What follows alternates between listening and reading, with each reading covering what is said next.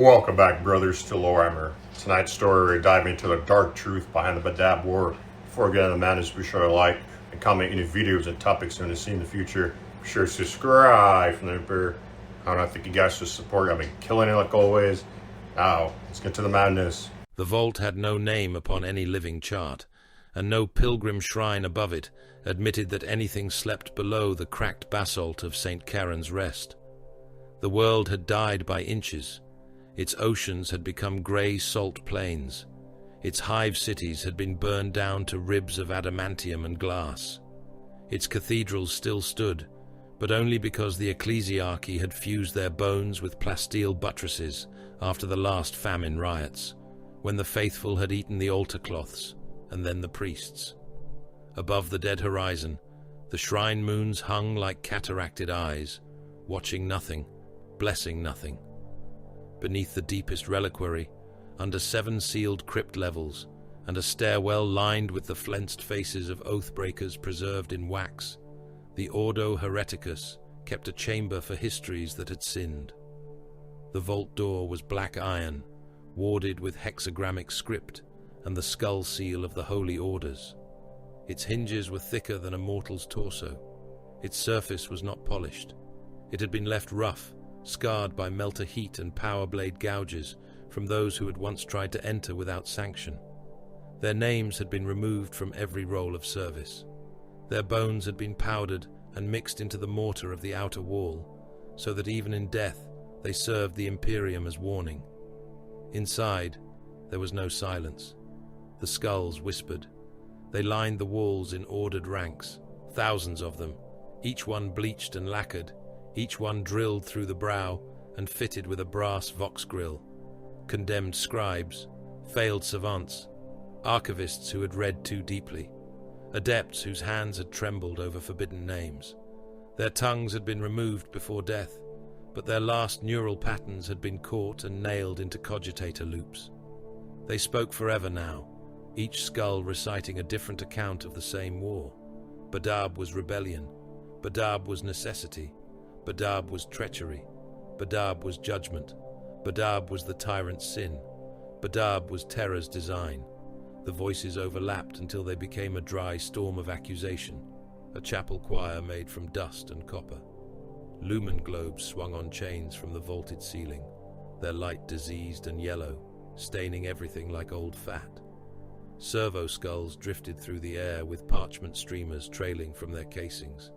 Incense burned in censers shaped like clenched fists. The smoke smelled of myrrh, hot metal, and the bitter chemical reek of preserved tissue. At the center of the chamber knelt a savant servitor. He had once been a man.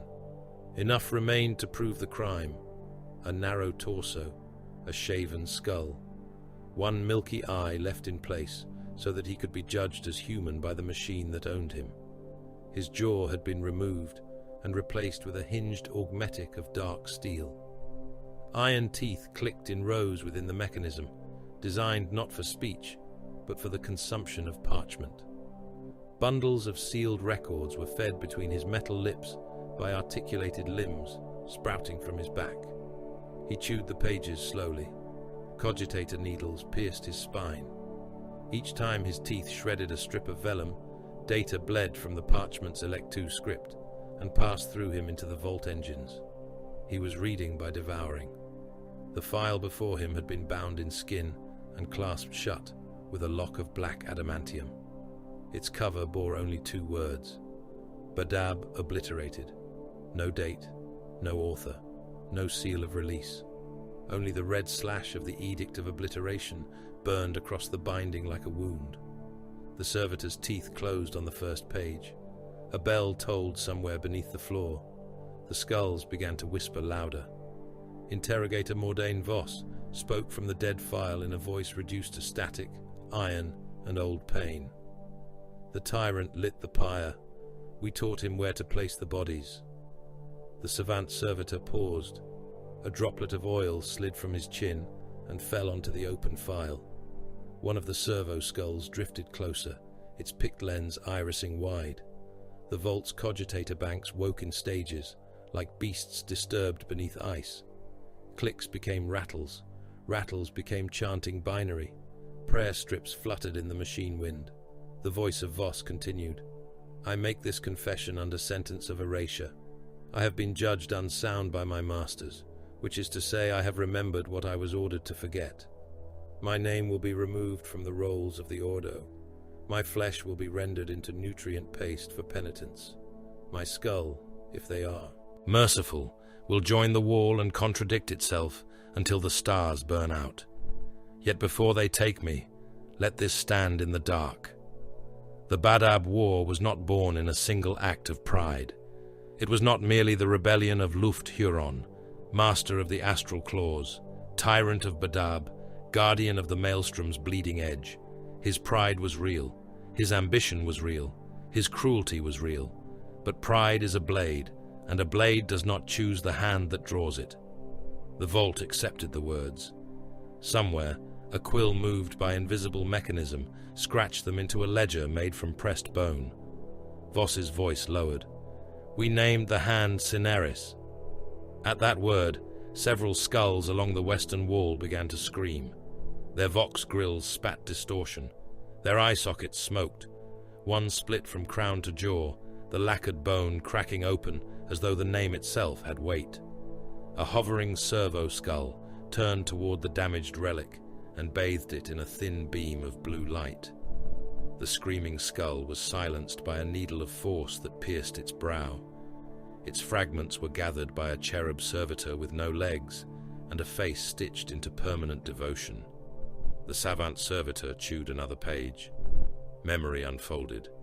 Badab Primaris burned beneath a gunmetal sky. It was the 718th year of the 41st millennium, though the men dying in the palace corridors did not know the date and would not have cared if they had. Their world had measured time in food allotments, curfews, tax seasons, and the arrival of voidcraft from the maelstrom zone. Now, it measured time in bolter detonations. The ruling palace had been a monument to the arrogance of mortal administrators. Its towers were white stone veined with gold. Its inner halls were floored in black marble. Statues of sector governors, admirals, merchant patriarchs, and dead planetary lords watched from alcoves as the coup reached its last hour. Men in officer coats and lacquered carapace armor dragged barricades across galleries meant for feasts. Rebels, loyalists, opportunists, frightened palace guards, and oath-sworn retainers all fired through incense smoke and falling dust, each faction certain that history would vindicate its murders. Then the Thunderhawks came. They fell through the clouds like judgment given wings. Their engines cracked the sky. Their hulls were silver blue and marked with the clawed heraldry of the astral claws. They did not announce rescue. They did not broadcast reassurance. They came low over the palace spires, assault cannons chewing gun nests into sparks and pulp. Missiles struck the outer curtain wall, and stone that had stood for centuries became a rolling storm of shrapnel. Men vanished inside red mist. Others were cut in half and left crawling without understanding that the lower portions of their bodies had been spent in the first seconds of imperial salvation. The first Thunderhawk landed in the western courtyard, crushing a fountain beneath its armored mass. Steam burst around its ramps. The second hovered over a balcony and disgorged warriors straight through the shattered windows.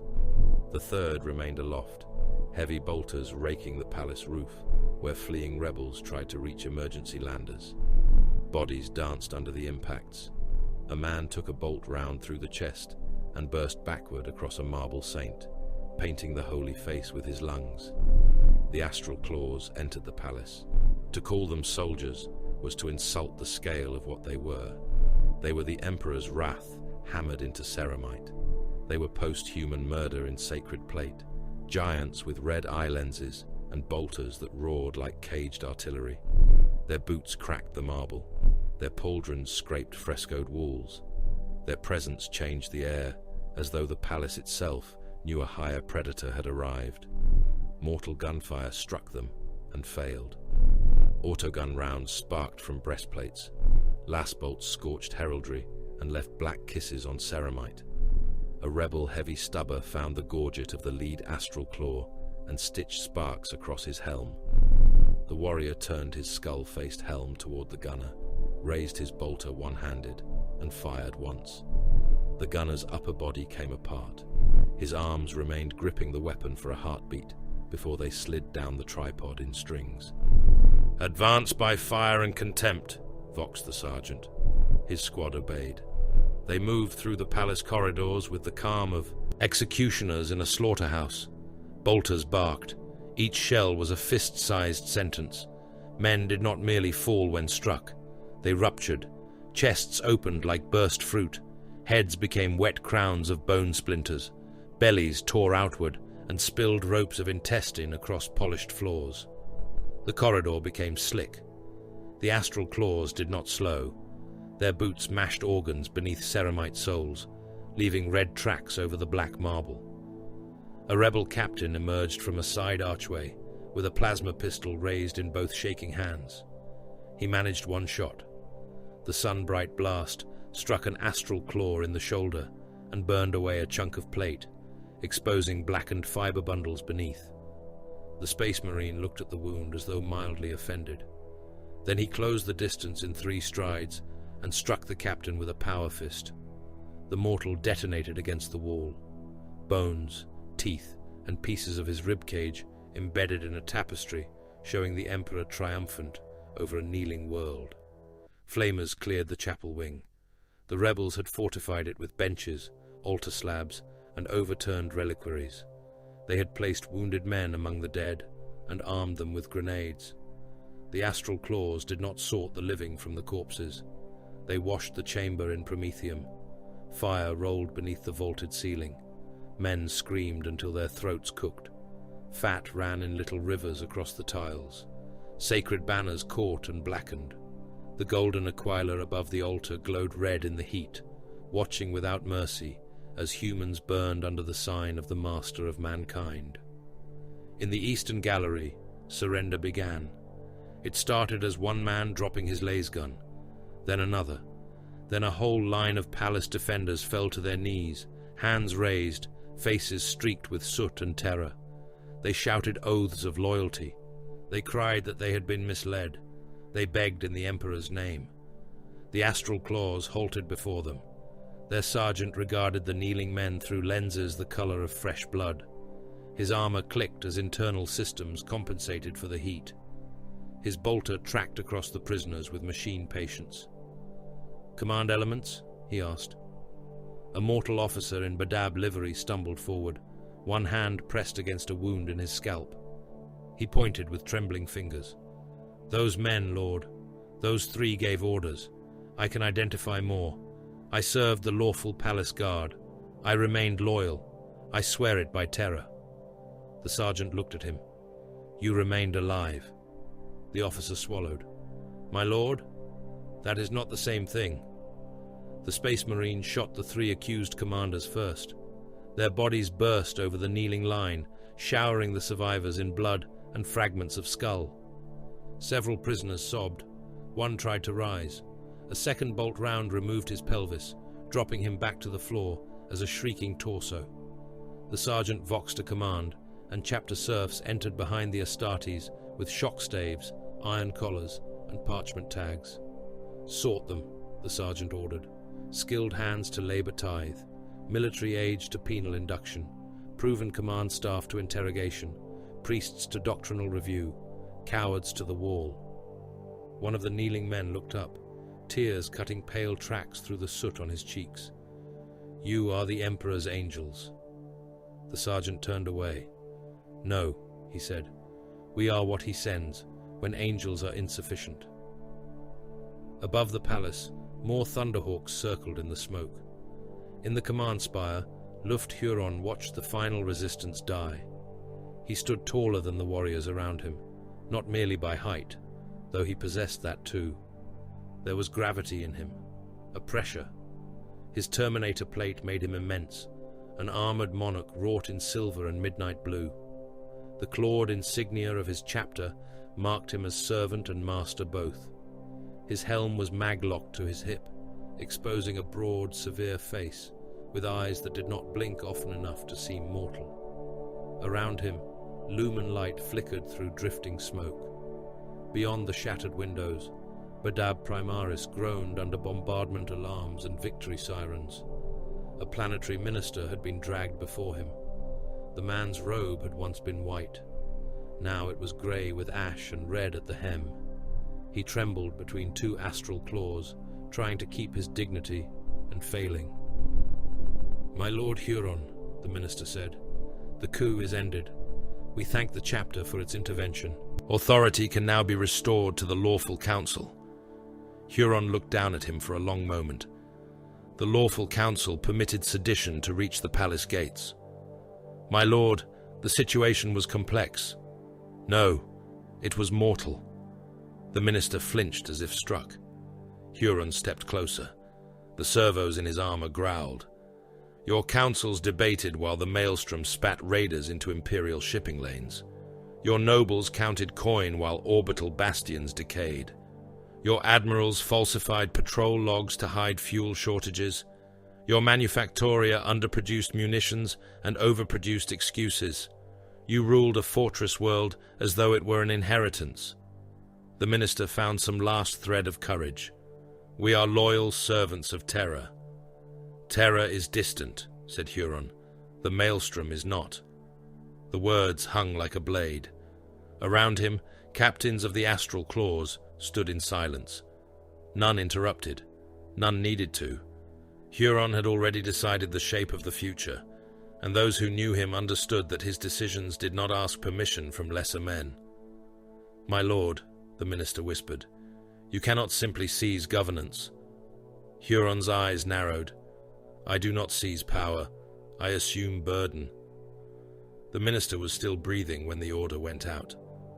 By dusk, the surviving palace nobles had been gathered in the Hall of Concordance.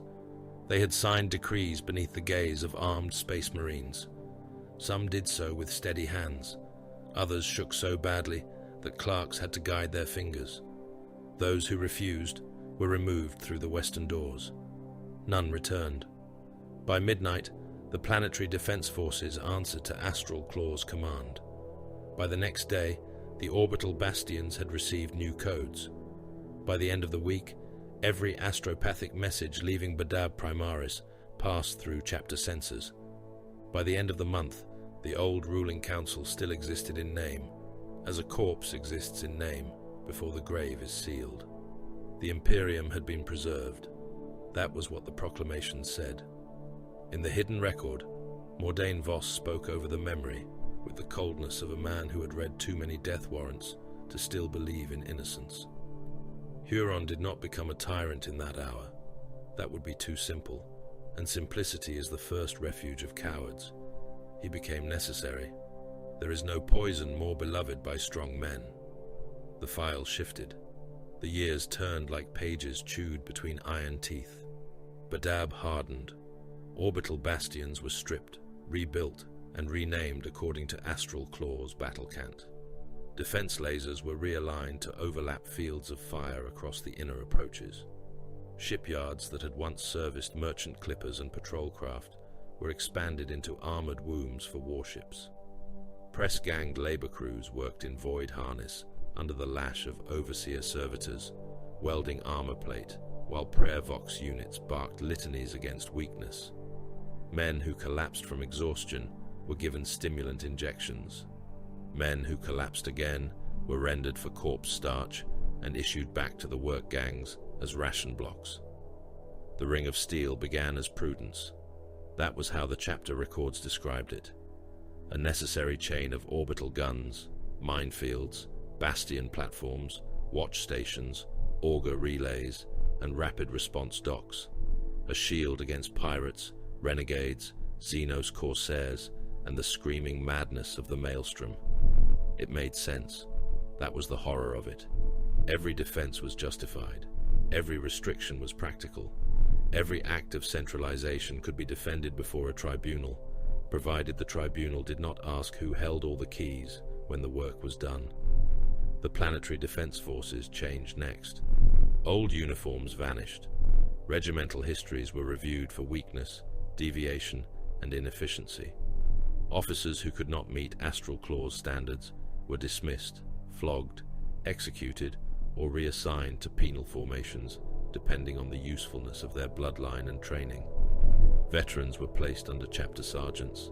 Cadets were taught to worship obedience before courage. Commissars complained, then learned that a complaint filed against an Astartes protectorate could disappear into administrative silence for decades. The Tyrant's Legion was not born with that name. At first it was called Integration, then Emergency Consolidation, then Sector Defense Reform. Only later did frightened men in barracks whisper the truer title, and by then the whisper itself was a crime. Huron inspected them beneath acid rain on a parade ground outside the capital hive. Tens of thousands of mortal soldiers stood in black ranks, lasrafals locked to their chests, armor plates stamped with Badab's sigils, and the claw mark of their transhuman masters. Behind them waited artillery crawlers, troop haulers, siege tanks, ammunition lifters, medici engines, and ranks of servitors with weapon limbs hanging slack. Above them, thunderhawks circled like iron carrion birds. Huron walked the line. Men tried not to shake as his shadow passed over them. A soldier near the third rank coughed blood into his rebreather and failed to straighten fast enough. An Astral Clause training sergeant stepped from the line and struck him once. The blow broke the man's neck. His body remained upright for a moment, held in place by the press of those around him, then folded bonelessly to the ground. No one moved. Huron did not pause. "Good," he said. "They learn." Far away, another record was being written. It was not kept in the chapter archives. It was not filed with the administratum. It bore no seal known to Badab. An inquisitorial observer, masked beneath the identity of a tithe auditor's adjutant, watched Huron's reforms through augmetic eyes and sent sealed reports into channels that did not exist. The report described Huron's rule as effective, severe, and dangerously admired. It noted that his control over military infrastructure now exceeded acceptable chapter autonomy. It observed that his protectorate resembled the realm of Ultramar in outward logic, but lacked the sanction of sacred precedent, the restraint of Guilliman's legacy, and the political insulation afforded to the sons of the avenging sun. The final judgment was brief. No intervention recommended. Let the specimen mature. In the vault beneath St. Karen's Rest, the skulls whispered that sentence until it became a curse. The savant servitor chewed deeper into the file. His iron teeth were red now, though parchment should not have bled. Perhaps the binding had been made from something that remembered pain. Perhaps the vault wanted theatre. In the Imperium, there was rarely a difference. The last memory of the chapter opened in red. The Hall of Concordance had been washed after the decrees were signed, but blood always finds the seams. It had gathered in the grooves between marble slabs and darkened there. It had soaked the lower edges of tapestries. It had dried beneath the fingernails of dead men who had clawed at the floor while being dragged away. Now the noble families stood in ordered groups beneath the Aquila mosaics. Not all had rebelled. Not all had known. Some had merely benefited from the old order. In the Imperium, innocence was rarely protection. It was only a form of poor documentation. Huron entered with his captains. The condemned patriarchs lowered their heads. Their sons tried to stand proud. Some succeeded. Most did not. The youngest looked at the towering space marines with the stunned incomprehension of those raised to believe power was inherited rather than taken. A clerk read the charges: sedition, inefficiency, negligence of tithe, dereliction of planetary defense, hoarding of naval fuel, falsification of munitions output, permitting instability within a fortress zone bordering the maelstrom, crimes against the Emperor's peace. One old noble laughed when the list ended. It was a dry, broken sound. "The Emperor's peace," he said. "On Badab." Huron looked at him. The laughter died. "You mistake mockery for courage," Huron said. The executions were efficient. bolt pistols for the principal offenders, lass fire for the lesser bloodlines, blades for those whose confessions were still required, because a man without hands or eyes might yet speak useful truths. The chamber filled with noise and meat. Heads burst, bodies jerked. Blood ran in sheets down the steps beneath the great mosaic aquila. It flowed into drainage channels carved as part of the original architecture, channels meant for rainwater during ceremonial purification rites. Now they carried noble blood beneath the double-headed eagle, through its talons, across its wings, and down into the palace gutters. Scribes recorded each death, not as murder, not as purge, not as vengeance, stability action. Huron stood among the dead until the gunsmoke thinned. A mortal scribe approached with the final ledger clutched to his chest. The man's face was grey. His stylus shook between ink-stained fingers. "My lord," he said, "the action is complete." Huron turned toward the high windows. Beyond them, Badab Primaris glimmered beneath storm clouds and orbital fire. A world made obedient, a sector waiting to be clenched, a wound in the void that only he believed he had the strength to hold shut. "No," said Huron, "it has begun." In the sealed vault, Interrogator Mordain Voss's confession returned as the servitor swallowed the last strip of the opening file.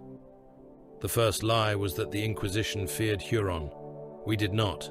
We needed him. The maelstrom did not resemble a wound. It was a wound. It bled light where no stars burned. It vomited storms of impossible color across the void, empiric tides rolling in silence over dead systems and broken routes of passage. It breathed madness into astropathic choirs and spat back the prayers of navigators as wet, shrieking prophecy. The men who charted its borders did so in ink mixed with ashes, for charts made in calmer centuries became lies within a season. Warp shoals migrated. Void reefs formed from shattered moons. Pirate kingdoms rose inside corpse stations and died when demons found their names. Whole colonies vanished behind curtains of witchfire, only to return decades later as drifting tombs full of frozen citizens nailed to their own chapel walls. The maelstrom was not emptiness. Emptiness would have been a mercy. There were harbors in its shadow where renegade flotillas gathered beneath banners made from flayed skin. There were asteroid keeps ruled by warlords who wore imperial uniforms taken from dead captains, their medals pinned into meat. There were Xenos corsairs with blade-proud ships that struck like glass knives, leaving merchant convoys gutted and spinning in the dark. There were orc freebooters who chained engines to hollowed rocks and hurled themselves into shipping lanes, with laughter booming over stolen Vox channels. There were worlds whose populations still called themselves loyal, while offering prisoners to things that crawled from mirrors, wells, storm drains, and the dreams of sleeping children. And there were imperial colonies, dead ones. They drifted in the records like accusations. Gatharax Secundus, all Vox traffic ending in a single choir scream. Pelestra, its hive spires opened from within by cult uprising, before pirate guns finished the work. Mordant Shoal, where the defense fleet arrived to find the colony's orbital docks intact, fully lit, and crewed by dead men whose hands still performed their duties because something had nailed their souls to the machinery. On Vorgon's Reach, the evacuation ships left too late, their holds packed with refugees and their hulls split by corsair lances before they could reach translation distance. The corpses froze in the viewing galleries, faces pressed to the glass, eyes staring toward a world that did not burn so much as rot under the kiss of the warp. This was the nightmare Luft Huron inherited. This was why men believed him when he said that Terra did not understand. The Maelstrom warders were not brothers by affection. That was a luxury for chapters with clean histories, safe borders, and shrines that did not shake beneath the distant laughter of demons. The Astral Claws, the Mantis Warriors, and the Lamenters shared something harder than affection. They shared casualty rolls. They shared emergency routes through poisoned void.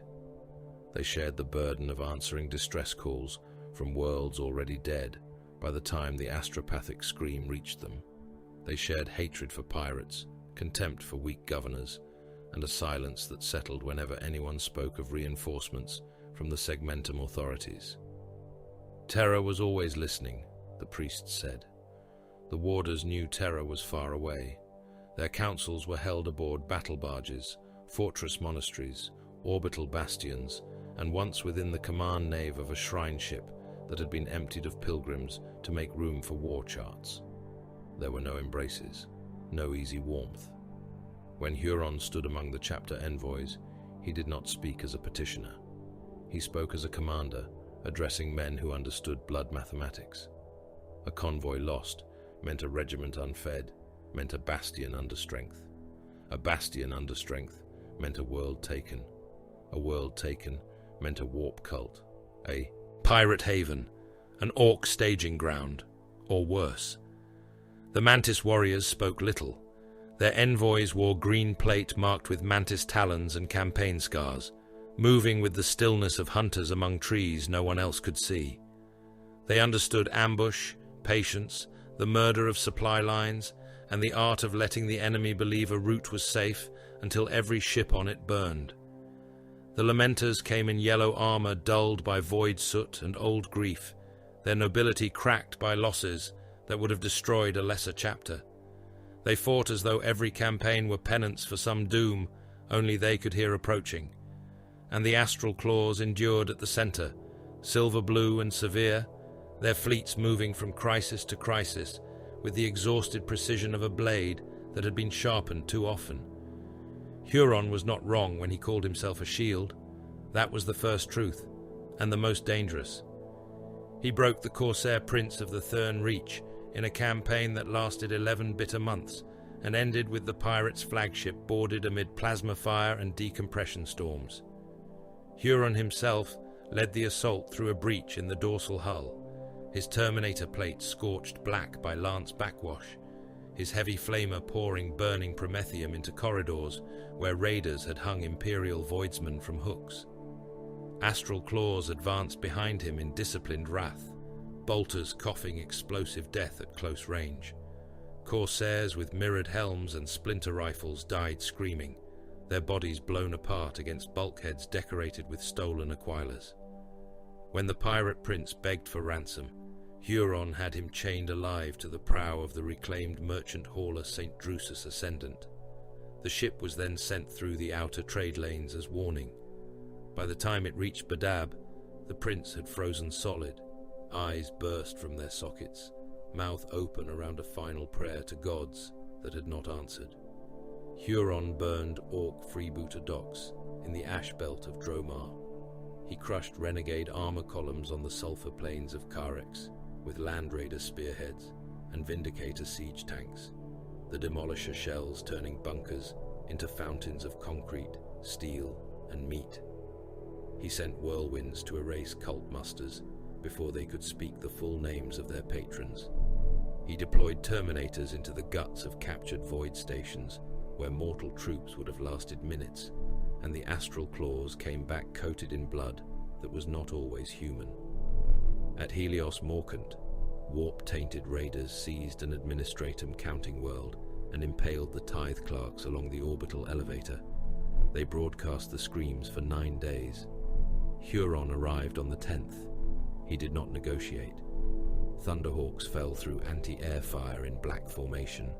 Assault squads struck the upper hives, while tactical squads sealed the lower transit arteries. Devastators established fire lanes across the plaza of ledgers, their heavy bolters reducing mobs of cultists to torn cloth and shredded bone. The tyrant of Badab walked through the central archive while its shelves burned, his lightning claw tearing apart the warlord who had worn the face of the dead planetary governor as a mask. He saved worlds. He also made them afraid to require saving twice. The mortal armies of Badab were the next thing to be remade. At first, the governors praised the reforms because they believed reform was a word meant for others. They applauded when weak regiments were dissolved, when obsolete arsenals were stripped, when the orbital militias were folded into unified defense commands. They bowed when Astral Claw's captains reviewed drill fields, fortress inventories, Prometheum reserves, munition stockpiles, and officer bloodlines. They smiled when the first public executions were described as disciplinary purification. They smiled less when the Astral Claws began shooting colonels. The parade ground of Bastion Helic shook beneath artillery practice. Rain fell through smoke and chemical haze. 10,000 mortal troops stood in ordered files, while servo cranes dragged rapier weapons platforms into position along the western embankment. Medici servitors waited beside the drill pits, their saws and injector limbs hanging from rusted harnesses. Auxiliary squads in sealed carapace armor moved through breach exercises with las rifles, shot cannons, grenade launchers, and compact flamers. Heavy stubber teams learned to track target servitors moving at Astartes speed and failed so often that the ground before them was slick with the blood of punished crews. Autocannons thundered from the ridge. Earthshaker batteries barked from the rear fields. The air stank of propellant, wet mud, machine oil, fear, and boiled flesh from the Medici tents. Above the mortal ranks stood the Astral Claws, not among them, above them. They observed from a raised ferrocrete dais, their silver-blue armor dark beneath the rain.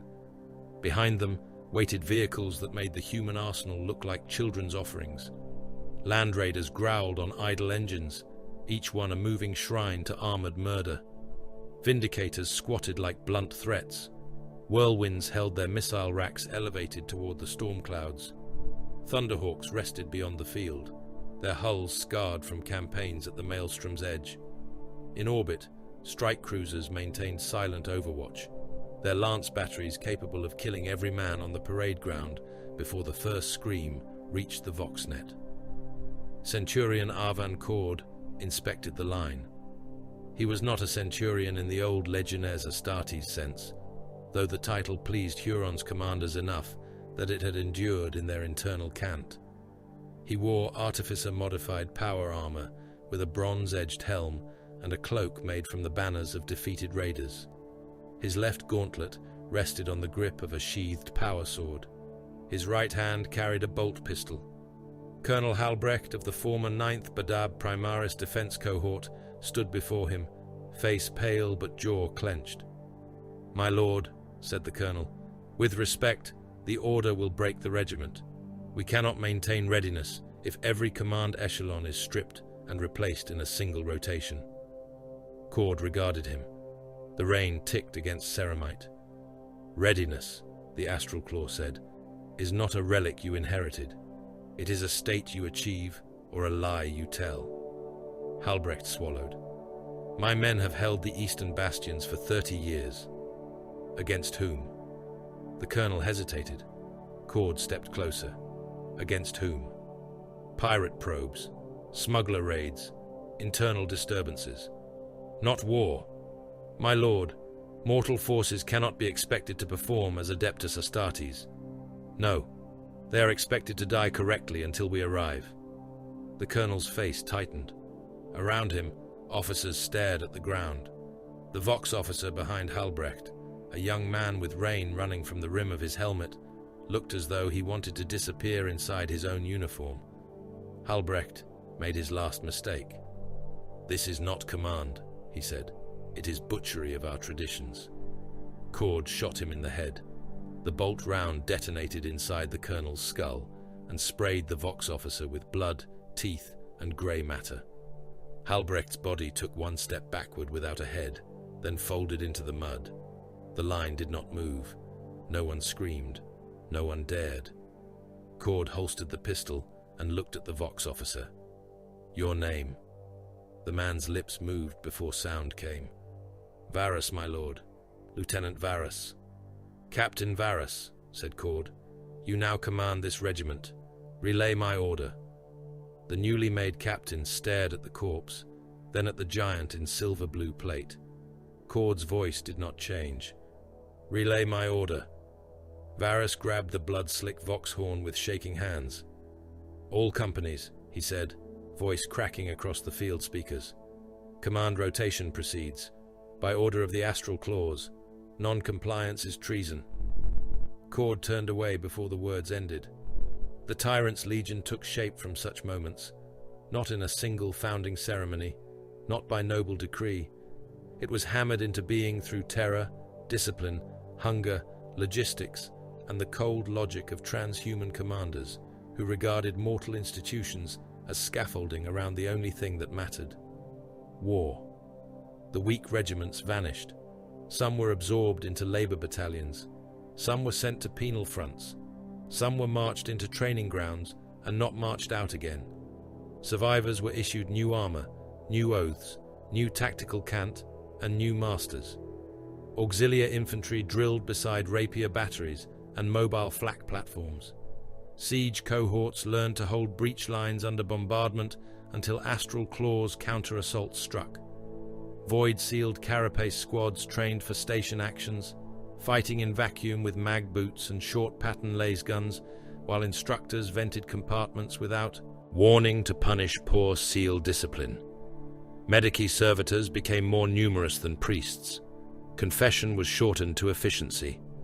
A dying soldier did not receive comfort unless his confession contained useful intelligence, evidence of corruption, or names. Otherwise, his tags were cut free, his ammunition redistributed, and his body dragged into processing. Huron approved the reforms with the detachment of a ruler who believed necessity had absolved him before judgment could be spoken. He toured Manufactoria, where shells rolled from assembly lines by the tens of thousands. He inspected void docks, where press-ganged welders worked in radiation fog beneath the gaze of skull-faced overseers. He watched shipwrights refit patrol craft into system monitors, saw lance capacitors removed from crippled vessels and fed into orbital batteries, ordered minefields extended across approach vectors, and personally reviewed the patrol routes that would become the bones of the Ring of Steel. It was brilliant. It was monstrous. It worked. And because it worked, every objection sounded like weakness. Within hidden channels, the reports continued. Cineris watched, not from one face, nor one name, nor one rosette raised in accusation.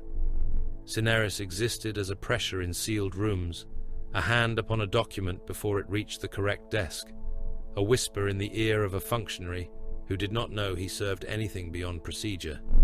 Huron requested reinforcements. His petitions entered the administratum like bodies entering a corpse grinder. Some were misfiled beneath obsolete sector codes. Some were sealed for review by officials already dead. Some were reclassified as duplicate submissions. Some were returned unsigned after years in transit. Some were forwarded to naval authorities without astropathic priority. Some vanished into delay vaults, where parchment molded beneath purity seals, and the skulls of clerks bowed forever over work they would never complete. No decree denied him. That would have made a clean wound. Instead, the Imperium gave him silence, and silence, when repeated long enough, becomes an answer. Huron's crusade proposal was written in iron language. It asked for more than ships and men. It demanded recognition of reality. A full crusade into the maelstrom. Naval assets, guard armies, Mechanicus siege engines, Adeptus Astartes support, rogue trader charters revoked or subordinated, pirate holds burned, renegade void stations taken, warp-tainted colonies scoured, the wound cauterized before it could widen. He intended to lead it. That truth frightened more men than the maelstrom did. The proposal crossed choirs, fleets, desks, seals, and courts. It was read by men who had never smelled a warp breach. It was weighed against wars on distant fronts, tithe failures, Xenos incursions, succession disputes, Forge World demands, Shrine World panics, and crusades already eating millions of lives. Terror did not look upon the maelstrom and see Huron's daily horror. Terror saw another fire among uncounted fires. The answer returned at last. No, not in that single word. The Imperium rarely possessed such mercy. It came robed in paragraphs, stamped in seals, sanctified by invocations, justified by wider strategic necessity. Forces could not be spared. Segmentum priorities did not permit such allocation. Current Maelstrom warder duties were to continue. Huron's zeal was noted, his vigilance commended, his request denied. He read the decree in the strategium of the battle barge Veritas Ferrum, while his captains waited in silence. The chamber was vast and cold, its walls covered in layered star charts and casualty tablets. A hololithic image of the Maelstrom rotated above the central dais, a storm of red warning runes and amber patrol marks. Silver icons denoted Astral Claws assets, green for Mantis Warriors positions, yellow for Lamentor's routes, grey for Dead Worlds, black for Lost Contact. There were too many black marks. Huron crushed the parchment in one armoured fist. The seals cracked, wax powdered between his fingers, and fell like dried blood. For a time, he said nothing. His captains watched him. Veterans of boarding actions, siege drops, void wars, and purge campaigns. Men who had burned cults from hive undercrofts and stood knee-deep in orc blood. Men who feared almost nothing, because fear had been trained out of them, cut out of them, or buried beneath duty. Yet they watched Huron, with the caution of warriors standing near a reactor core that had begun to sing. At last he spoke. Terror does not refuse us because we are wrong. Terror refuses because it is old, blind, and afraid of men who still know how to win. No one answered. They did not need to. In their silence, agreement became oath. Far from the battle barge, far from Badab, far from the Maelstrom's woundlight and the corpse colonies drifting in its tides, an observer of Cineris added one final line to a sealed report. He now believes himself necessary. Proceed to deprivation stage. The chandeliers above the Carthagen feast were made from servo skulls. They hung in concentric rings beneath a vaulted ceiling painted with scenes of imperial compliance. Pale craniums, stripped and lacquered, dangled on chains of silvered brass. Their eye sockets housed candle globes. Their jawbones had been wired open, each tooth gilded, each tongue replaced by a thin censer that breathed scented smoke down upon the tables. When the chandeliers rotated on their suspensor fields, the skulls turned as though judging the men below, bathing them in buttery light and the smell of expensive, sanctified oils. The trade lords of Carthago ate beneath the dead and called it piety.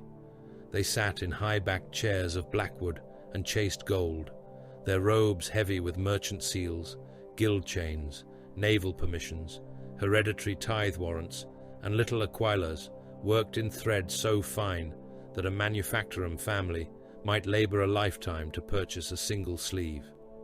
Their faces were soft in the way of men who commanded starvation without ever feeling hunger. Augmetic fingers clicked around crystal goblets. Rings flashed. Teeth shone. Laughter moved across the chamber like vermin over a corpse. Beyond the armored glass of the western wall, the loading yards groaned under night labor. Void workers moved in chains. They dragged tithe containers across rain-slick ferrocrete, while cargo servitors stamped beside them on piston legs. The containers were cathedral-sized slabs of grey metal, marked with administratum sigils, Carthagen trade stamps, and destination codes for hungry worlds beyond the Maelstrom zone. Grain slurry, promethium reserves, adamantium ingots, macro shell components, medici compounds, lasgun power cells, blessed oils for machine spirits, human bodies for penal levy. The void workers were skeletal beneath their hazard coats. Many had the hollow stare of men who had not slept enough to dream. When one slipped beneath the weight of a haul chain, a loader overseer fired a shock maul into his spine until he stopped screaming and resumed pulling. When another collapsed, the cargo servitors dragged him with the container for several meters before the chainmaster noticed. By then, the man's legs were pulp beneath the weight of imperial obligation. Inside, the trade lords discussed source. Outside, the tithe was loaded by the starving. This, too, was the Imperium. Not contradiction, but function. Lord Syndic Odrin Kessel watched the loading yards from his seat at the head of the table. His left eye was vat-grown and too perfect. His right was cloudy with age, but stubbornly organic. He trusted it more. The organic eye saw what the augmetic eye sometimes translated into numbers: hunger, fear, anger, the dangerous arithmetic of men denied bread while watching their masters dine. "It cannot continue," said Margrave Pelles, tapping one jeweled finger against the rim of his goblet. "The Badab roots are strangling. Huron bleeds us by regulation, delay, inspection, and seizure. He speaks of defense necessity as though it were a sainted writ. Meanwhile, our warehouses rot with goods that cannot move unless his patrol masters bless the void." A lesser factor snorted. "The astral claws bless nothing. They permit." The comment drew a few careful smiles. No one laughed too loudly. Even here, on Carthago, among men accustomed to purchasing obedience, the name of the Adeptus Astartes sat at the table like a loaded weapon. Kessel cut into a sliver of vat-grown meat. It bled darkly onto porcelain. "Huron controls the approaches," he said. "He controls the patrol lanes, the bastions, the customs holds, the inspection docks, and the guns. Every ship that enters Badab space does so beneath the gaze of his augurs. Every cargo manifest is reviewed by his officers. Every tithe convoy is delayed while he determines whether mankind's survival requires yet another seizure. He steals," Pelles said. "He requisitions," Kessel corrected. "That is theft with armor. That is power." Silence followed. It was not agreement. It was recognition. The Imperium did not care why a tithe was short.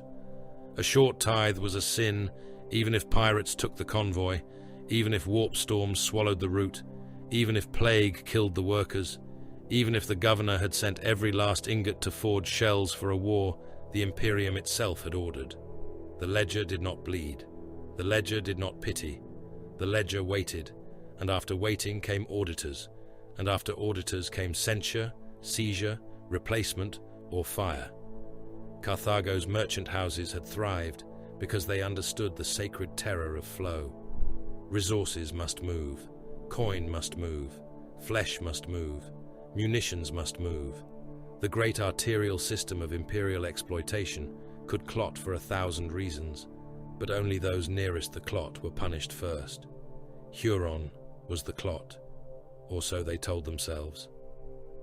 Beyond the banquet hall, a siren sounded in the loading yards. One of the tithe cranes had failed.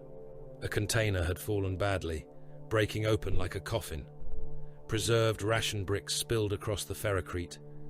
Workers surged toward the food before the overseers could stop them.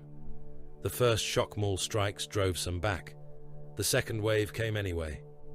Kessel watched through the glass as hunger defeated fear for several heartbeats. Then the servitors opened fire. Their weapon limbs unfolded with hydraulic shrieks. Heavy stubbers hammered the yard, stitching the workers into jerking red shapes. Men burst apart against the containers they had been loading. Ration bricks vanished beneath blood, rain, and torn cloth. One worker crawled with both hands over his own spilled entrails, trying to reach a block of food lying inches from his face. A servitor's boot came down on his skull and crushed it flat against the ferrocrete. Inside, no one rose from the table. The trade lords had all seen worse. They had ordered worse. They merely waited until the gunfire stopped, until the overseers restored the chain gangs, until the broken container was sealed with emergency clamps and marked for purification. Pelles breathed through his nose. "Every delay pushes judgment closer to us." Kessel looked away from the glass. "Then we must push judgment elsewhere." No one asked where. They already knew. Far from Carthago's banquet halls, far from perfume smoke and gilded skull light, the hidden machinery of Cineris turned without ceremony. It did not gather in a single chamber.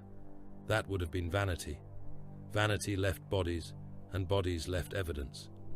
Cineris moved through fragments, a cipher prayer whispered by a blind astropath before his tongue was cut out. A sealed memorandum redirected by a clerk who believed he was obeying routine priority adjustment. A naval attaché promoted after signing a document he had not read. A tithe auditor's death recorded as fever rather than garrote. An inquisitorial rosette shown for less than a breath in a corridor where lumen strips failed at precisely the appointed moment. The strategy was not to expose Huron. Not yet. Exposure would create debate.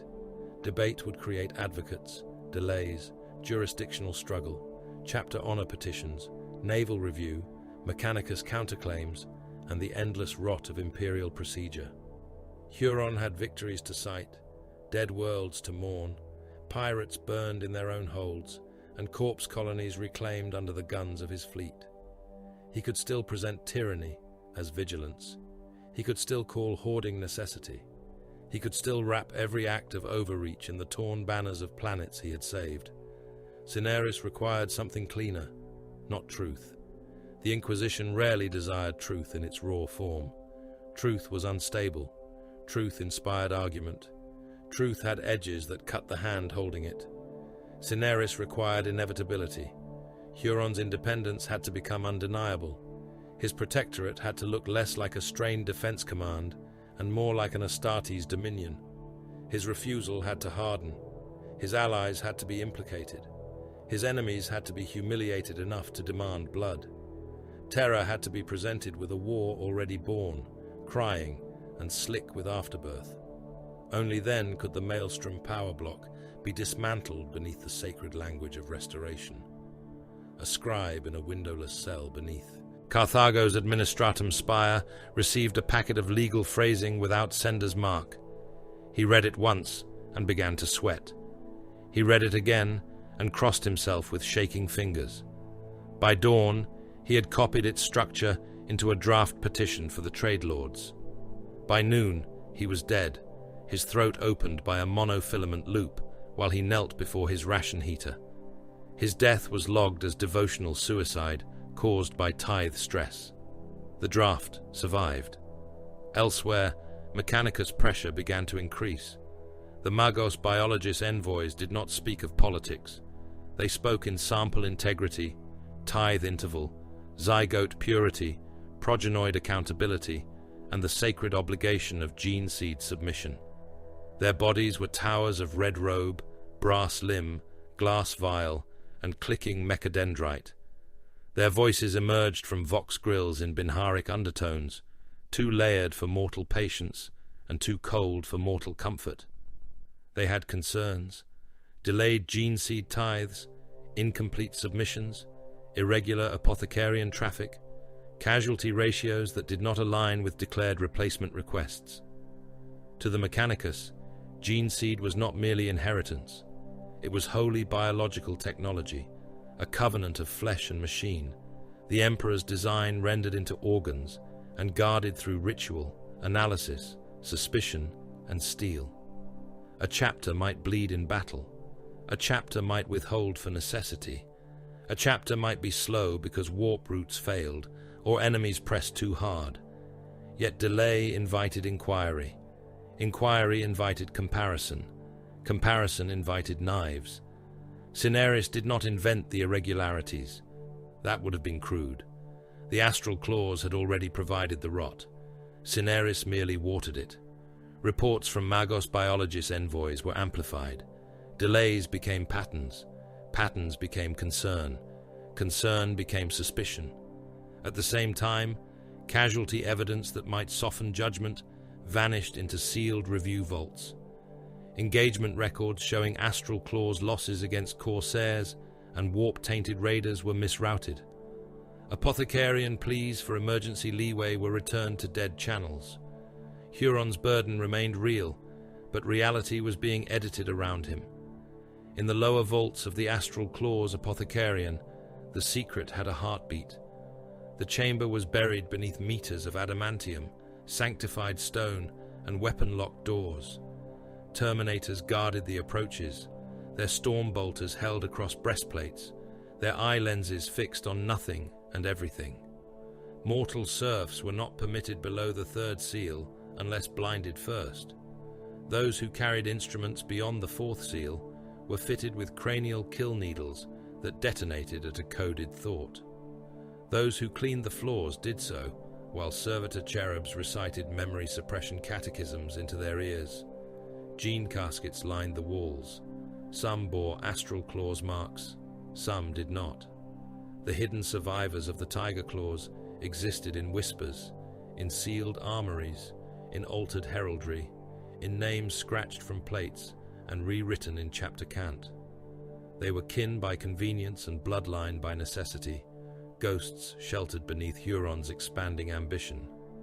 The official ledgers did not admit them. The vaults did. Accelerated zygote cultures floated in amniotic tanks under green light. Servo arms fed nutrient solutions through ribbed tubes. Auspex sigils crawled across glass. Apothecaries in white and red moved between stations, their narthesia clicking, bone saws washed, reductor tools magnetized and ready. The air smelled of preservative, hot metal, antiseptic, and old blood. A dying astral claw lay clamped to an iron slab. His armor had been cut away. His chest was open from throat to abdomen, ribs held apart by a surgical spreader. Both hearts stuttered, one ruptured by shrapnel, the other laboring beneath chemical command. His face was ash-grey. Blood bubbled at his lips.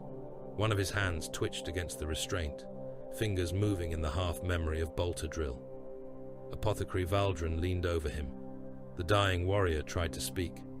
"My lord, Huron, tell him." The reductor punched through his chest before the words finished. The apothecary harvested the progenoid with practiced force. The dying warrior arched against the restraints, mouth open, breathless, eyes fixed on the ceiling, as his last thought was reduced to a wet choke. The second gland followed moments later. The body sagged. "Stasis purity?" Valdren asked. A serf checked the gauge with trembling hands. He was old, scarred, and blind in one eye from chemical splash. "Within tolerance, Lord." "Seal the casket." The serf obeyed. Nearby, two mortal attendants cleaned bone saws in a trough of pink fluid. They did not look at the dead space marine. They had learned not to look at anything too long. One saw still had fragments of black carapace tissue between its teeth. The attendant dug them free with a hook and rinsed the blade until the water ran clear enough for ritual approval. A veteran named Arcturos watched from the edge of the chamber. His armor was scarred by old maelstrom wars, his face ruined by burned tissue and augmetic staples. He had served Huron since before Badab's crown had hardened into a fist. "This is beyond replenishment," Arcturos said. Valdren did not look up. "This is survival. This is legion building." The words froze the chamber more completely than a void breach. Even the serfs understood the danger in them. Legion was an old word, a glorious word, a damned word. It belonged to the Great Crusade and the heresy, to brotherhood and betrayal, to empire and ashes. To speak it in judgment of a chapter master was not criticism. It was a blade drawn in a chapel. Valdren finally turned. "I will report your concern." Arcturos held his gaze. "Report my words exactly." He was reassigned within the week. The order carried Huron's seal and the careful blandness of administrative murder. Arcturos and his squad were sent to clear a warp-tainted relay station on the edge of the Morkant Drift. The station had already consumed 2 kill teams and 1 bonded navigator. Their Thunderhawk landed under Vox silence. No extraction request was ever received. The official record listed the action as successful, though no bodies were recovered, and the station was later destroyed by lance strike. Huron called such decisions necessity. Necessity had become his favorite confessor. On Carthago, the petition ripened. Cineris fed the trade lords legal phrases one drop at a time: protected tithe obstruction, unauthorized resource sequestration, violation of sectorial passage privilege, suspicion of gene seed non-compliance, improper military consolidation, Astartes overreach, failure to submit to administratum audit. Each phrase was a hook set in flesh. The trade lords believed they were building a complaint strong enough to reopen routes and restore profit. They did not understand that a petition written too well could become an execution warrant for everyone named within it, including the petitioners. Lord Syndic Kessel met the agent in a counting house after midnight. The building had no windows. Its walls were lined with cogitator stacks, abacus engines, tithe ledgers, and brass-faced servo clerks that muttered figures in their sleep. Incense burned before a shrine to St. Drusus of the balanced ledger. 2 bodies lay near the entrance, both Carthagen auditors, both killed with single shots through the mouth. Their blood pooled beneath shelves of stamped parchment. Kessel stared at them. Were they necessary?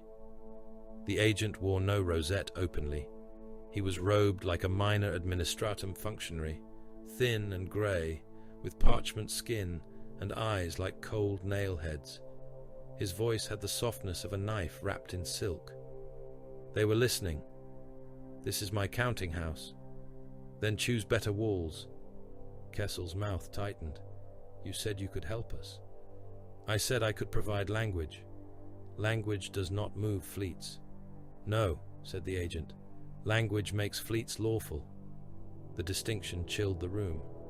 Kessel looked down at the draft petition sealed in black wax upon the table. "We want our routes reopened." The agent inclined his head. "We want truth." "Truth?" Kessel laughed once without humor. "No one in this sector wants truth. We want permission, protection, and distance from the gun line when judgment arrives." The agent smiled faintly. Conveniently, both require blood. Outside, Carthago continued to feed the ledgers. Assassins moved through guild houses with garrots and needlers. Cargo seizures were carried out by servitors whose command scrolls bore seals no local magistrate dared question. A factor who tried to reroute Prometheum reserves through a private dock was found nailed to a crane hook, his abdomen opened and stuffed with counterfeit manifests. Void pirates captured near the Maelstrom approaches were impaled on orbital defense spires, their bodies sealed in void resin so that incoming crews could watch them rotate slowly against the stars. Tyrant's Legion press gangs raided worker habs, dragging men from bunks and ration lines into armories where they were shaved, numbered, armed, and beaten into the first posture of obedience. Everywhere, the pressure increased. Huron hoarded because the Maelstrom demanded iron. Carthago petitioned because Terra demanded tithe. The Mechanicus questioned because Geneseed demanded accounting. Cineris watched because war demanded preparation. At last, orders were issued for a mixed Imperial tithe fleet to enter Badab space. The fleet would include Carthagen merchant hulls under armed charter, Mechanicus tithe vessels, administratum audit craft, naval escorts, bonded factors, sanctioned clerks, cargo confessors, and enough authority to be insulting without being enough strength to be safe. Its route was aggressive. Its translation points were chosen to test Badab's outer control. Its timetable allowed little room for negotiation. Its commanders carried instructions written in the language of lawful demand and sharpened by men who knew exactly how proud warriors answered humiliation. Peace was not impossible. Cineris had merely arranged for it to be unlikely. In the hidden record, the same observer who had once advised patience marked the operation with a single line of approval. The tithe knife is drawn. Let Huron decide where it falls. In the 901st year of the 41st millennium, the tithe fleet translated into Badab space like a sermon armed for war. Its arrival tore open the void in a chain of bruised light.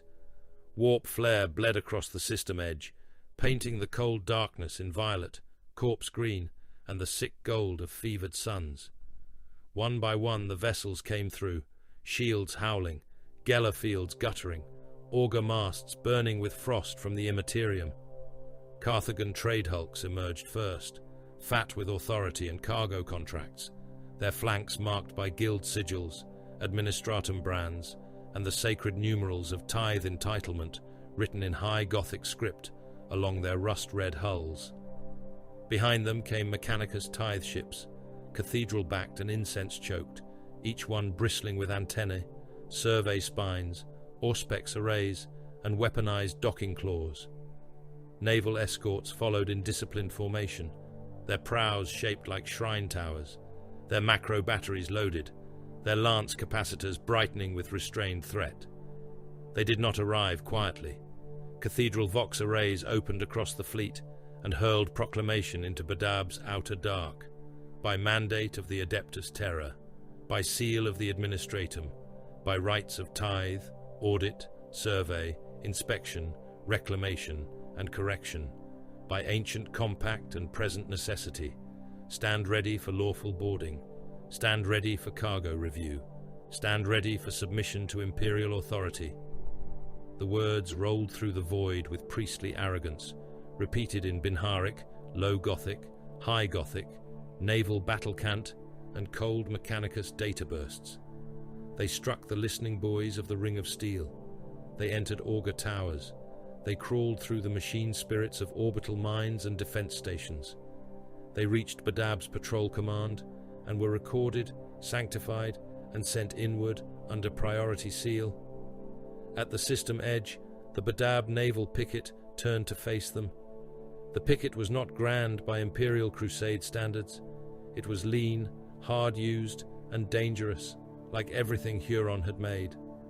Monitor ships held station behind mine curtains. Defense frigates moved in overlapping arcs. Armed customs cutters tracked the incoming fleet with auspex locks so tight their cogitators began to chant warning hymns. Further inward, the great guns of the outer bastions woke from ritual slumber. Defense lasers swiveled, missile silos cycled feed racks. Vox officers in sealed stations licked dry lips and waited for orders from men who served giants. The first Badab transmission was formal. All incoming vessels will halt at the outer compliance marker. Reduce drive output. Submit registry, cargo manifest, command authority, and astropathic clearance.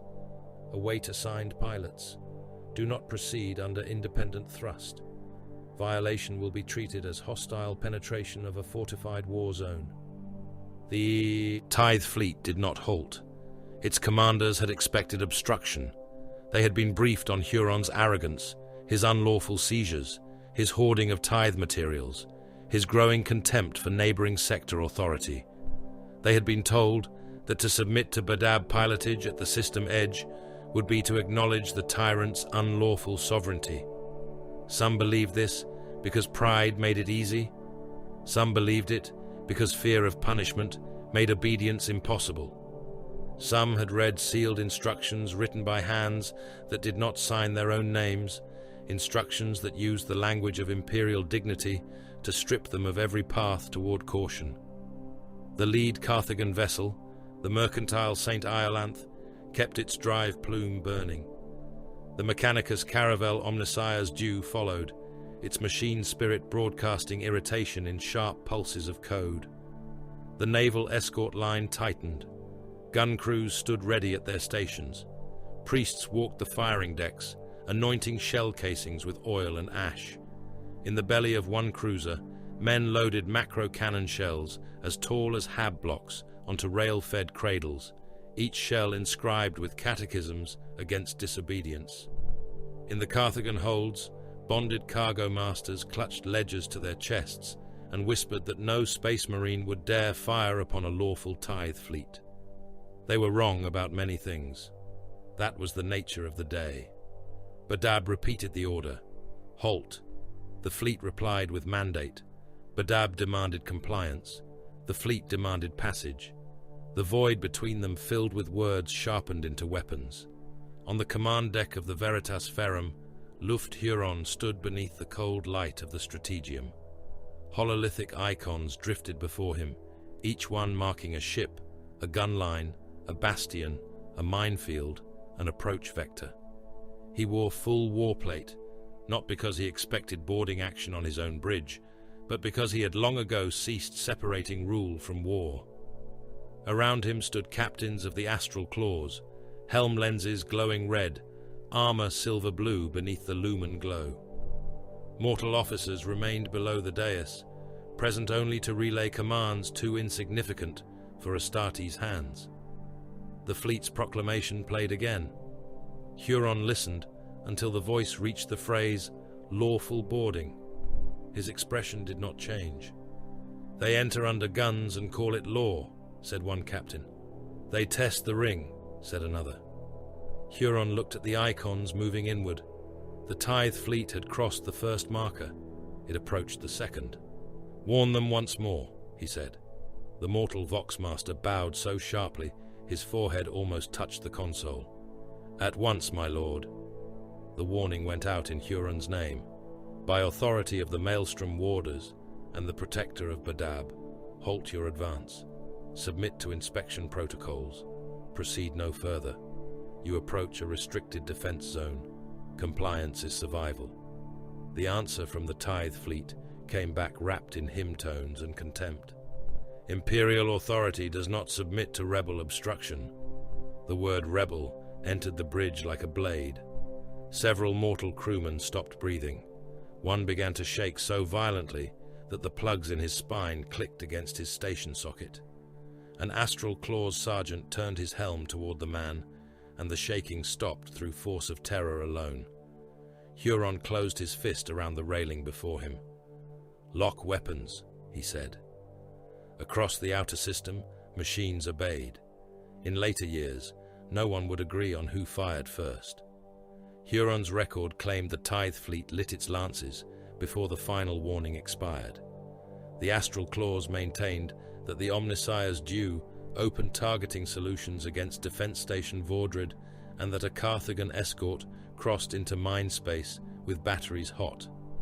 Their version spoke of restraint, provocation, and a lawful protector forced to defend a fortified zone against armed intrusion. Carthago's record claimed the opposite. It said Badab's guns had already been tracking kill shots.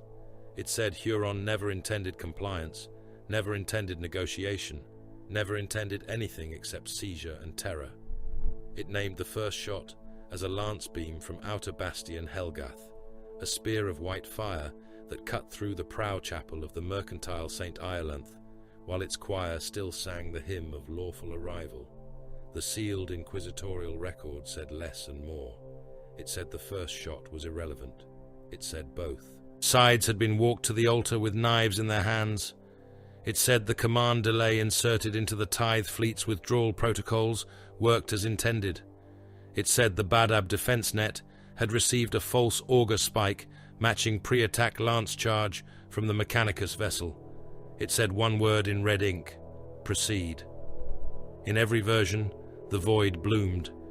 Lance beams crossed the darkness with the purity of divine hatred.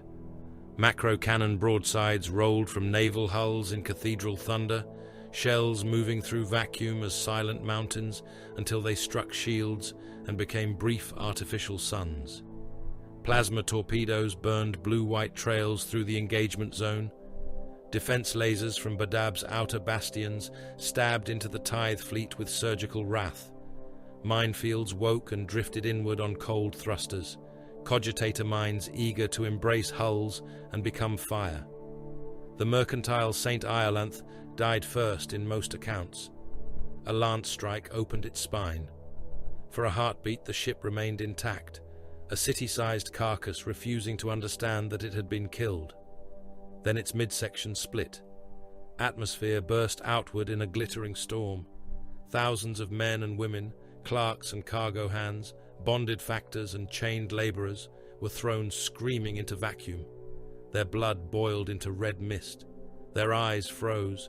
Their mouths opened around prayers that became nothing. Cargo containers tumbled after them, some rupturing and spilling grain, ammunition crates, parchment bales, and bodies into the killing dark. A naval escort tried to swing across the dying ship's flank and answer with torpedoes. Badab monitors caught it in overlapping fire. Void shields flared once, twice, then collapsed in a storm of blue sparks. Macro shells punched through the hull and detonated inside its gun decks. Men loading shells vanished into pressure fire. One gun crew was liquefied so completely that their remains coated the breech mechanisms in steaming red paste. A priest with both legs severed dragged himself across the deck, pressing a purity seal onto an unfired shell before a secondary explosion took his arms and face. The Mechanicus Caravel Omnissiah's Dew did not die easily. Its machine spirit howled Binharic outrage as Badab lances raked its armor. Tech priests burned inside their own red robes when plasma conduits ruptured along the dorsal spine. Their augmetic limbs fused to control lecterns. One Magos, his flesh already more memory than substance, remained alive long enough to watch molten copper run from his chest implants and pool around his feet. Servitors continued chanting inventory counts while the chamber around them became flame. A cargo servitor with its face melting down the front of its skull recited the weight of sanctified Prometheum reserves in a calm monotone until its vox speaker filled with liquid fat. The caravel returned fire. Its graviton imploder struck a Badab customs cruiser and folded the vessel inward around its own keel.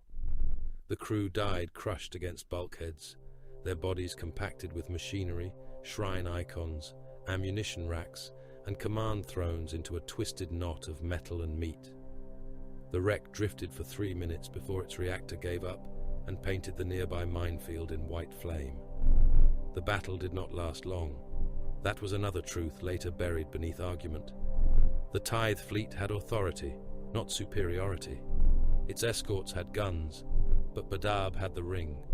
It had prepared fields of fire, overlapping bastions, patrol craft hardened by years against pirates, and commanders who knew every blind angle and killing lane. Huron's defense net struck like a trap closing around a hand. Ships cracked open like coffins beneath a hammer. Carthagen hulls vented cargo and screaming crew. Naval prows shattered. Mechanicus vessels burned with the stubborn rage of offended machine gods. Escape pods launched and were shredded by point defense fire when they crossed active weapon paths. Some made it into the dark, tumbling powerless, full of wounded men beating bloody fists against viewports, while the battle moved away and left them to freeze. On the Veritas Ferrum, Huron watched the last hostile icon gutter out. No one cheered. The astral claws did not waste breath celebrating inevitability. A mortal officer turned from his station, face white in the hololithic glare. "My lord, remaining contacts are debris, crippled lifeboats, and vox beacons. No capital hull remains." Combat effective. Huron looked at the ruin displayed before him. The Tithe fleet had become a field of burning fragments, spreading slowly across the system edge. "Broadcast to all commands," he said. "The armed incursion has been repelled. The fleet violated Maelstrom Warder authority, refused lawful halt orders, and entered restricted defense space with weapons live. Under my duty as protector of Badab, I have destroyed a hostile force." The officer bowed. "Yes, my lord." Huron's captains believed him. That mattered. His serfs feared him. That mattered more. In the sealed archives of Cineris, the battle was entered under a classification no public tribunal would ever read. Escalation achieved. Carthago's answer was rage dressed as procedure. The trade houses howled before administratum tribunals. Merchant patriarchs tore their robes in public chapels and demanded justice for murdered Tithe officers. Naval factors swore vengeance over coffins that held no bodies. Mechanicus envoys transmitted grief in Binharic ice, less for the dead than for insult, lost data, and damaged claim right. The word rebellion began appearing more often, then treachery, then secession, each term heavier than the last. Punitive fleets were assembled. The first entered the Maelstrom zone under banners of lawful correction and vanished within a month. Some said pirates took it. That version had teeth. Wreckage later found near the ash moons of Caldrin bore the marks of boarding hooks, crude plasma cutters, and glyphs daubed in blood by raider kings who had no idea they were becoming footnotes in a larger design. The second fleet disappeared near a warp storm that had not been present on any chart a week before translation. Astropathic choirs heard it die as a chorus of reversed hymns. For 3 nights, men on Carthago dreamed of ships sailing through red rain, while children with no eyes counted their bones. A single frigate reappeared years later, empty of crew, its corridors packed floor to ceiling with salt. The third did not officially exist. Its route was sealed, its orders were black, its fate was never entered into Carthagan records.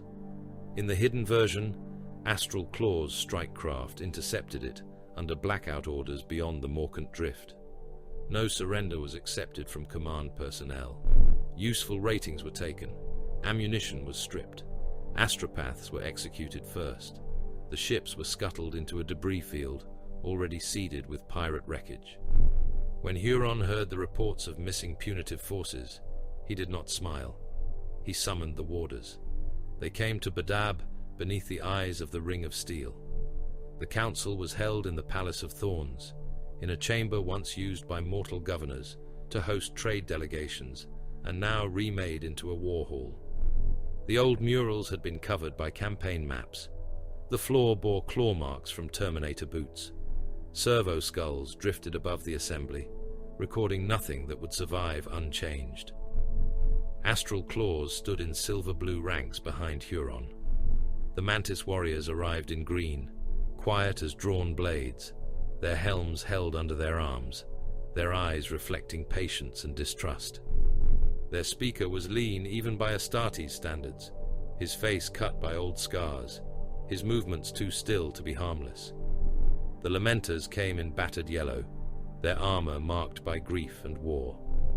Their lord spoke softly, but every word carried the weight of a funeral bell. Their banners hung in the chamber like sunlight trying to survive in a tomb. Huron stood before them all. The neighboring sectors have failed their mandate, he said. Carthago values trade over survival. The administratum values tithe over defense. Terra denies crusade, denies reinforcement, denies recognition of the war we have fought in its name for generations. Yet it sends armed fleets to break our shield and call the blow lawful. The Mantis warrior's voice was quiet. Words matter, Huron. Shields become walls. Walls become borders. Borders become kingdoms. Huron turned toward him. A border against madness is not a kingdom. It may be judged as one, by men who have never stood watch over the maelstrom. The Lamenter raised his head. We swore to defend mankind, not Carthago's ledgers, not the vanity of merchant princes, but mankind. And Terra? Asked the Mantis warrior. The chamber tightened around the question. The Lamenter's face hardened. Terror is not absent from mankind, but terror is often absent from suffering. No one rebuked him. That was how far the wound had opened. Huron extended one gauntleted hand, and a serf brought forth the draft. It was not titled rebellion. It was not written as treason. It was named with terrible care. Articles of Just Secession. The words declared the Maelstrom Zone separated from neighboring sector authority until such time as Imperial Command could properly prosecute a crusade or recognize the necessity of warder autonomy. It affirmed loyalty to the Emperor. It named the Astral Claws, Mantis Warriors, and Lamenters as guardians of a war zone abandoned by lesser powers. It condemned Carthagan aggression. It promised continued defense of Imperial worlds. It denied any intent of heresy, apostasy, or betrayal. That was what made it damnable. No one in the chamber said they betrayed the Emperor. The Astral Claws argued survival. The Mantis Warriors argued oath and autonomy. The Lamenters argued honor and distrust, sharpened by grief. Each spoke as though the word loyalty still belonged to them.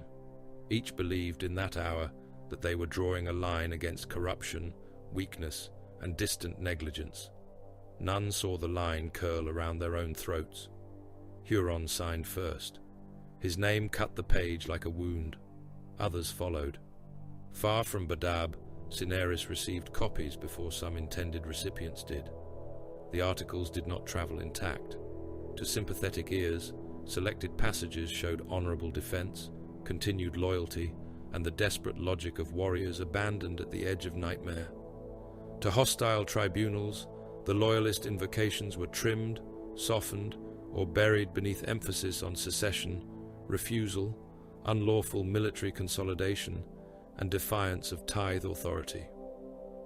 To chapter masters already inclined toward wrath, the document became arrogance. To cautious officials, it became proof of dangerous autonomy. To merchants, it became theft written as nobility. The articles became a blade that changed shape depending on who held it. By then, the Firehawks had heard enough. Word reached them in fire-edged fragments: missing fleets, destroyed tithe vessels, Huron's defiance, Warder secession, Carthagen dead. Imperial authority mocked at the edge of the maelstrom. Their chaplains preached correction. Their captains spoke of honor stained and duty delayed too long. Their armories opened. Their flamers were blessed. Their boarding claws were sanctified. Their ships turned toward the Endymion approaches with engines burning hot. They did not come as investigators. They came as flame. The Red Harbinger entered the Endymion cluster, burning too hot for diplomacy. Its translation flare tore a bruise across the outer dark, spilling the strike cruiser from the Immaterium with its void shields already awake and its gun decks crude. Incense smoke still clung to the weapon shrines. The launch bays were lit in red.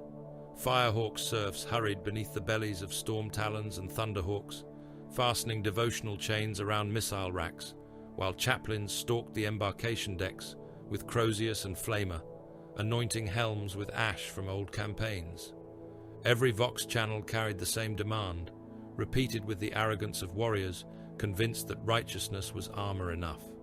Stand down, submit to imperial judgment, prepare to receive lawful inspection. The Endymion cluster did not answer at once. It watched. Asteroids drifted in slow herds through the dark, their surfaces scarred by old mining claws and newer weapons fire. Dead sensor buoys spun without light. Gas veils moved between broken moons like funeral cloth. The Mantis warriors had held these approaches for generations, and they had not held them by shouting across the void. They knew every wreck, every silent rock, every blind angle where a ship might hide cold with its engines banked and its hull painted in the dust of the cluster. The Red Harbinger came on regardless. Its captain believed hesitation would be read as weakness. Its chaplains had preached that treachery thrived in delay. Its astropaths had screamed of Huron's defiance, missing fleets, and warder arrogance until every officer aboard tasted blood in the back of his throat. The Firehawks had not come to negotiate with secessionists in all but name. They had come to remind the Maelstrom warders that the Emperor's law did not end where Huron's guns began. The first Mantis warrior transmission was calm. You have entered a protected war zone. Alter course, reduce speed, await escort. The Red Harbinger replied with fire control locks. Its cathedral vox boomed again. We do not submit to the pilotage of oathbreakers. That word crossed the void and found men waiting in silence among the rocks. Oathbreakers. The Mantis warriors did not rage. They did not answer with insult. They did not invoke grievance, history, or wounded honor.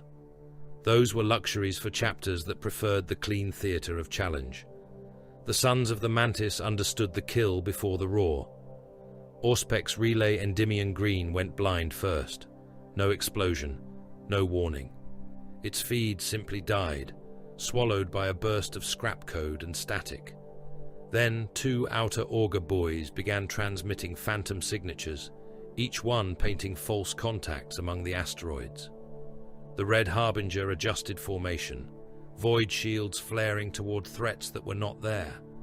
A third relay returned an image of a Mantis warrior escort vessel powering weapons behind a moon shard. The Firehawks turned toward it, lance capacitors swelling bright. The moon shard exploded, not from enemy fire, from charges planted inside old mining tunnels decades before and never used until that hour. The detonation hurled metal-rich stone across the Red Harbinger's approach vector in a spreading cloud. The strike cruiser's shields absorbed the first wave, but augur clarity died in the storm of debris. Target locks became ghosts, ranges stuttered, the machine spirit snarled through alarm bells and warning runes. Then the Mantis warriors came. They ghosted from the debris field in attack craft, strike boats, and boarding vessels running cold until the last possible moment. Their hulls were painted in dull green and black, smeared with asteroid dust and radiation chaff. They did not drive straight at the Firehawk's guns.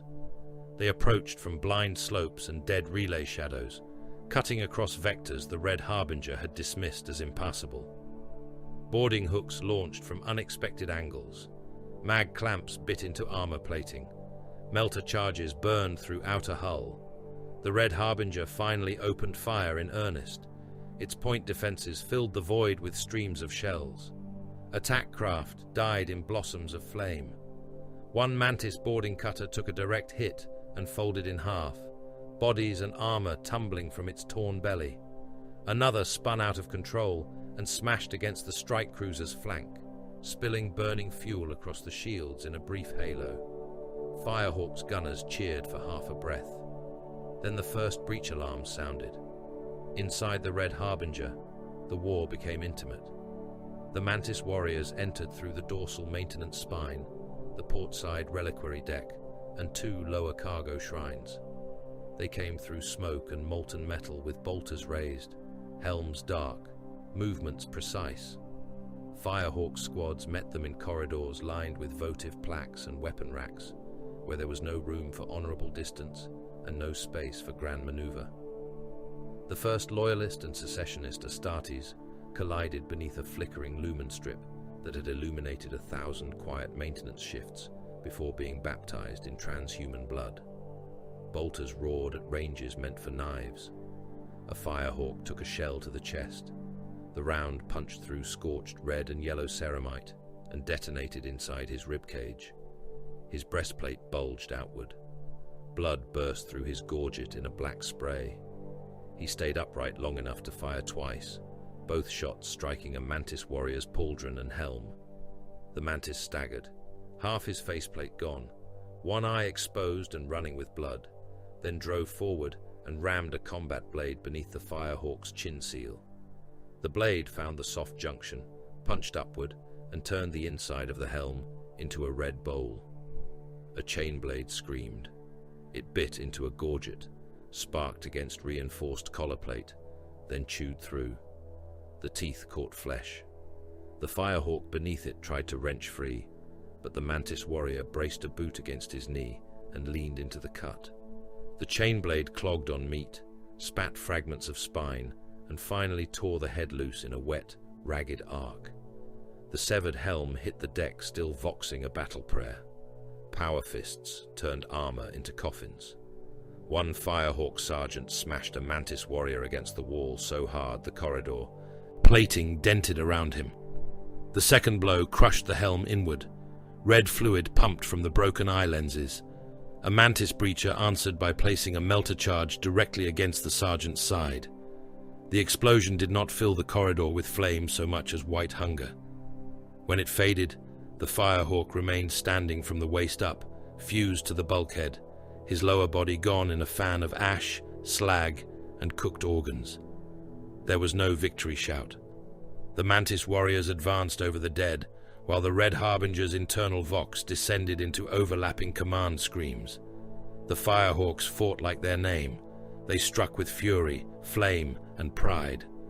Flamers washed the reliquary deck until the brass saint statues glowed red and the bones in their caskets cracked from heat. Mantis warriors burned inside their plate and kept firing until ammunition feeds cooked off. Firehawks assault troops countercharged through the smoke, power swords bright, Crozius heads breaking helms apart like eggs. Their courage was absolute. Their ship was already being killed around them. The Mantis warriors had not boarded to take trophies. They cut arteries. They destroyed vox junctions, blinded internal organodes, severed fire control backups, and trapped bulkhead sections with disciplined patience. A squad sacrificed itself to hold the portside shrine stairs long enough for another kill team to reach the engine prayer galleries. There, They murdered the engine seer overseers and jammed the plasma regulation rights into cascading failure. The Red Harbinger shuddered as its machine spirit screamed through the walls.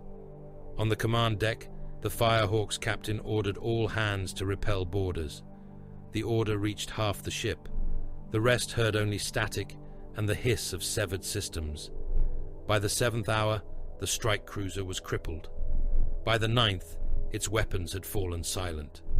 By the 11th, the Firehawks still living in the central nave were surrounded, sealed behind their own emergency bulkheads, their ammunition nearly spent, and their wounded stacked against shrine pillars.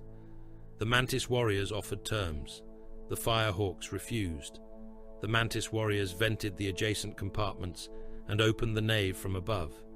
They dropped through incense smoke and falling frost, landing among pews and bodies. The last fight lasted minutes. It felt longer to the men dying in it.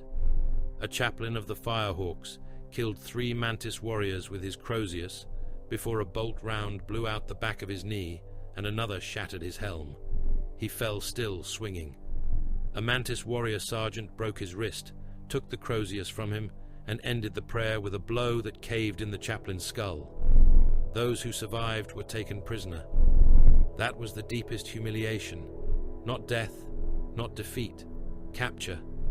Firehawks were dragged from the corpse-choked nave under guard, stripped of functioning weapons, their armor sealed and locked by enemy tech rights. Their wounded were treated enough to live and not enough to forget pain. Their dead were counted. Their gene seed was not stolen. That mercy only sharpened the insult. The Mantis warriors had beaten them and then behaved as though they remained warriors rather than trophies. The Firehawks remembered the defeat as treachery. They did not report miscalculation. They did not report that the Endymion cluster had been defended with genius and patience. They reported betrayal, ambush, unlawful attack upon loyal Astartes, and proof that the warders had crossed beyond censure into rebellion. Pride became poison, and poison traveled faster than truth. The war widened. The Firehawks sought to regain initiative at Iblis III, preparing a trap beneath the cover of righteous reprisal. They seeded false distress codes, arranged bait convoys, and placed strike elements where they believed the Mantis warriors would be compelled to answer. It was not a foolish plan.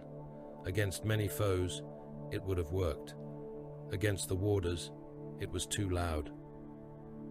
The Astral Claws and Mantis warriors did not spring the trap. They struck Sagan III instead. Sagan III was ugly, useful, and therefore precious. Its orbital depots held fuel reserves. Its low docks handled munitions. Its manufacturer moons fed parts into patrol fleets and convoy escorts. Whoever controlled Sagan controlled routes, resupply, and the breathing rhythm of the local war. The Firehawks had looked toward vengeance. Huron looked toward logistics. Thunderhawks fell through Sagan's upper atmosphere beneath storms of flak.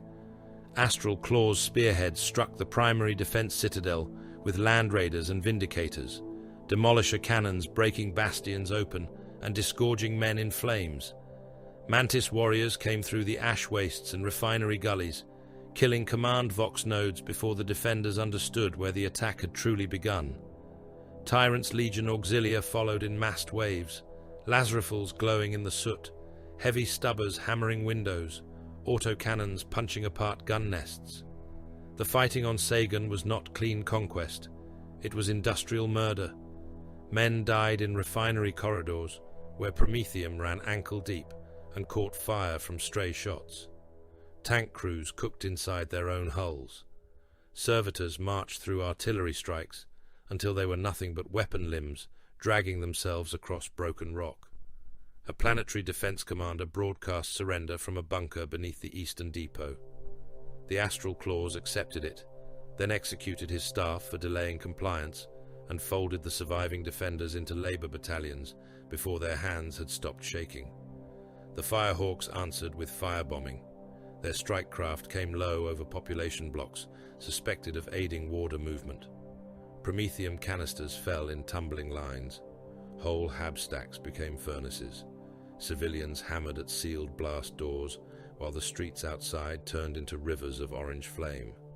The official language called it area denial. The men inside called it screaming, until smoke filled their lungs. The Firehawks had come to punish treachery and found themselves burning the same Imperial subjects they claimed to avenge. No one stepped back. The Marines errant arrived with stronger fleet elements, and old honor tied like a chain around their throats. Their vessels entered the war with discipline and restraint, protecting neutral shipping lanes, escorting merchant craft away from contested routes, and daring both sides to fire on vessels not yet declared for either cause. Their captains understood void war. Their gunnery was precise. Their escorts moved with the confidence of chapter forces, accustomed to long patrol and sudden battle. For a time, their presence prevented the conflict from becoming total slaughter across every corridor of trade. That restraint angered harder loyalists. To the Firehawks, restraint after the Red Harbinger was cowardice wearing a noble face. To Carthagen survivors, it was weakness. To certain sealed observers, it was an obstacle. The Marines errant had old bonds with the Lamenters, and those bonds mattered. Not enough to make them traitors, not enough to pull them openly into Huron's camp, but enough to slow the hand, enough to make a captain hesitate before ordering lance fire into a vessel bearing the yellow armor of doomed brothers, enough to make reports speak of uncertainty where other chapters demanded only wrath. The Lamenters made hesitation painful. Malakim Foros appeared in the war not as a beast of ambition, but as a lord of grief, who had decided grief was not the same as submission. He stood upon the bridge of his warship, surrounded by icons of martyrs and casualty tablets, his golden armor dulled by void soot, his face noble in the way statues are noble before they crack. His warriors followed him with sorrowful discipline. They did not laugh in battle. They did not waste words. They fought as though each kill deepened a debt they already knew they could never repay. When Lamenter's boarding claws struck a Carthagen cruiser, they came through the hull beneath yellow heraldry blackened by smoke. The mortal crew saw angels and died confused. Bolter fire tore gun crews apart. Chainswords opened bellies. A naval officer drew a saber and shouted that he served the Emperor. A Lamenter cut him down with a single stroke and whispered that they all did. That was the cruelty of Badab. Every side carried the Emperor's name into the slaughter. Bellerophon's fall became a lesson whispered in war rooms afterward. The Marines errant had placed command elements aboard the Bellerophon's Spear, a hardened coordination vessel directing convoy protection and loyalist fleet response across a contested route. It was not the largest ship in the theater. It did not need to be. Its value lay in officers, astropaths, charts, ciphers, and command authority. Kill the head, and even a strong body staggers. The Mantis warriors found it. They did not charge the escort screen. They bled it. False distress calls pulled one frigate wide. Drone hulks masked the approach of attack craft. A silent mine crippled a sensor picket. Then, under cover of a radiation squall, Mantis warriors' boarding teams latched onto the Bellerophon's Spear at 3 points. The strike was surgical. Command deck first, Astropathic Choir second, Strategium third. A Marines errant captain met them outside the Strategium doors with a command squad at his back. The corridor became a killing tube. Storm shields locked. Bolters fired point blank. A Mantis warrior lost an arm and kept moving, gripping a grenade between his teeth and shoulder before slamming himself into the shield wall. The blast blew warriors from both sides into the walls.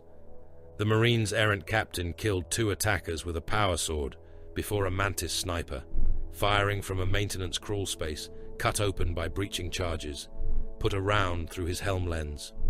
The captain fell. His command codes died with him. The astropaths were killed before they could scream far enough for help.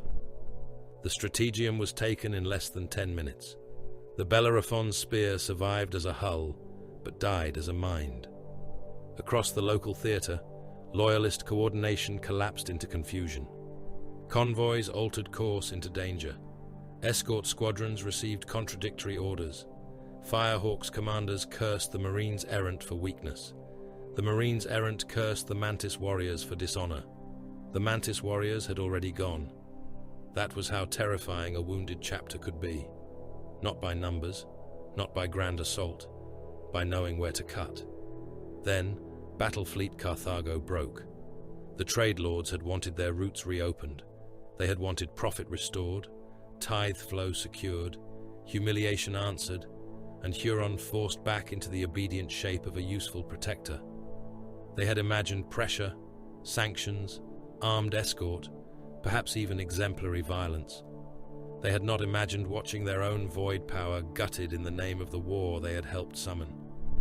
The Astral Claws and Lamenters struck Carthagan fleet elements near the Sagan approaches and the outer convoy routes. Huron's ships engaged with brutal confidence, using captured route data, hidden listening posts, and the Ring of Steel's deeper auger net to isolate squadrons before they could mass. Lamenters' vessels closed with funeral dignity, their broadsides disciplined and devastating.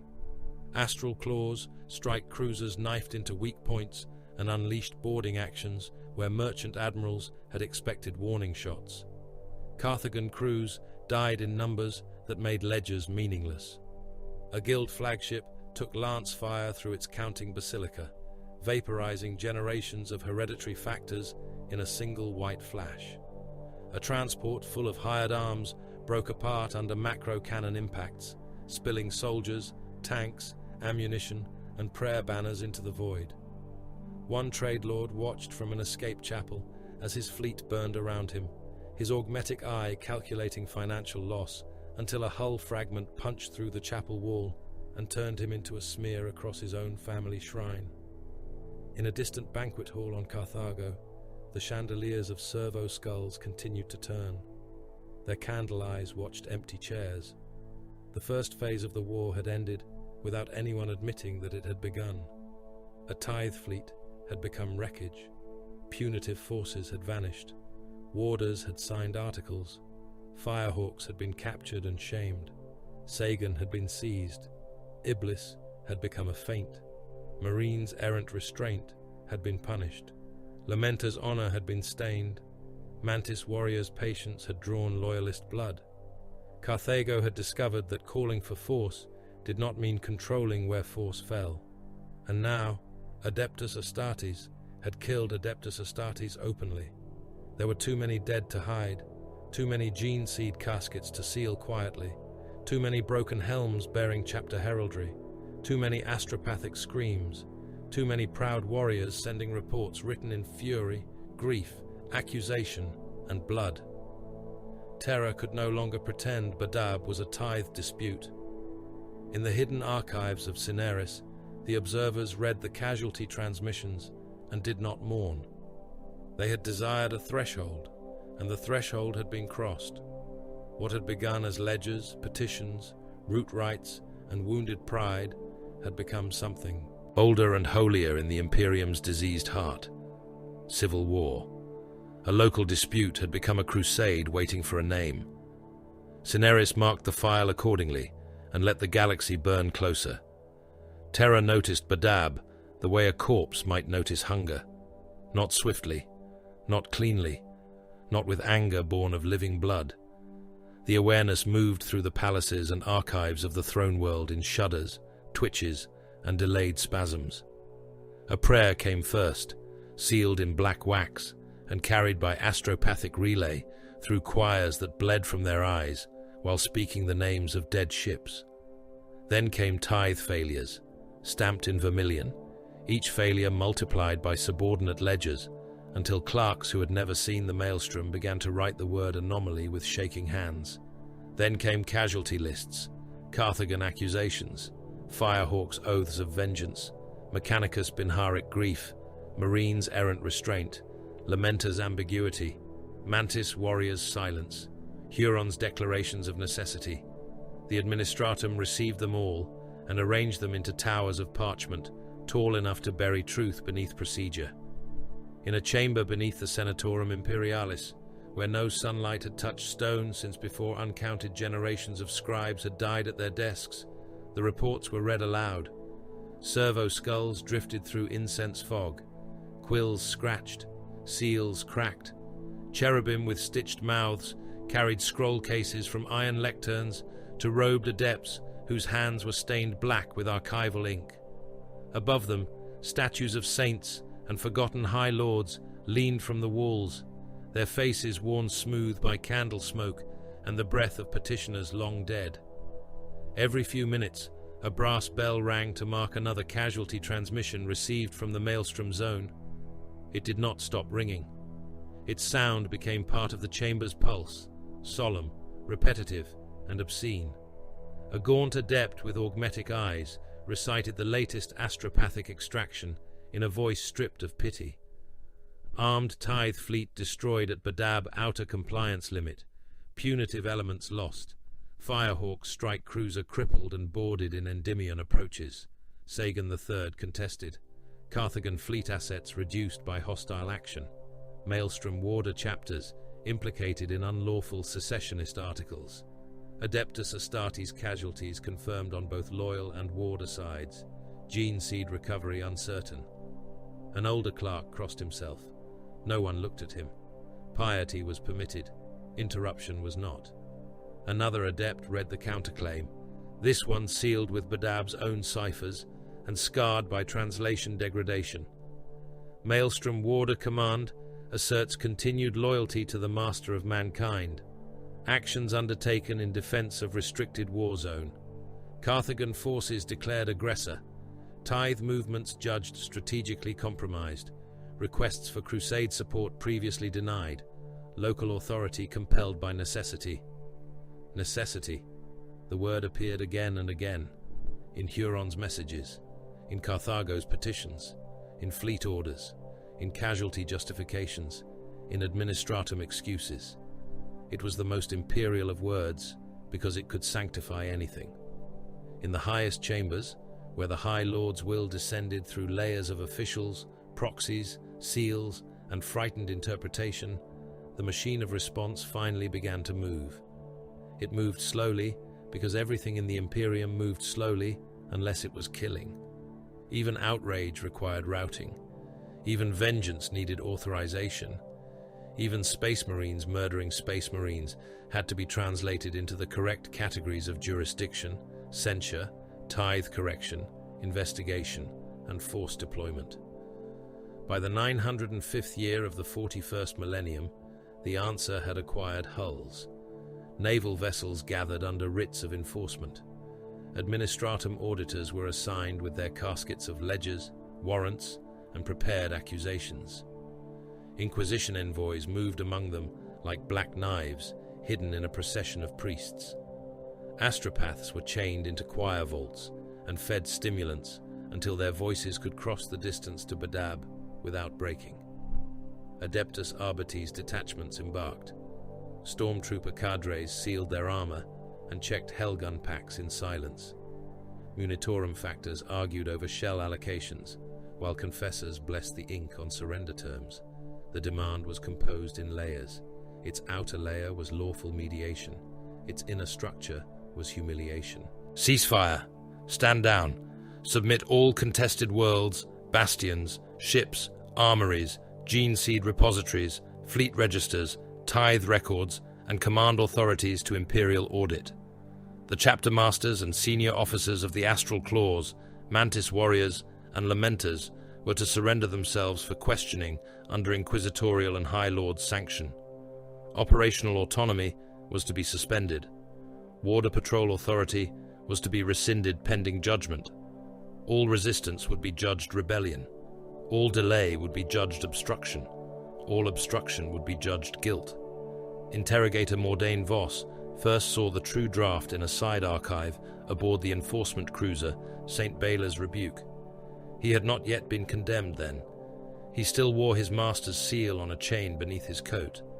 He still believed, or told himself he believed, that secrets served mankind better than truth. The archive was narrow and cold, lined with locked document coffers and watched by a cherub servitor whose eyes had been replaced by recording lenses. Voss entered under cipher authority and found the surrendered revisions marked in a hand he had seen only on Cineris fragments. Not mediation, punishment disguised as summons. He read the phrasing once, then again. He saw how every clause stripped Huron of dignity before any questioning could begin. He saw how the Mantis warriors were given no path to withdraw without self-condemnation. He saw how the Lamenter's honor was turned into a trap. He saw that the demand required warriors who had spent centuries guarding the maelstrom to kneel before auditors, merchants, and inquisitorial functionaries, as though their war record were an accounting error. Voss understood then that the document was not meant to be accepted. It was meant to prove refusal. A soft footstep sounded behind him. He turned to find a man in ash-grey robes standing between the archive stacks. The man bore no visible rosette. His face was thin, forgettable, and old in the way of men whose bodies had been repaired too often by hidden surgeons. His eyes were the color of spent ammunition. "You read beyond your assignment, interrogator," the man said. Voss let the parchment roll closed. "This is not a summons. It is a noose. All summons from Terra are nooses. The loyal place their own necks inside willingly. Huron will refuse. Yes. The others may follow him. Yes. Then this will not end the war." The robed man smiled with almost paternal sadness. "No, it will name it." The demand reached Badab sealed in authority and smelling of old wax. Huron received it in the Palace of Thorns. The palace had changed since the first purges. It was no longer merely a seat of rule. It had become a fortress, wearing the bones of governance.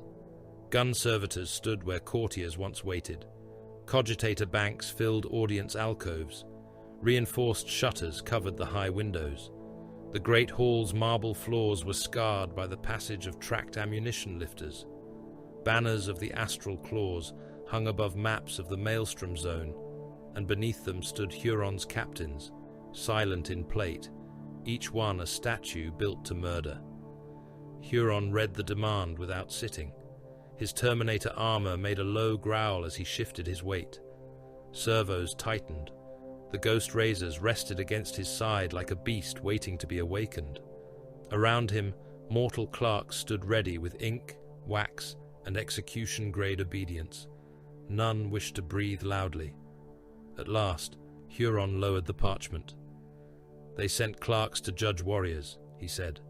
"Let the clerks count their dead." A captain of the Astral Claws inclined his head.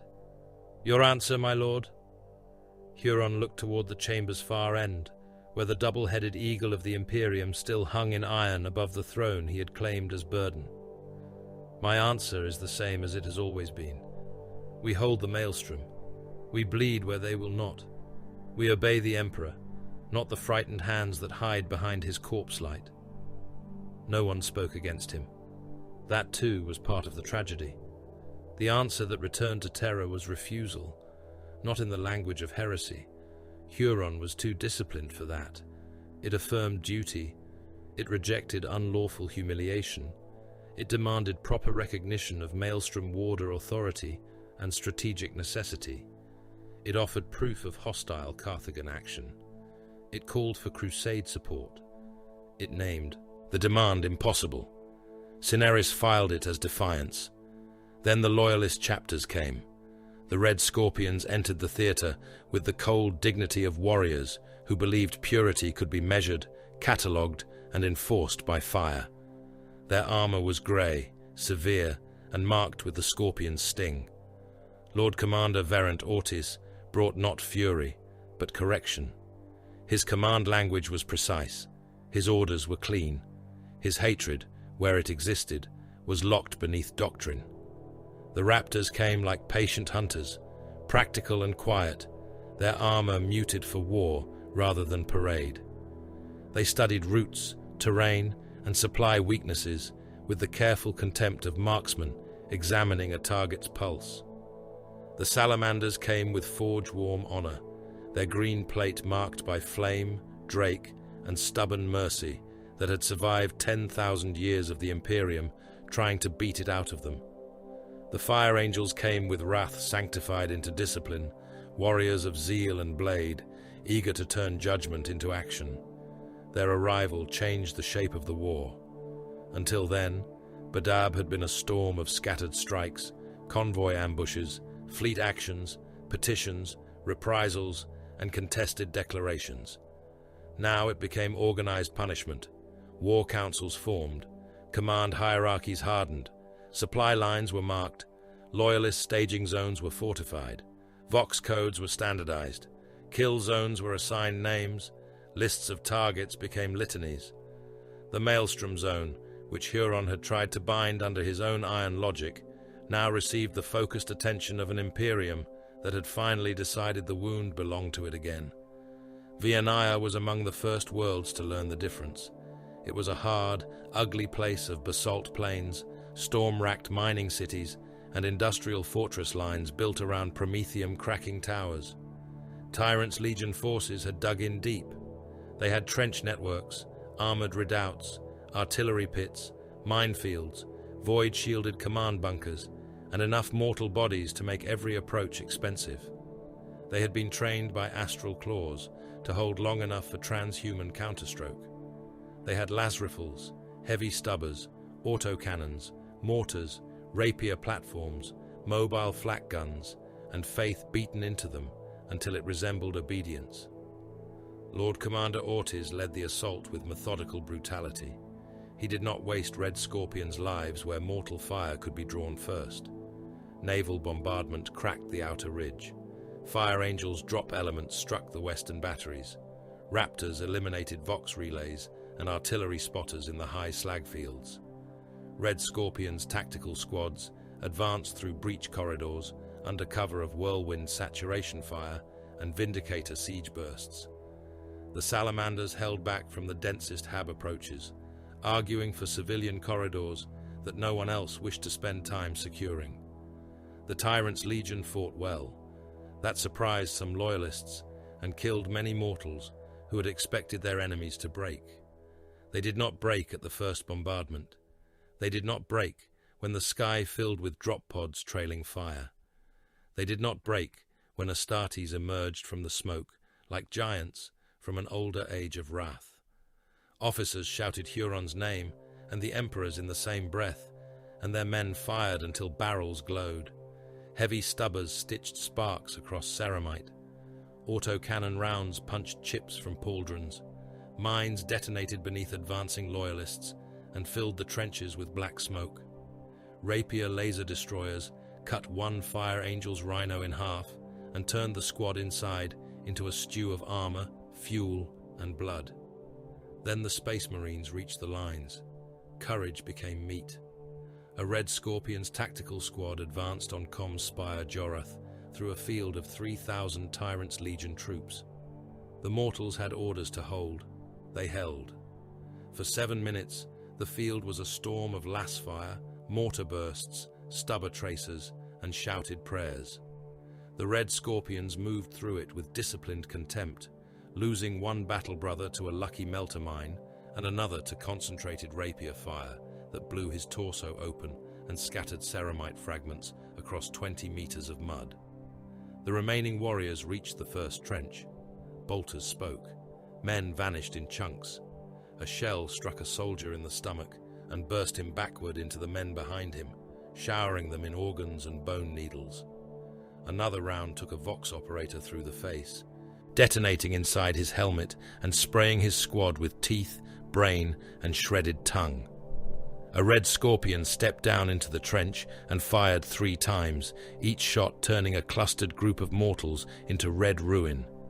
A Chainsword came alive beside him, its teeth screaming through flak armor, ribs, arms, and pleading mouths. The Legionnaires did not all run. Some tried to swarm the Astartes. One plunged a crack grenade beneath a Red Scorpion's arm and died grinning when the explosion tore the Space Marine's side open. Another leapt onto a warrior's back with a combat knife, stabbing uselessly at the neck seal until the Astartes reached back, took him by the skull, and crushed his head in one hand. The dead man's body slid down the armor, fingers still twitching. The comm spire was taken after the Red Scorpions burned through 3,000 troops, command staff, signal serfs, and attached Medicae personnel. They secured the upper Vox chamber, executed the surviving operators, placed a chapter signal beacon on the roof, and transmitted victory. Then the larger objective shifted. Ortiz ordered the squad redeployed east to support a breach attempt at Refinery Gate Cowl. The spire was abandoned. Within an hour, Tyrant's Legion reserves reoccupied its lower levels, stepping over piles of their own dead to restore damaged transmitters. 3,000 mortal lives had been spent so that a signal tower might change hands, speak once, and be left behind. The Imperium called such things acceptable loss. Huron called them proof of Terra's madness. Both were right enough to keep killing. The Salamanders saw Vianaya differently and still killed their share. A Salamander's captain argued with a Fire Angel's commander outside a Hab manufactorum marked for bombardment. Auspec's returns indicated Tyrant's Legion armor hidden beneath the lower levels. Civilian life signs remained in the upper Hab stacks. The Fire Angels wanted the structure leveled. The Salamanders demanded evacuation corridors and a salt breach instead. The argument lasted 4 minutes. During those minutes, Tyrant's Legion guns killed 6 loyalist stormtroopers and crippled a rhino. The Salamanders went in. They used flamers with restraint, which still meant men burned. They breached walls with melter charges, advanced behind storm shields, and dragged civilians from smoke-choked corridors while shooting Legion defenders at arm's length. A Salamander took a Lascanon blast to the chest and died standing, buying time for a squad of mortal refugees to crawl through rubble behind him. Another lifted a wounded child from beneath a collapsed shrine, while his battle brother put a bolt through a Tyrant's Legion officer, using civilians as cover. Mercy did not make them gentle. It only made their brutality more selective. When the hidden armor finally tried to break out, the Salamanders destroyed it with melter fire so intense the tank crews fused to their seats. Their screams came through open Vox channels until the ammunition cooked off and erased them. The manufactorum survived in part. Thousands still died. The Salamanders recorded the action as a rescue. The Fire Angels recorded it as delay. The civilians, those who lived, recorded nothing.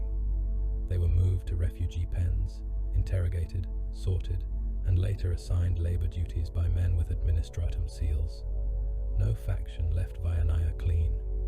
While loyalists bled in the Maelstrom zone, Carthago learned that the Imperium devoured informants after using them. The investigation they had demanded came home. Inquisition ships entered Carthagan orbit without asking permission. Their hulls were black and their lights were few. Arbite's precincts sealed the spaceports. Administratum auditors took control of trade archives. Guild factors were dragged from counting houses. The same legal petitions that had accused Huron were opened again, this time to measure Carthago's own failures, exaggerations, private seizures, misreported tithes, concealed profits, bribed naval officials, and unlawful manipulation of imperial escalation. The trade lords protested loyalty. The Inquisition accepted the statement and punished them anyway.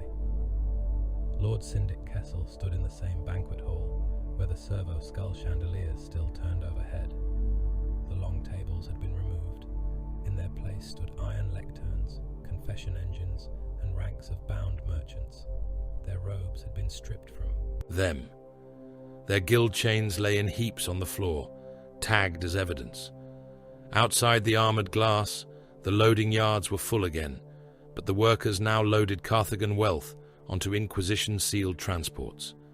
An inquisitorial functionary read the sentence: indentured servitude upon principal lines of trade and production, hereditary labor obligation for named houses and their client families, seizure of fleets pending review, execution of obstructive factors, transfer of compliant heirs to administratum custody, generational correction until tithe purity was restored. Kessel's mouth worked soundlessly. He had thought himself a client of judgment. He discovered he had only been bait that had survived the hook. The first executions began before the sentence finished. Guild patriarchs were shot in the back of the head by Arbite's officers. Their bodies fell onto the polished floor beneath the chandeliers of skulls. Blood ran between the tiles, reflecting candlelight from dead eye sockets. Those not killed were collared, branded, numbered, and assigned to the labor streams they had once owned. In the hidden files, Cineris made no apology. Carthago had served its purpose. Badab burned hotter. Huron, seeing loyalist pressure mount, and perhaps still believing that warriors might speak where clerks could not, proposed parley. The message passed through contested void under white cipher.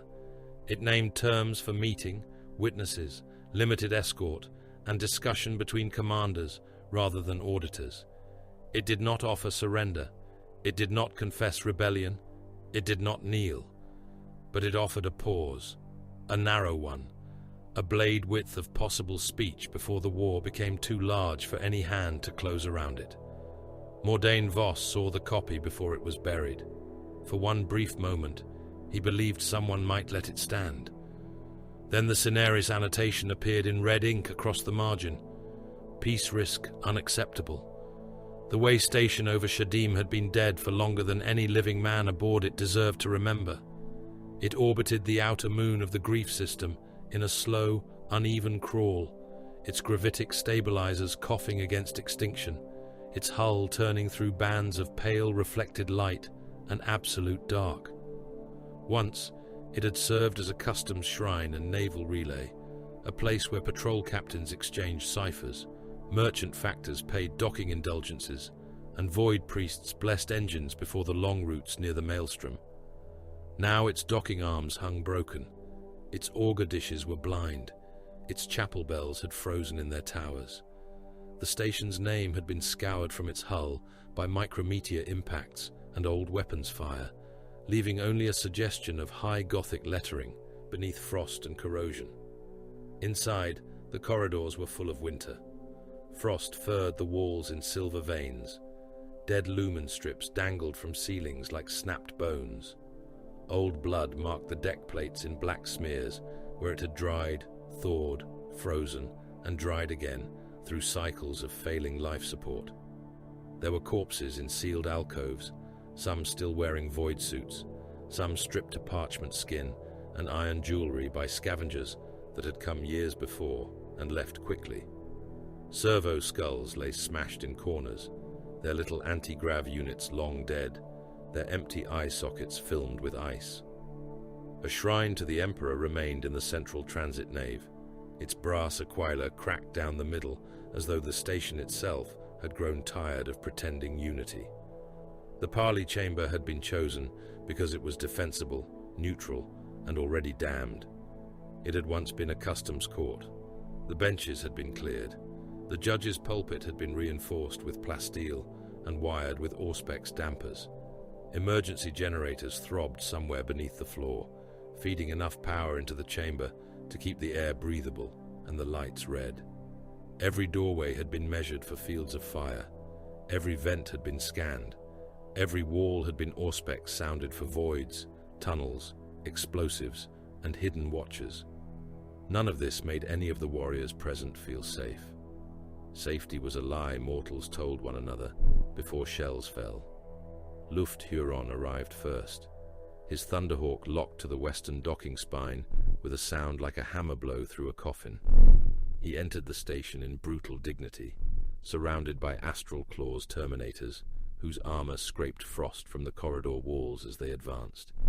They moved in a wedge. Formation. Stormbolters held ready, chain fists idle but awake, their lenses crimson in the gloom. Huron walked among them as a warlord pretending he had come to speak. His Terminator plate bore the scars of the maelstrom. His cloak was dark, heavy, and rimed with ice from the docking tunnel.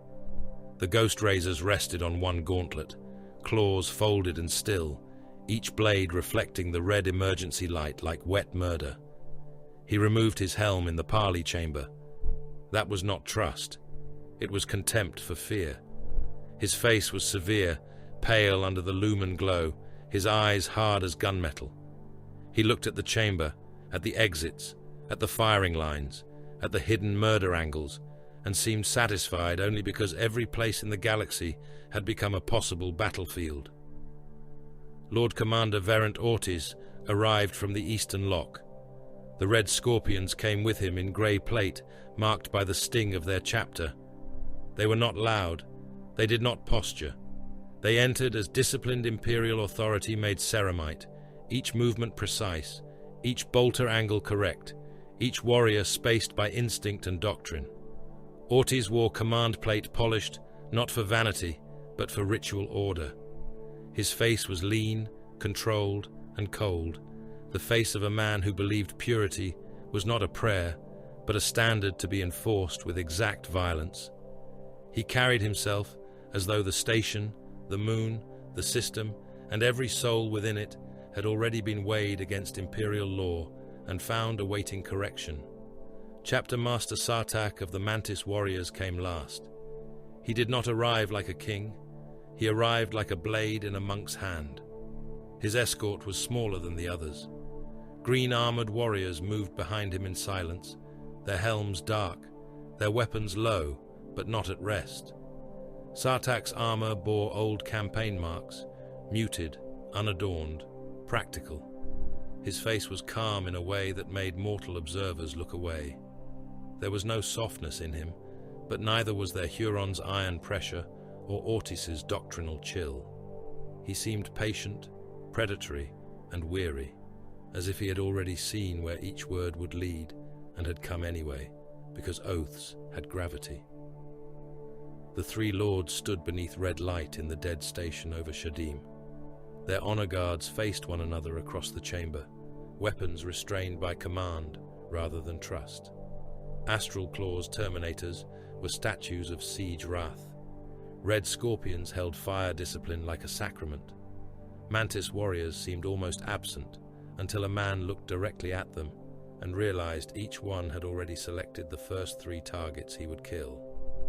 Mortal honor guards stood along the rear walls, drawn from envoys, naval attachés, chapter serfs, and sanctioned observers. They wore carapace armor and carried hell guns, shot cannons, and shock mauls. Their officers had been told the parley required witnesses. In truth, everyone knew they were there to die first if the giants chose violence.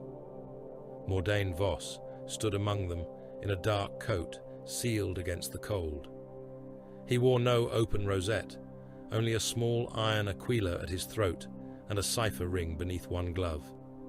His master had sent him to observe, record, and ensure the terms reached the correct archives. Cineris had sent other instructions, folded into the mission brief like poison in a prayer book. Voss had read them and felt the old unease gnaw deeper into his ribs. Peace risk, unacceptable. The phrase had followed him through every corridor. Huron spoke first. Terra sends a commander at last, not aid, not crusade banners, not fleets to break the maelstrom, a commander to arrest those who still stand watch. Ortiz did not blink.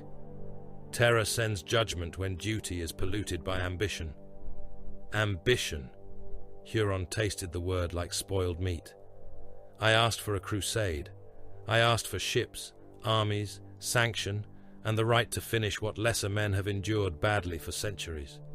I was given silence, then auditors, then guns. You were given authority within limits. I was given a wound and told to hold it shut with 3 hands and no blade. Sartak's voice entered the chamber quietly. You speak as though you alone bled. Huron turned toward him. I have never denied your chapter's blood. No, Sartak said. You have spent it carefully. One of the Astral Claw's Terminators shifted half a pace. The sound of ceramite against frozen deck made several mortal guards tighten their grips. Huron raised one, clawed hand, not looking away from Sartak, and the Terminator stilled. Ortiz watched the gesture. There, that is the matter. You command chapters that are not yours. You direct fleets, seize resources, alter tithes, build armies, shelter irregularities, and then cloak the whole in necessity. You have not guarded the maelstrom. You have built a crown from its terror." Huron's eyes hardened. "I built a shield. A shield does not require worship. A shield requires obedience." Sartak looked between them. "Oaths are older than Administratum Inc., older than sector decrees, older than the vanity of men counting shells from safe worlds. We swore to guard this region. We also swore to the Emperor. Those oaths are not yet enemies unless we make them so." "Then stand aside," Ortiz said. "Submit to inquiry. Let truth be rendered." "Truth rendered by whom?" Huron asked. "By Carthago's ledgers? By frightened clerks? By inquisitors who write guilt before hearing testimony?" Voss felt the words like a hand closing around his throat. Ortiz's jaw tightened. "By the Imperium you claim to serve. The Imperium is not a parchment seal." "No," Ortiz said. "It is obedience. And when obedience kills worlds, then worlds die loyal." The chamber seemed to grow colder. Nobody had lied. That was what made the parley unbearable. Huron was right that terror had abandoned the maelstrom to exhaustion and distance. Ortiz was right that Huron had turned defense into dominion. Sartak was right that oaths could become snares when men wielded them as chains. Each truth stood in the chamber armed and unable to retreat. Voss looked toward the upper gallery. A shadow moved where no shadow should have had space to move. His hand went beneath his coat. The first scream came from the western vent line. Not a mortal scream, not holy. It was a burst of vox distortion, wet laughter, and static prayer, followed by the tearing sound of metal being peeled from within the wall. A vent grill exploded inward. Something came through on too many limbs, wrapped in scraps of void suit and devotional parchment, its flesh swollen around augmetic braces, its face hidden beneath a cracked rebreather painted with symbols that hurt the eye. Behind it came men in blackened armor, renegade or possessed or both, their heraldry burned away, their blades marked with old blood and fresh frost. For one heartbeat, every warrior in the chamber understood the same thing. The parley was dead. Then the chamber became a slaughterhouse. The mortal honor guards died first. They always did. A renegade with a chain axe struck a naval officer from shoulder to hip, opening him in a spray of ribs and lungs. The officer's body split around the blade and collapsed in two wet halves. Hellguns fired in panicked lines. Shots burned into black armor and demon-warped flesh. One creature took 3 blasts through the chest and kept coming, its ribs opening like fingers around a furnace glow. It seized a carapace armored guard by the head and crushed helmet, skull, and jaw together until blood burst through the neck seal. Emergency lights strobed red. Astartes moved. Ortiz drew his power sword with a flash of blue-white energy and cut the first attacker across the waist. The blade passed through armor, meat, and spine, spilling the thing's lower body to the deck, while the upper half clawed forward, laughing through a mouth full of wires. A red scorpion fired point-blank into its head until nothing remained above the collar but smoke and pulped bone. Huron did not reach for a gun. He activated the ghost razors. The claws unfolded with a predatory hiss. He stepped into the nearest attacker, caught a descending axe on his forearm plate, and drove the claws through the renegade's breastplate. The blades punched out through the back-trailing blood, black ichor, and fragments of fused rib. Huron lifted the warrior from the deck and tore sideways. The body came apart in a ruin of ceramite and organs. He hurled the remains into another attacker, hard enough to break both of them against the wall. Sartak vanished into movement. One moment he stood beside the negotiation table. The next he was among the enemy, blade low, pistol high, killing with calm precision. He shot a cult marked intruder through the knee, stepped around the collapsing body, and opened its throat with his combat blade. He turned before the corpse hit the floor and drove the blade beneath another attacker's armpit seal, finding the heart through the armor gap. His face did not change. He looked less like a man fighting for survival than a ritual being completed. The attacking force poured from 3 breaches now. Later records called them a third party of apparent chaos origin. The phrase was cowardly in its neatness. There was nothing apparent about the symbols burning on their skin. Nothing apparent about the voices that spoke from wounds. Nothing apparent about the way some of them bled upward, droplets rising toward the ceiling like red rain returning to heaven. They were renegades, cult things, warped killers, perhaps guided, perhaps unleashed, perhaps simply permitted to arrive at the one point in the war where peace might still have grown teeth. Voss fired his compact bolt pistol into a charging figure whose face was covered in stitched parchment.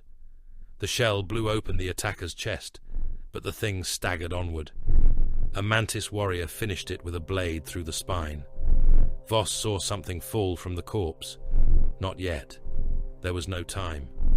The parley table overturned beneath the crash of bodies. Bolter fire detonated ceramite at arm's length. A red scorpion and an astral claw found themselves back to back for 3 breaths, firing into the same breach. Neither acknowledged the other. They killed because the alternative was being killed. A demon-swollen brute leapt at them, its hands ending in hooks of bone. The red scorpion shot its face apart. The astral claw drove a chain fist through its abdomen and tore out a steaming length of spine wrapped in intestine. The thing died chewing its own tongue to pulp and whispering a name that made lumen strips burst along the ceiling. Then Ortiz fell. It happened in the red stutter of emergency light, half obscured by smoke and blood mist. A renegade in ancient, defaced power armor came through the southern breach, carrying a blade that burned without flame. Ortiz met him head-on. Their swords struck once, twice, 3 times. The Lord Commander was faster than a mortal eye could follow, his discipline flawless, his strikes economical and punishing.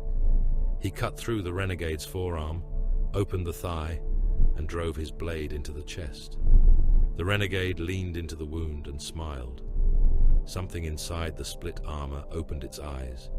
A barbed spike of blackened bone erupted from the renegade's torso and punched through Ortiz's abdomen beneath the breastplate. It lifted him half from the deck. Red scorpions turned their guns, but the crush of bodies blocked clean fire. Ortiz grabbed the spike with one hand, forced himself forward along it, and put his power sword through the renegade's helm. Both warriors died locked together. Ortiz did not scream. His blood poured down his armor in dark sheets. His sword guttered. The renegade's body collapsed beneath him, dragging the Lord Commander to his knees. A red scorpion reached him, but there was nothing to save. The wound had ruined both hearts, and most of the organs between. Ortiz looked once toward Huron. It might have been accusation. It might have been hatred. It might have been nothing but the last direction his eyes could hold. Then, Sartak died. The Mantis Warrior Chapter Master had reached the northern breach, where the attackers were trying to cut through the chamber's bulkhead controls. He killed one with his pistol, one with his blade, and one with his bare hand, after his combat knife snapped against a ribbed growth of warp-hardened bone. He tore the creature's throat out and cast it aside. A shot came from above, not from the attackers below, from the upper gallery. It struck Sartak through the back of the helm at an angle no enemy in the chamber should have held. The round punched through the cranial plate and burst from the left eye lens in a spray of blood, glass, and brain matter. Sartak remained standing for a breath, weapon still raised, body refusing the fact of death through sheer transhuman stubbornness. Then a second round struck his neck seal. He fell without a word. The Mantis warriors went cold, not enraged, cold. They killed everything between themselves and the gallery. By then, the attackers were already dying or retreating. Astral Claws Terminators advanced through the breaches, storm bolters hammering, chain fists roaring. Red scorpions locked down the eastern exits with disciplined volleys.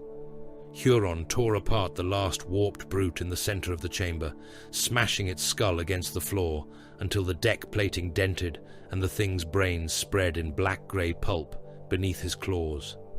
Silence returned in pieces. First the guns stopped, then the screaming, then the wet sounds of the wounded trying to breathe. The parley chamber was ruined. The negotiation table lay shattered beneath bodies.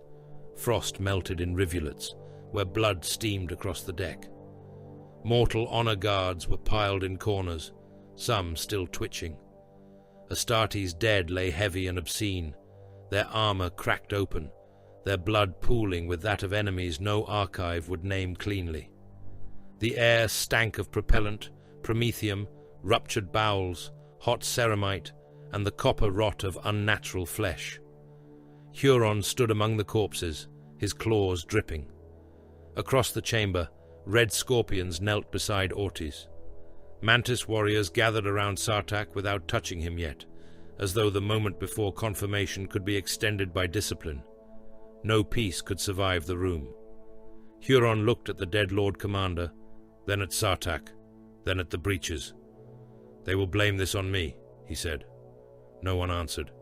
"They will say I brought knives to parley. They will say I feared judgment. They will say what they need to say." A red scorpion captain turned toward him, helm lenses bright with controlled hatred. "Leave this station." Huron's gaze settled on him. For a heartbeat, every surviving weapon in the chamber lifted by a fraction. Don't forget to like, comment, and subscribe. Support really helps. Then Huron laughed once. It contained no mirth. "Yes," he said, "run to your masters. Tell them peace died here. Tell them to send more sons for the counting."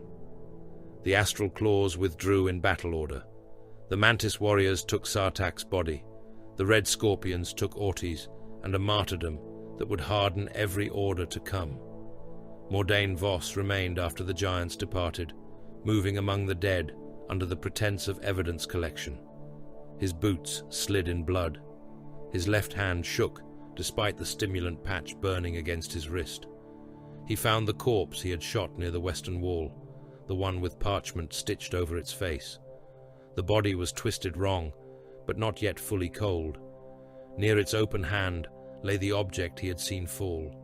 A kill token, small, black, iron, stamped with a cipher hidden beneath acid etching and devotional grime. Voss picked it up with forceps and turned it beneath his lamp. His stomach tightened.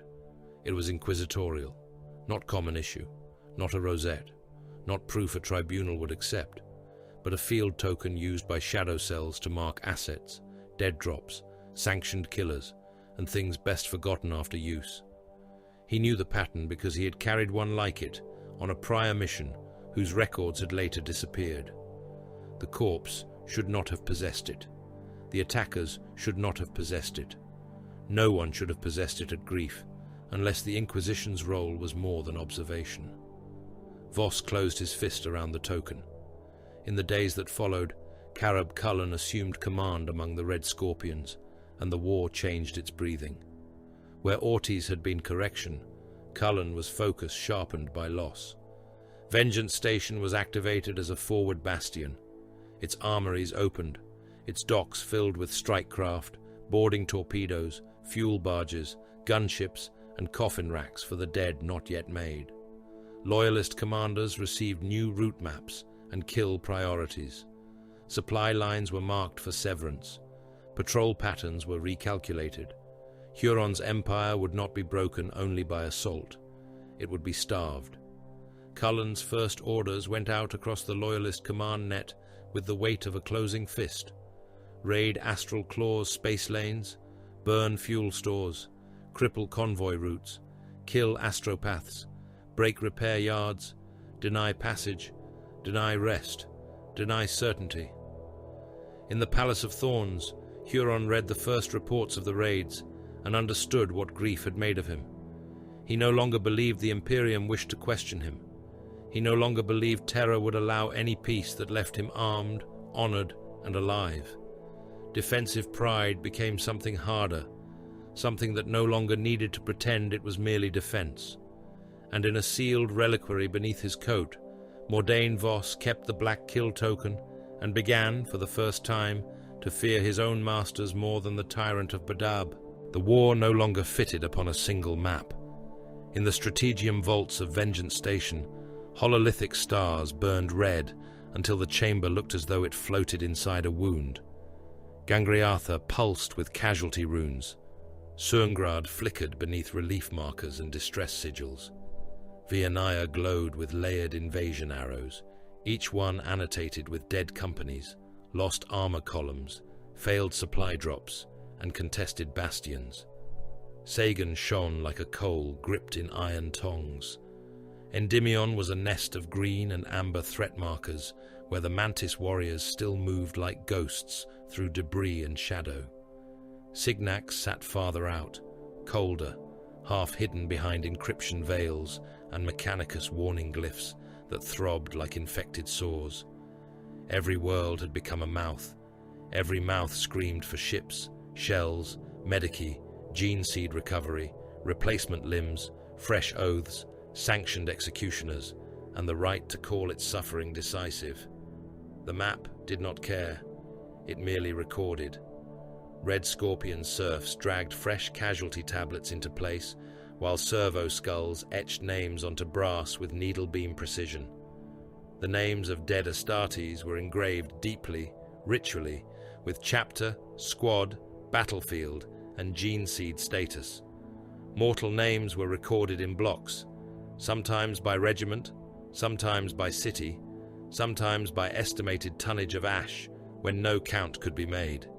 The dead had hierarchy, even in remembrance. A fallen space marine became a relic. 10,000 dead auxiliaries became a logistical correction. Carib Cullen stood beneath the star map and watched Huron's protectorate bleed at last. He did not smile. The Red Scorpions were not given to such wasteful expression, and Cullen had inherited a martyr's war from the corpse of Lord Commander Ortiz. His grief had been refined into command. His hatred had been disciplined into route interdiction, supply denial, decapitation raids, and the patient starvation of worlds that had once believed Huron's strength inexhaustible. "Pressure at every seam," Cullen said. His voice carried through the strategium without needing volume.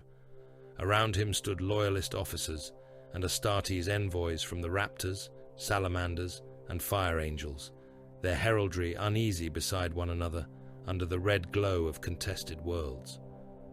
A Raptor's captain studied Suengrad's hololith, helmet held beneath one arm, his face marked with dust and old scars. Suengrad can be relieved if the eastern approach is masked by the gas shoals. The enemy expects a frontal correction. We will not oblige them. A Fire Angel's commander made a low sound of impatience.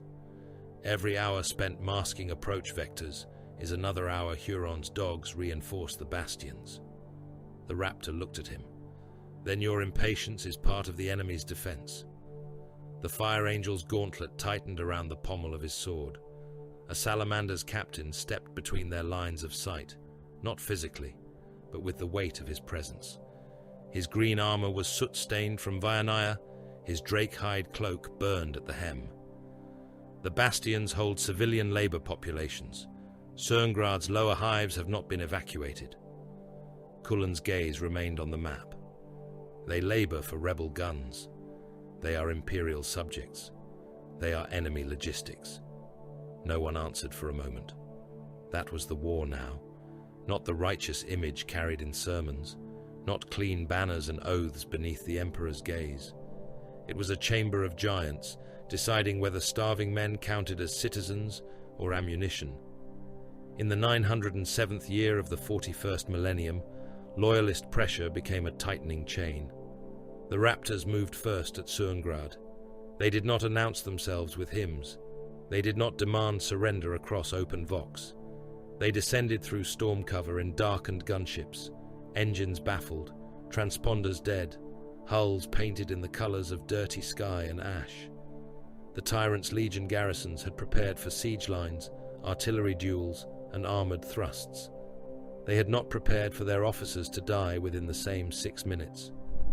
The first shot of Cerngrad's relief was a sniper round that crossed 3 kilometers of polluted dawn and entered the left eye of a Legion artillery prefect as he raised a cup of recaf to his lips.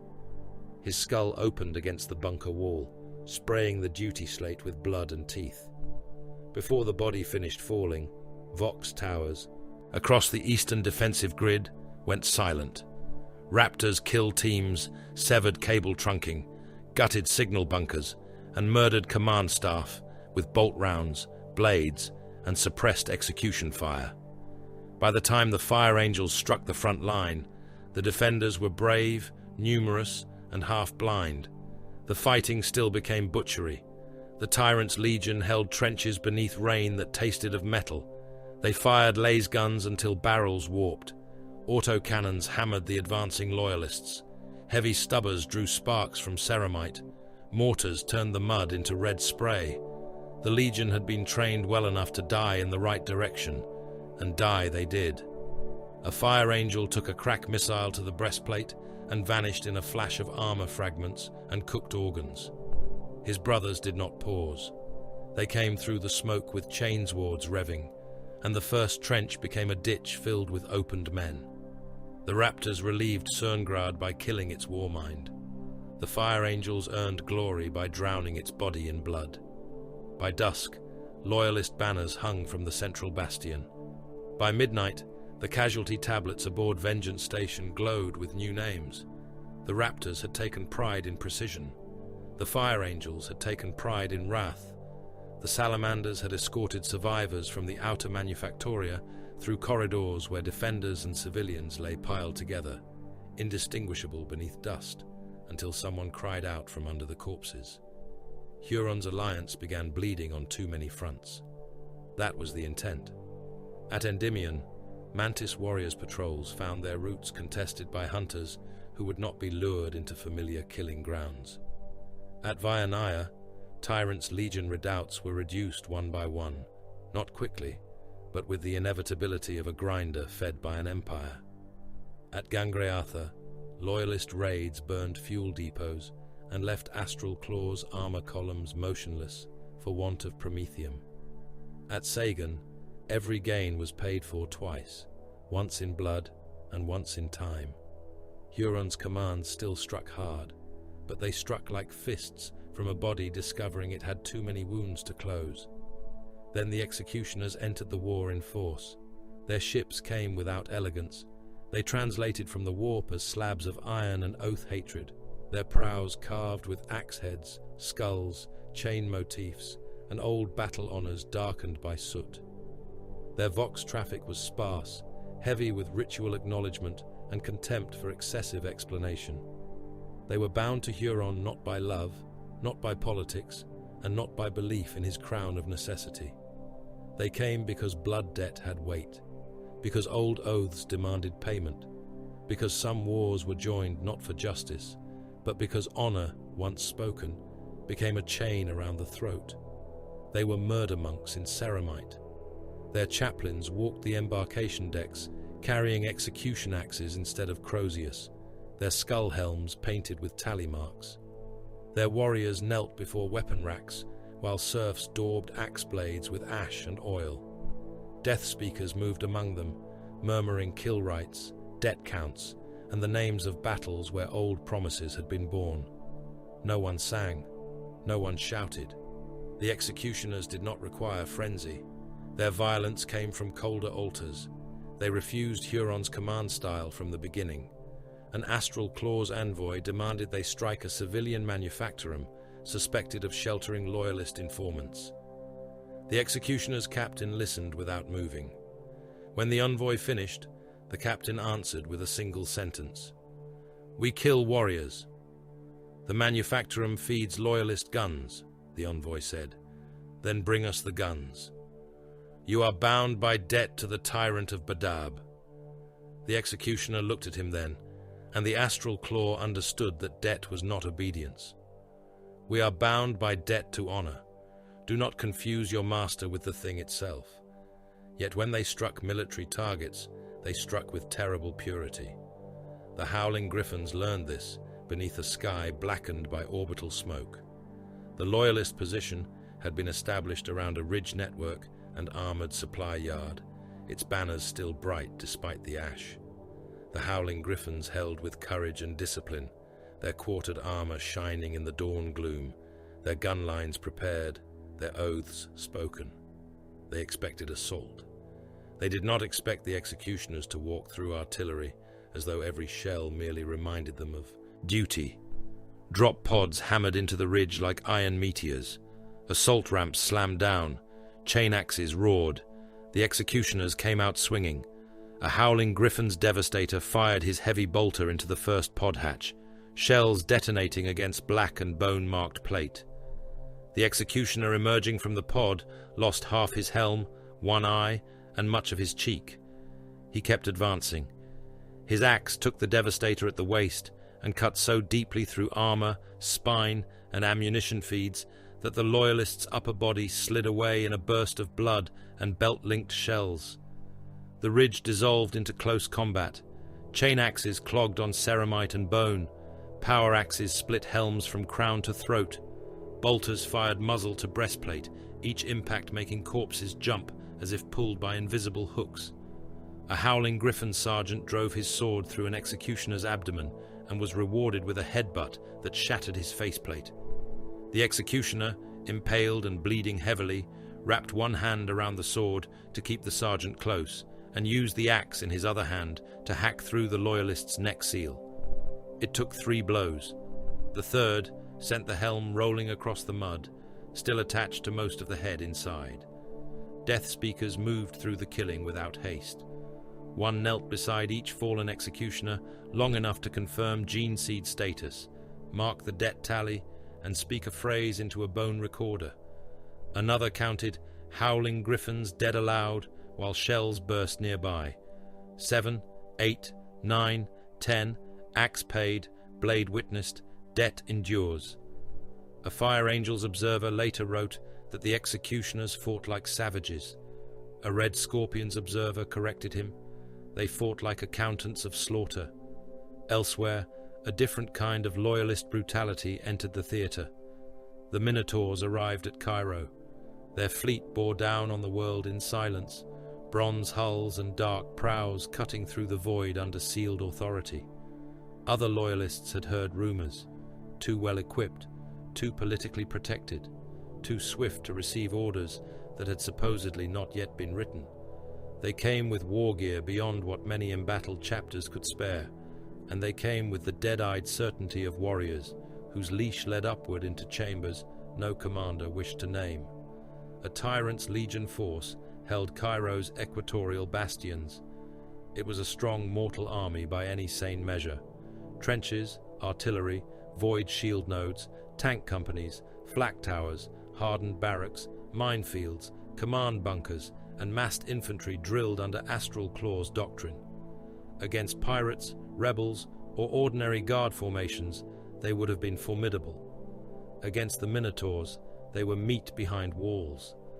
The Bronze Astartes did not probe. They did not negotiate. They did not waste ammunition softening targets that could be broken by shock. Their drop assault fell directly onto the command spine of the defensive network. Dreadnoughts landed in armored coffins and woke already firing. Contemptor chassis tore through bunker doors with fists like siege hammers. Breacher squads advanced behind shields, their bolters firing in disciplined volleys that turned barricades into red mist and broken limbs. The Tyrant's Legion held for 23 minutes.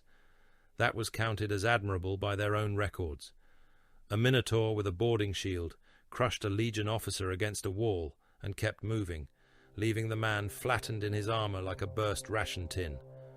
Another seized a heavy stubber by its barrel, wrenched it from its tripod, and beat the crew to death with their own weapon.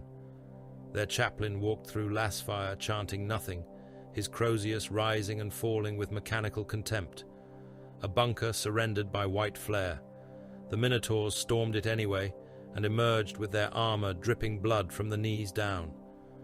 Other Loyalists watched the aftermath in silence. The Minotaurs had won. No one could dispute that. They had also made victory look indistinguishable from state-sanctioned massacre. Even the Fire Angels seemed uneasy. The war had begun to rot from within as well as without. While loyalist pressure advanced, the Mantis warriors were forced to turn their blades away from the main front. Orcs had erupted in their own holdings, drawn by weakness, noise, and the scent of a good fight. Hulking freebooter mobs slammed into outposts, moons, convoy stations, and hidden recruiting grounds, bellowing through crude Vox rigs as they painted captured vehicles in stolen colors. The Mantis warriors could not ignore them. Every squad sent to kill greenskins was a squad absent from Huron's war. The Mantis fought the Orcs in silence and fury. Jungle worlds burned. Asteroid holds echoed with bolter fire and Orc laughter. A Mantis warrior veteran killed an Orc nob by driving a power blade through its open mouth and out the back of its skull, only for the creature's dying swing to tear the warrior's arm from its socket. Around them, lesser Orcs hacked at fallen serfs, eating some, beating others against walls for amusement. The Mantis warriors won their battles and lost time, ammunition, gene seed, and strategic freedom. Inside Astral Claw's territory, another sickness opened. Demon-worshipping cults rose where Huron had promised order. They had always been there, hidden beneath labor gangs, pilgrim lines, void crews, penal battalions, and forgotten underhives. The war gave them hunger and shadow. They daubed sigils on munition crates. They sang backwards in water purification plants. They opened sealed shrines and fed the bones inside to children born with black eyes. On one depot moon, a Tyrant's Legion regiment woke to find its officers hanging upside down from the rafters, their bodies hollowed out and filled with candles. Huron ordered purges. The Astral Claws carried them out without mercy. Hab levels were sealed and burned. Cult suspects were dragged from ration lines and shot. Servitors with chem throwers sterilized entire manufactorum decks. In one underhive, an Astral Claws squad fought through a chapel of skin where mortals had nailed themselves together in the shape of an 8-pointed star. The Space Marines killed every living thing inside, then fired the chapel until the walls wept fat. The war was no longer cleanly controllable by the tyrant, if it ever had been. Then came Iscario Seneca. He was captured during a loyalist raid on a forward apothecarian station, hidden behind false Medici codes and debris screens. The Raptors found the route. The Red Scorpions took the station. The Fire Angels wanted to burn it. The Inquisition ordered it sealed. Seneca fought until his ammunition ran dry. He killed 3 stormtroopers, crippled a Red Scorpion's apothecary, and tried to destroy the Gene Vault before a stun field dropped him to his knees.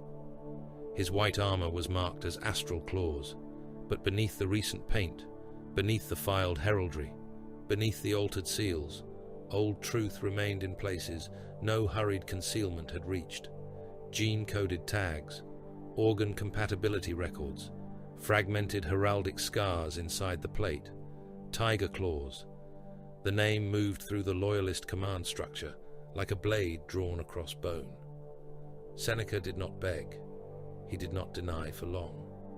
Under interrogation, beneath lumen glare and pain rites administered by men who considered confession a form of anatomy, the captured apothecary revealed enough. The Astral Claws had sheltered remnants, folded them in, hidden them, used them, expanded numbers beyond codex expectation. Huron's secret sin had flesh, organs, records, and a living mouth to speak it. The Inquisition did not need him to tell the whole truth. Enough truth had more value than completeness. The accusation became devastating. Huron's claims of necessity remained. His wars remained. His victories remained. His defense of the Maelstrom remained. But now every act of consolidation acquired another shadow. Every missing gene seed tithe became suspect. Every expanded formation became evidence. Every sealed vault became a confession waiting to be opened by force. In the Palace of Thorns, Huron received word of Seneca's capture and broke the messenger's jaw with the back of one gauntlet. The man lived. Huron still needed messengers. Signacs followed. The system had always smelled wrong in the records. Too many salvage charters, too many dead ships made useful again, too many unregistered machine shrines, too many weapons with no proper forge lineage. When loyalist forces pushed into the Signax approaches, the truth began to crawl out from beneath scrap and ash. The astral claws had dealt with heretic scavengers, not as allies in the clean sense. Nothing involving heretics was clean. They were tolerated parasites, useful blasphemers, machine cripples with forbidden tools and appetites for wreckage. They maintained caches in buried vaults and hollow moons, surrounded by rad caskets, scrap code altars, and servitors stitched together from incompatible patterns. Their machine spirits screamed in corrupted Binharic, begging, cursing, and reciting maintenance prayers backward. The sons of Medusa came like judgment from the forge. Cold, iron-minded, and wrathful in the language of the Omnissiah, they tore into the Signax vaults with calculated disgust. The exorcists came with them, where the taint deepened into warp resonance, their rites harsher, their silence more terrible, their presence a warning that some weapons were not merely illegal, but spiritually diseased. Together they uncovered rad shells with erased provenance, forbidden munition casings, plasma coils too hungry for their housings, scrap code engines, and sealed caskets that made nearby servitors weep oil from empty sockets. One vault opened on a battlefield beneath Signax's second moon. Inside, machine things crawled from racks where they had been chained for years. Some had human faces stretched over targeting arrays. Some walked on weapon limbs. Some sang in binary until the ears of mortal troops bled. A sons of Medusa. Dreadnought crushed one beneath his foot and declared its pattern abominable. An exorcist burned a second with sanctified flame, while it screamed a dead tech priest's name in 3 voices. Every discovery made Huron's protectorate look less like a shield and more like a kingdom willing to buy knives from the damned. Then Sagan became poison. The astral claws were losing the world by layers, depot by depot, bastion by bastion, root by root. The fire angels pressed hard, their hatred sharpened by earlier humiliations. Red Scorpion's siege plans tightened around the remaining positions. Raptors cut withdrawal paths. Salamanders argued again for evacuation corridors and were granted too few, too late. The order to use virus weapons did not pass through many hands. Those who received it obeyed because Huron's seal was upon it and because desperation had become doctrine. The warheads fell before dawn. At first, men thought the mist was smoke. It moved low through the broken districts around the Sagan depots, pale and almost beautiful in the dim light. It seeped through shattered walls, trench lines, armor seams, ventilation ducts, bunker cracks, and prayer chapels. It touched the dead first. Their flesh softened, sloughed, and began to run. Then it touched the living. The fire angels suffered horribly. Their armor sealed them from many battlefield poisons. But this was not a crude gas. It was a tailored murder, hungry and fast. A weapon from the darker shelves of imperial necessity, or something near enough to be indistinguishable. Warning runes flashed inside helms. Air filters screamed.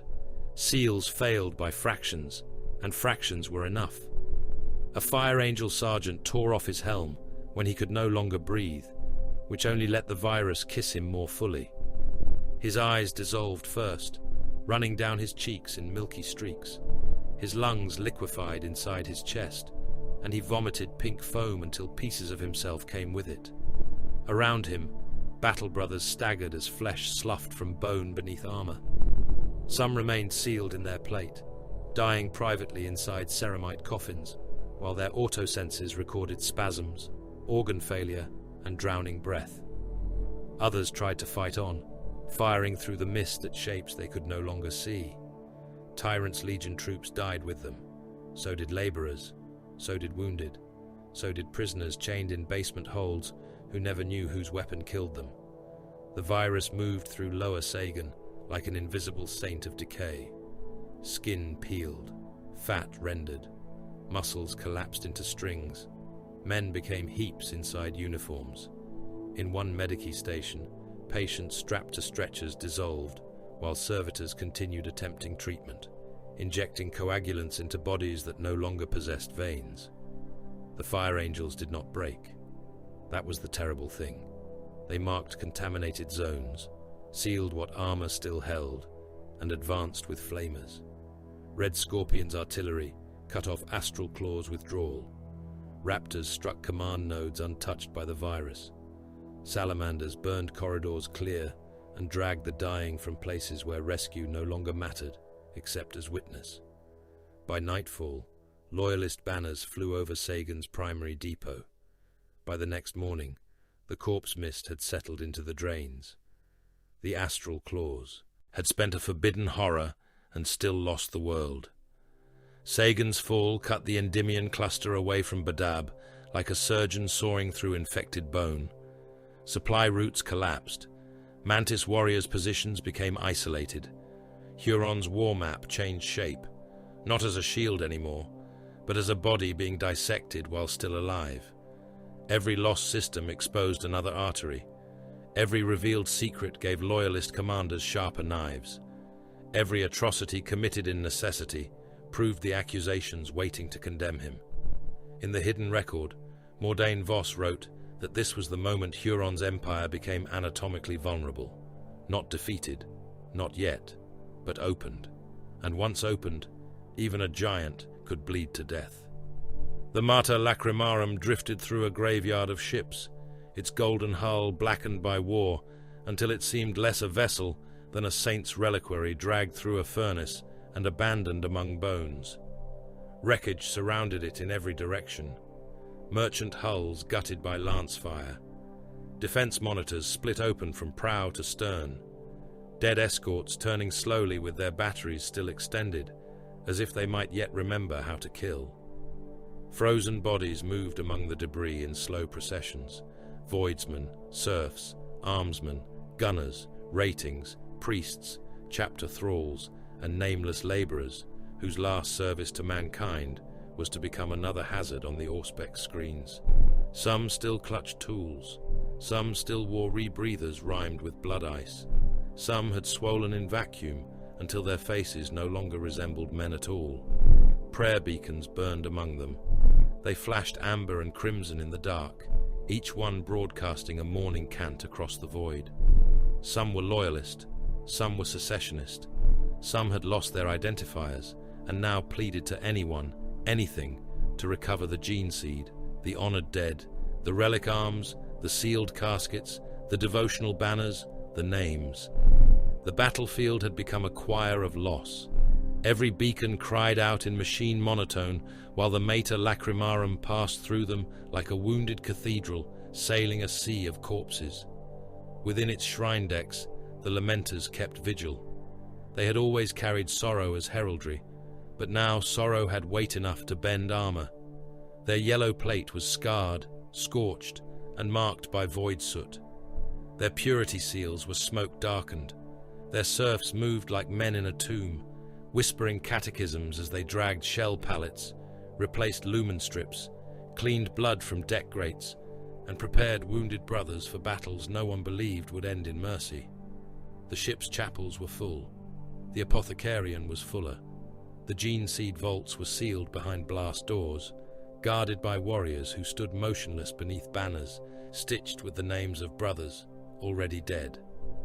Malakim Foros stood before the forward oculus and watched the wreck field turn. He looked carved from old gold and grief. His armor bore burns, gouges, and impact scars left unpolished because there were too many and because vanity had no place among the damned. His eyes were bloodshot from stimulant use and too many sleepless cycles spent listening to casualty reports. Around him, the bridge crew worked in low voices, mortal men with cranial plugs, trembling hands, and the hollow expressions of servants who had seen their masters bleed and understood that even angels could be cornered. A signal pulsed through the ruin ahead, faint, familiar, precious. A lamenter's vessel, crippled and adrift, its engines cold, its prayer beacons repeating distress in broken bursts. The vessel carried relic stores, wounded brothers, and gene seed caskets evacuated from a prior engagement. It should not have been where it was. Its route had been altered under duress. Its escort had been scattered. Its last full transmission had ended in static and impact alarms. Foros knew bait when he saw it. Honor did not always grant the freedom to ignore bait. "Confirm identity," he said. A bridge serf bent over his console, eyes flicking beneath augmetic lenses. "Signal pattern matches the chapter vessel Unbroken Vow, Lord. Auspex returns indicate major hull breaches, minimal drive output, intermittent life signs, and active relic vault beacon.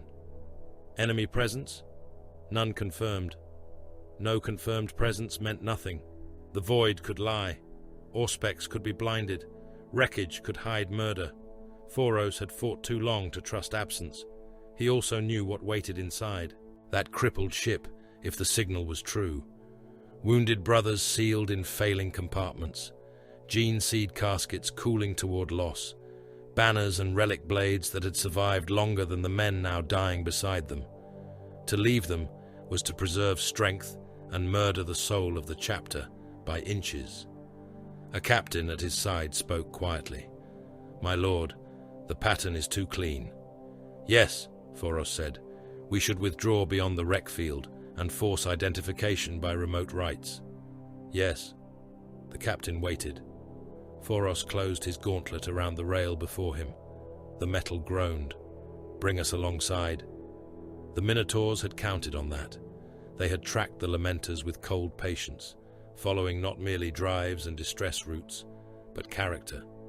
Their commanders had not hunted like raiders, nor like glory-starved loyalists looking for a clean duel. They hunted Adeptus Astartes. That required different mathematics. Provoke honor, threaten relics, isolate rescue elements, force the enemy to choose between tactical prudence and the obligations that made him more than a butcher in ceramite. When he chose honor, kill him for it. The Minotaurs waited in the debris.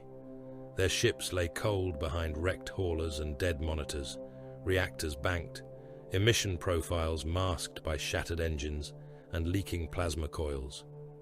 Boarding craft hung in shadow. Caestus assault rams rested in the lee of broken hulls like bronze fists. Torpedoes filled with warriors waited in launch cradles, their machine spirits soothed with oil and kill litanies. Dreadnoughts slumbered in drop sarcophagi, each ancient mind wrapped in silence until the moment of impact. They were not saviors of the Imperium in that hour. They were its verdict. The Mater Lacrimarum entered the kill zone with shields angled toward the crippled Unbroken Vow. The trap closed without flourish. Bronze signatures woke across the wreck field. False corpses became gunships. Dead monitors opened hidden launch bays. Debris clouds vomited torpedo wakes. The first Caestus assault rams burned toward the Lamenter's bark with engines at full fury, their prows glowing white with caged violence. The Mater Lacrimarum turned hard, void shields flaring as point defense guns stitched the darkness. One assault ram vanished under concentrated fire, breaking apart in a sphere of flame and spinning bodies. Another took a direct hit, shed armor like scales, and kept coming. The third punched straight through a weakened shield quadrant and struck the hull. The impact shook the shrine decks like an earthquake. Adamantium screamed. Plating buckled inward. Bulkheads burst. Men were thrown from their feet and pulped against walls. The Caestus ram buried its armored snout through the outer hull, locking teeth biting, breaching charges detonating in sequence.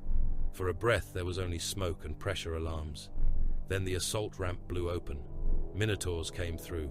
Bronze armor, red lenses, horned heraldry, bolters raised, no shouted vows, no demand for surrender. They opened fire into the shrine deck and turned the first line of Lamenter's serfs into shredded meat. Men carrying ammunition crates vanished beneath explosive rounds. A banner bearer took a bolt shell through the chest and burst backward, the chapter standard falling across his opened body.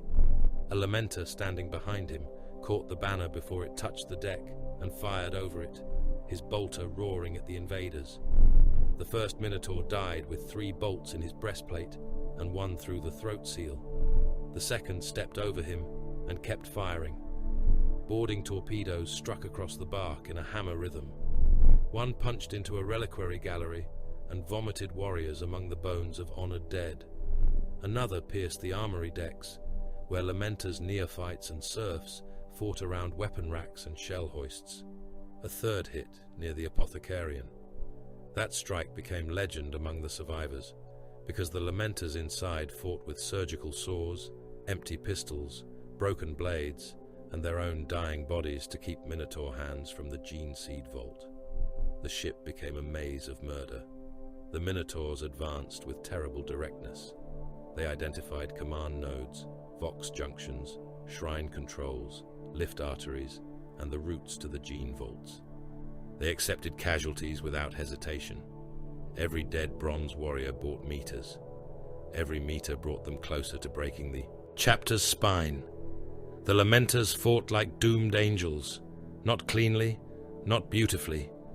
War had no beauty left by then. They fought with their backs to chapel doors, across decks slick with surf blood, beneath statues of Sanguinius, cracked by bolter fire.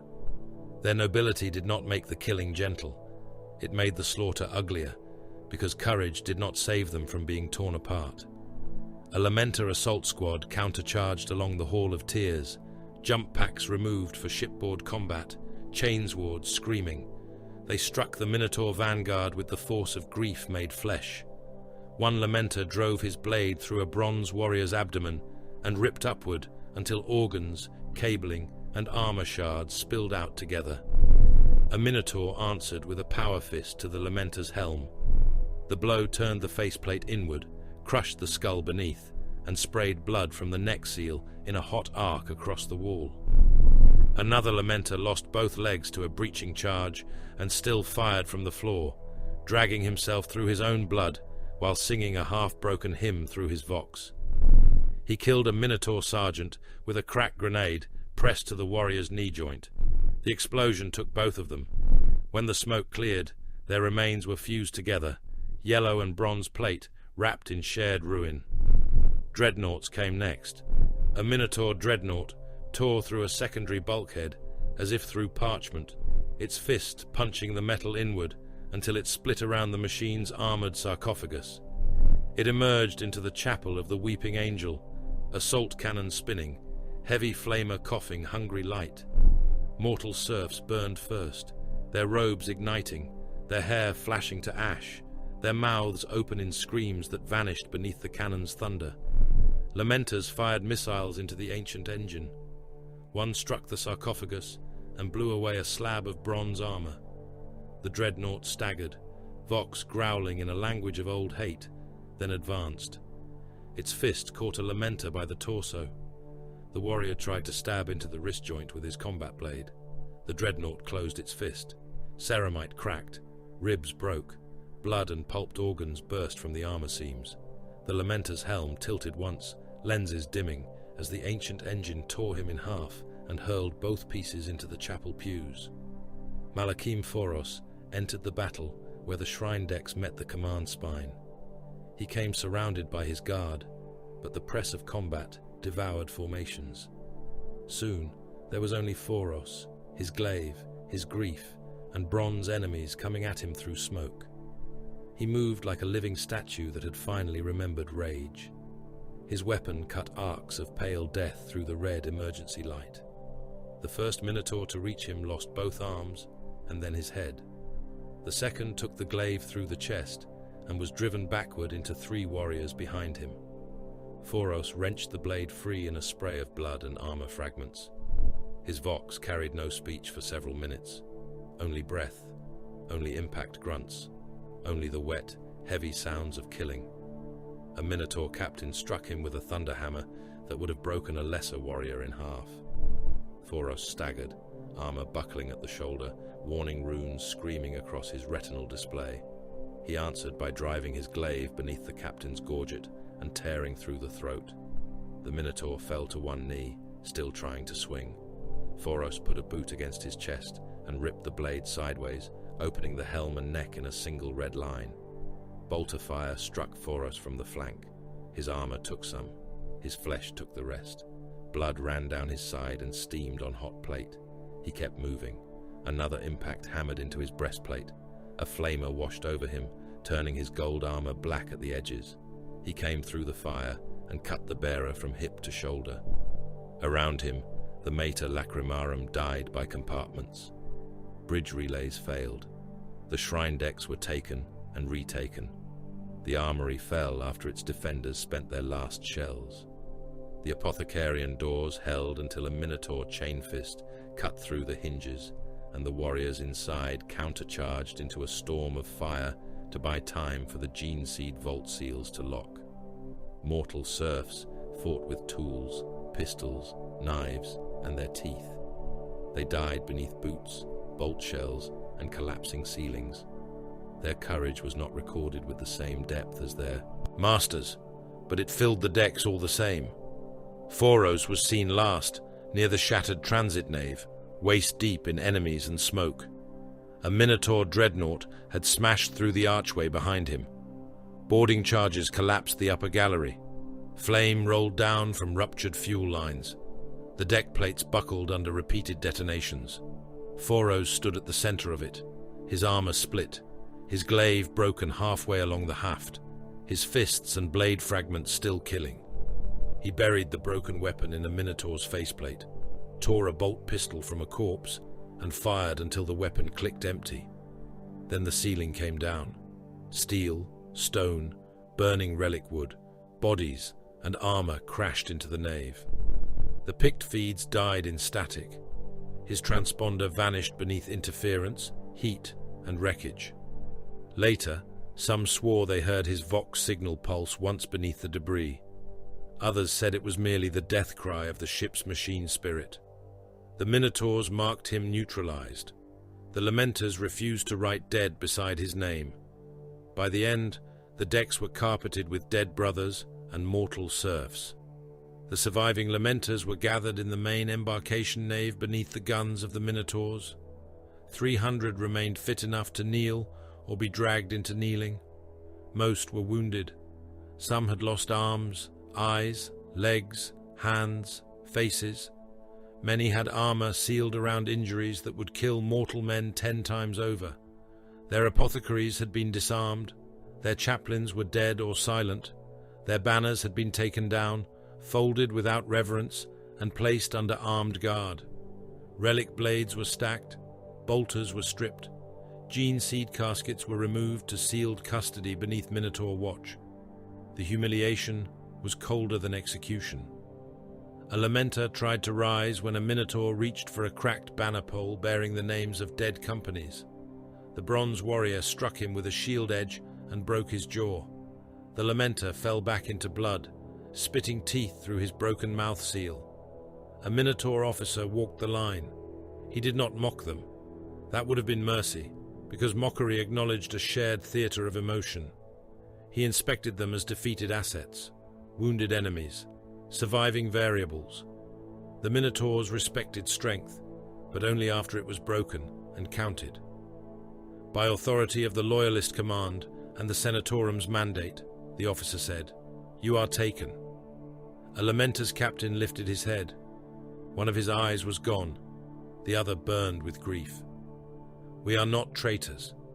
The Minotaur looked down at him. "You are beaten." To the Minotaurs, that was the only answer that mattered. While the Lamenter's strength was being crushed in the void, another lifeline died far from the wreck field. The Angstrom transfer site had been built in secrecy among industrial debris and dead orbital platforms, a place where material passed through hands that preferred seals, ciphers, and machine rights to honest allegiance. The astral claws needed parts, munitions, plasma coils, armor plate, reactor components, and the quiet indulgence of those Mechanicus factions willing to treat legality as a negotiable ritual. Angstrom's representatives had provided enough to keep portions of Huron's war machine alive. The Red Scorpions and Salamanders ended it. The assault began with precision lance strikes against the outer docks, severing transit arms and cutting escape routes. Raptor scouts had marked the weak points. Red Scorpion's boarding parties took the command spine with cold brutality, executing tech thralls who failed to provide clearance codes quickly enough. The salamanders struck the reactor decks and manufactorum holds, their flamers burning through Skitarii auxiliaries, servitor lines, and HereTech bonded laborers. Where civilian workers were found, the salamanders forced evacuation when time allowed. Where corrupted machine altars were found, they burned everything. The transfer vaults opened under melter charges. Inside were ammunition stacks, replacement armor segments, forbidden repair templates, and supply inventories marked for astral claws routes. A Red Scorpion's apothecary found crates of battlefield medici reserved for Astartes use. A Salamander's tech marine discovered machine spirits bound in pain loops, their Binharic pleas repeating corrupted maintenance litanies until he ended them with a plasma cutter and a prayer. By the time the loyalists withdrew, the Angstrom site was a burning skeleton. Huron's war machine began to starve in ways even pride could not conceal. Spare parts failed to arrive. Damaged tanks remained damaged. Strikecraft waited for components that would never pass through the transfer route. Ammunition rationing entered command briefs under careful language. Mortal units received fewer medici allotments first. Then the Tyrant's Legion artillery batteries began reporting shell scarcity. Then Astral Claw's captains started marking salvage priorities on battlefields before the dead had cooled. In a sealed Cineris file, the phase was marked successful, not because the Minotaurs had defeated the Lamenters, not merely because Angstrom burned. The true success was more elegant and more monstrous. Loyalist Astartes had been induced to destroy secessionist Astartes, and each chapter had done so in the name of duty, honor, debt, purity, or necessity. The Inquisition did not need to swing every blade. It only needed to arrange the chamber and let warriors bring their own knives.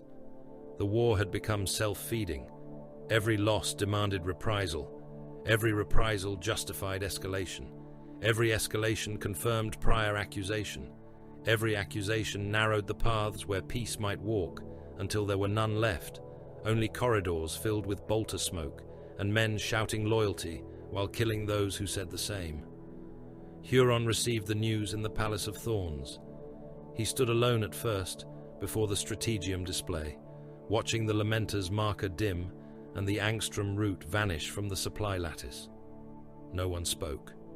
His captains waited at the edge of the chamber, their silence armored. The tyrant of Badab did not rage. He did not strike the map. He did not curse Terra, Carthago, the Minotaurs, or the hidden hands tightening around him. That silence frightened his servants more than anger. At last he turned. "Expand the palace defenses," he said. A mortal architect adepts bowed, stylus shaking.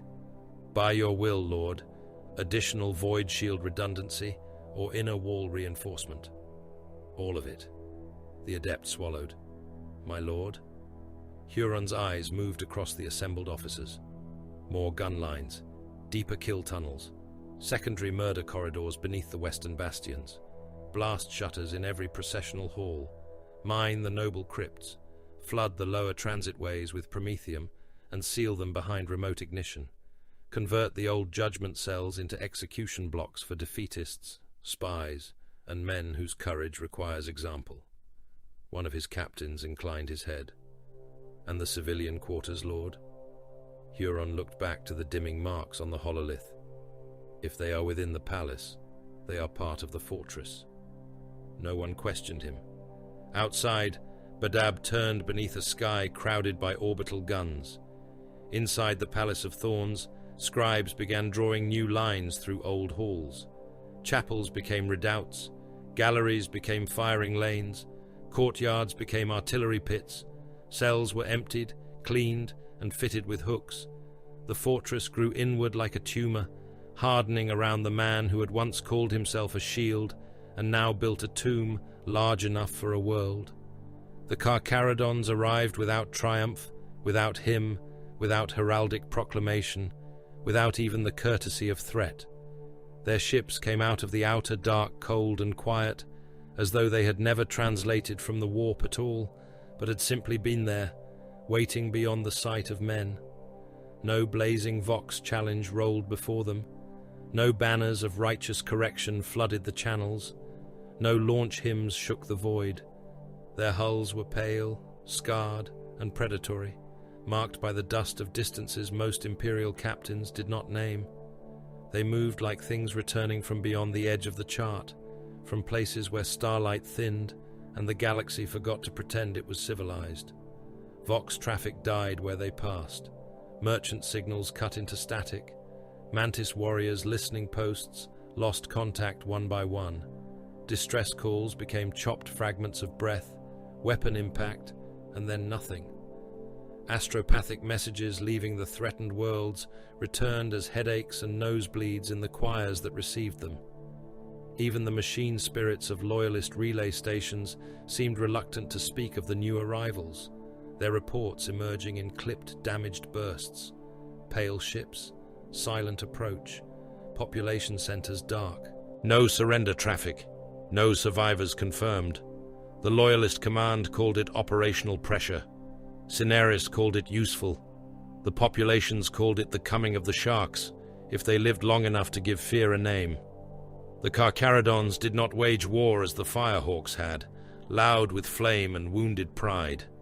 They did not fight like the Red Scorpions, whose violence wore the cold mask of purity. They did not descend like the Minotaurs, bronze and blunt, the mailed fist of distant political masters. The Carcharodons were quieter than all of them, and that silence made every atrocity seem less like anger than appetite. They struck the worlds the Mantis warriors could not ignore. Not the strongest fortress first, not the most obvious fleet anchor. They chose recruiting holds, oath shrines, hidden armories, serf populations, supply settlements, gene line protectorates, and bastions whose value was not measured only in guns. They attacked places where memory lived, where a chapter replenished itself, where old victories were carved into stone, where chapter serfs raised sons to serve giants they would never equal, where local populations had learned to look to green armor and mantis heraldry as protection against the maelstrom. The Carcharodons turned protection into bait. On the ash moon of Tarnus, the first settlement died before its warning sirens completed their second cycle. Boarding drills punched through the defensive galleries from below, rising through ferrocrete like the teeth of some buried leviathan. Pale, armored warriors emerged from dust and steam, with chain blades already moving. They did not shout. They did not order surrender. Breacher shields locked forward. Shotguns and bolters fired in controlled bursts. Men at the barricades came apart in chunks, their flak armor opening under explosive rounds, their bodies thrown backward across ration crates and prayer mats. The Carcharodons advanced through the settlement with oceanic patience. Slow approach, sudden bite, total dismemberment. A militia captain tried to rally his men outside the shrine of St. Luthrid, screaming that the Mantis warriors would come. A Carcharodon with lightning claws stepped through the smoke and took him apart without breaking stride. One claw opened the captain from throat to groin. The other took his head and one shoulder in the same crossing stroke. His blood splashed across the shrine doors in a broad fan. The militia around him broke. The pale warriors cut them down from behind, chain blades grinding through spines, backs, and skulls, leaving bodies folded open in the ash. Where resistance ended, slaughter did not always end with it. That was the lesson. Shelter vaults were breached, oath wards were burned, storehouses were seized, then fired. Men of fighting age were dragged into the streets, scanned, sorted, and killed if marked by Mantis warriors' service ties. Serfs with chapter brands were executed against walls. The wounded were given no medici unless they wore armor worth interrogating. Children were not counted in reports. Old men were counted as non-combatants until they were found carrying ammunition, after which they were counted as enemy support and removed from the category of pity. The salamanders protested some of the reports when they reached loyalist channels. The Carcharodons did not answer. Their silence did not defend them. It did not need to. Cineris had chosen the tool and allowed the nature of the tool to speak through ruin. The Inquisition did not need to command each atrocity. It did not need to write, slaughter the settlements, burn the oath shrines, make the Mantis warriors choose between strategy and blood. It merely assigned the Carcharodons to operations where collateral destruction would break morale faster than negotiation, then recorded the results in passive language. Resistance capacity degraded, local support neutralized, enemy compelled to respond. That was how cruelty became administration. The Mantis warriors responded. They had to. Their doctrine had been brilliant, while the war remained one of roots, ambushes, void shadows, and severed command nodes. They could bleed stronger forces. They could misdirect wrath. They could make every asteroid field a blade and every convoy lane a grave. But doctrine was a weapon, and the Carcharodons chose targets that doctrine could not leave bleeding. A hidden recruiting enclave was not merely a population center. An oath shrine was not merely a building. A serf bloodline was not merely labor. These were the roots of the chapter. The sharks were not cutting branches. They were feeding below the waterline. Ahazra Reth understood before many of his brothers did. He stood in a subterranean command nave beneath a ruined bastion on Uthika's outer holding chain, watching casualty returns crawl across a hololith made dim by failing power. His armor was green and scarred, his helm set upon the stone table before him. The psychic hood rising behind his head hummed with contained stormlight. His face was gaunt, eyes shadowed by too many visions and too little sleep. Around him stood Mantis warriors, captains and veterans, each one silent with the same contained fury. One world dark, another shrine burned, a recruitment stockade gone, a bastion still transmitting, but only because the Carcharodons had left its Vox tower intact to broadcast the screams. A captain slammed his fist into the stone table hard enough to crack it. We can still cut their supply line through the sable drift, leave the settlements, strike their throat. They know we can, Reth said. Then they expect us to defend. We should not obey their expectation. No, they expect us to choose between being warriors and being what our oaths made us. The chamber fell quieter. Another veteran spoke from the shadows. The tyrant has brought us here. Reth's gaze shifted to him. The veteran did not lower his eyes. Say the word, Lord, and I will cut my own tongue out for insolence. But say first that it is not true. Reth looked back to the hololith. For a long moment, the only sounds were the thrum of the psychic hood, the ticking of cooling stone, and the distant rumble of artillery from the surface. We were not deceived by the tyrant, Reth said at last. We were deceived by our own honor. No one rebuked him, not because the words were safe, because they were true. The next Carcharodon attack came at the shrine bastion of Karad's Rest, where Mantis warriors' serfs had kept relic blades, rolls of oath names, and gene line records dating back generations. The bastion sat upon a ridge above a valley of black pines, its walls camouflaged under moss, stone, and prayer flags faded by acid rain. Beneath it, civilian shelters had been dug into the rock. Families of bonded serfs, armory workers, mortal scouts, and old retainers huddled in darkness while artillery thudded far away. The Carcharodons came through the forest before dawn.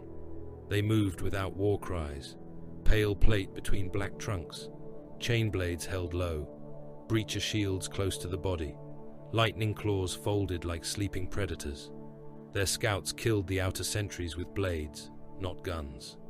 One sentry was found later nailed to a tree by his own monoknife, his throat opened so cleanly that the blood had frozen before it finished running down his chest. The first warning was the western gate exploding inward. Mantis warriors answered from the parapets with disciplined fire. Bolters hammered, missiles streaked down into the tree line. A Carcharodon breacher squad emerged through the smoke behind locked shields, absorbing impacts that would have broken mortal assault troops into paste. One warrior lost a leg to a crack missile and continued crawling, dragging himself forward with one arm while firing his bolt pistol until a second missile erased him. The others did not look down. They reached the wall. Boarding drills and melter charges opened the bastion like a carcass. Veteran brother Caden of the Mantis Warriors entered battle haze as the first Carcharodons breached the inner cloister. It came upon him like drowning in clear water. Sound stretched. The roar of bolters deepened into slow thunder. Shell casings tumbled through the air like brass leaves. Blood droplets hung in red constellations between him and the pale killers entering through the smoke. His heart beat with measured force. His muscles obeyed thought before thought fully formed. The world became lines of approach, weak points, target priority, breath, blade, kill. The first Carcharodon fired. Caden was no longer there. He moved inside the arc of fire and put his combat blade through the attacker's wrist joint, twisting as he fired his bolt pistol into the warrior's knee. The Carcharodon fell. Caden stepped onto the collapsing body and drove the blade down, through the exposed neck seal. 1. The second came with a chain blade. Its teeth seemed to crawl toward him. Caden leaned back by the width of a finger, let the blade pass across his chest plate in a spray of sparks, and fired twice into the attacker's gorget. The helm snapped backward. Blood filled the eye lenses. 2. The third had lightning claws. Caden felt the future of his own death in their angle. He threw himself low, took a glancing cut across the pauldron that opened ceramite and flesh, and rolled beneath the strike. His pistol was empty. He let it fall, drew a second blade, and cut behind the knee. The Carcharodon dipped. Caden rose and drove both blades into the armpit seal, punching deep until one of the hearts burst against his knuckles. 3. A fourth and fifth came together behind breacher shields. Caden seized a fallen crack grenade from the belt of a dead serf, thumbed it alive, and wedged it under the lip of the nearer shield as if placing a coin beneath an altar stone.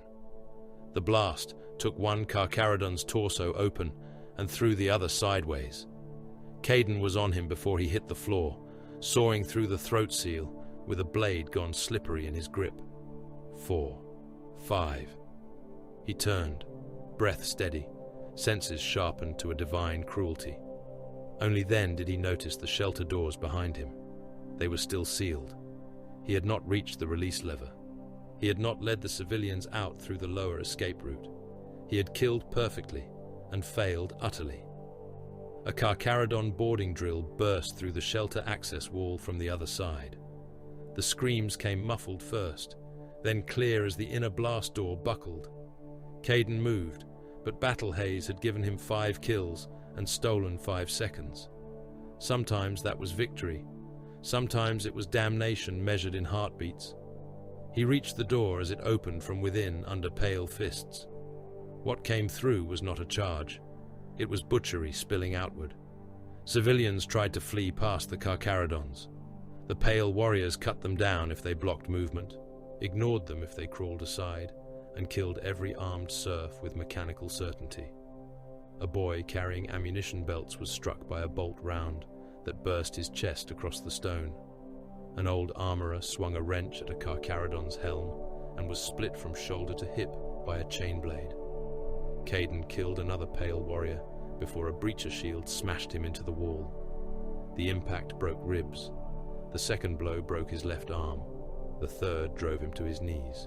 He looked up through cracked lenses and saw the Carcharodon above him raise a chain blade without hate, without triumph, without expression. The blade came down like the tide. Karad's rest burned until morning. By then, Reth had ordered a withdrawal from 3 surrounding positions to prevent encirclement. The Carcharodons marked each abandoned site, each captured armory, each emptied oath shrine, and each broken support population with claim sigils and inquisitorial confirmation codes. Uthaka appeared in their route ciphers more often after that, not yet as conquered territory, not yet as a formal award, but as a thing being measured, a future prize, a punishment with teeth, predation sanctified by imperial decree. Mordain Voss saw one of the sealed annexes and understood its elegance with disgust. The Carcharodons would not merely defeat the Mantis warriors, they would inherit pieces of what the Mantis warriors had been forced to abandon: recruiting rights, holdings, tithe streams, oath territories. The Inquisition could call it redistribution, correction, strategic necessity. The Sharks would call it nothing. They would take what was given and leave silence behind. The Mantis warriors fought longer than reason advised. They bled the Carcharodons in forests, void docks, shrine tunnels, and asteroid holds. They set traps that killed pale veterans by the squad. They lured boarding parties into compartments rigged for explosive decompression. They used the battle haze until warriors forgot objectives in the perfection of killing. They evacuated what serfs they could and left many more behind. Every victory they won became smaller. Every loss cost something irreplaceable. In the end, surrender did not arrive as a single broken moment. It came as subtraction. Too few ships, too few gene seeds recovered, too few serf bloodlines intact, too few bastions connected, too few allies answering. Too few reasons left to pretend that continuing would preserve the chapter rather than feed it piece by piece into the war's mouth. Reth stood beneath a shattered shrine dome when the decision was made. Rain fell through the broken roof and hissed on cooling armor. Around him knelt wounded Mantis warriors, some missing limbs, some sealed inside cracked plate, some silent with the shame of survival. Their banners were rolled. Their dead had been burned or taken or lost beneath collapsed stone. The last Vox link to a hidden support enclave had ended 3 hours earlier in static and the sound of chain blades. A captain asked, "Is this mercy, Lord?" Reth looked toward the rain-dark sky. "No," he said. "It is extinction postponed." The surrender transmission went out under white cipher. It was received, acknowledged, catalogued, passed into judgment. The Mantis warriors were broken, not annihilated. In the Imperium, that distinction was often mistaken for mercy. Far away, Huron watched another Allied marker fade from the strategic hololith. He stood in the Palace of Thorns, while adepts updated the war map with hands that trembled more openly now. The lamenters were shattered. The Mantis warriors had surrendered. The executioners were bound by their own honor more than by his will, and increasingly distant from his command. Supply routes burned. Angstrom was severed. Sagan was lost. Endymion was cut away. Carcharodon terror had gutted the outer supports. Minotaur violence had crushed noble allies into kneeling prisoners. Loyalist raids strangled the lanes his empire needed to breathe. Badab stood increasingly alone. Not weak, not yet. The ring of steel still held teeth. The Palace of Thorns had become a fortress within a fortress, its corridors remade as kill tunnels, its chapels reinforced as gun nests, its crypts mined, its noble halls converted into execution blocks and ammunition vaults. The astral claws still stood in silver and blue, bitter, proud, and dangerous. The tyrant's legion still manned the walls in terrified obedience. Orbital guns still tracked the void. Huron still lived, but the shield had become a clenched fist around nothing. His allied chapters were gone, trapped, shattered, or wavering. Only pride remained. Pride, fortress guns, and the astral claws. Huron stared at the map until the lumen glow painted his face red. "Let them come," he said. No one in the chamber believed it was strategy anymore. It was a curse. It was all he had left. The pyre of glory hung wounded in the void, its engines banked, its gun decks cold, its proud green flanks scarred black where lance fire had kissed away layers of armor and paint. It had been a battle barge once in the full meaning of the word, a fortress cathedral of the salamanders, born to carry the sons of Vulcan through fire and ruin. Now it drifted beneath oath lanterns and surrender beacons, surrounded by executioners' strike craft that held position like axe blades waiting above a kneeling neck. Its void shields were lowered, its weapons were safed, its armories remained sealed and intact, its gene seed vaults remained untouched. That was the Covenant. The salamanders aboard had fought until further resistance would have served only pride and murder. Their captain, Pelas Mirsan, had yielded the ship under honorable terms to the executioners, who had accepted surrender as warriors accepting warriors. No serfs were to be butchered, no vaults were to be plundered, no relics were to be despoiled. The wounded would be held, the dead would be honored, the gene seed would remain under seal until lawful disposition could be determined by commanders not drunk on the rage of lesser men. Such terms were fragile things. They survived only so long as honor remained stronger than appetite. Within the pyre of glory, the air was thick with smoke, incense, and the metallic reek of blood scrubbed too quickly from deck plates. Salamander serfs knelt beside the wounded, whispering forge prayers, while medici servitors hissed and clicked over torn armor. Executioners stood at the chamber thresholds, black and bone in their war plate, chain axes mag-locked but close, bolters held low. They did not mock their captives. They did not comfort them. Their silence was the hard silence of men who understood that a warrior's defeat did not make him carrion.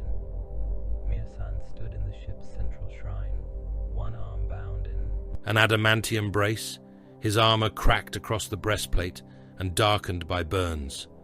Around him, his surviving warriors watched the executioners guard the vault approaches with an unease that was not hatred. They had fought them. They had lost. Yet the terms had held. For a moment, in the middle of rebellion and reprisal, something resembling honor breathed. Then the astral clause came. Arch-Centurion Commodus did not request permission to board.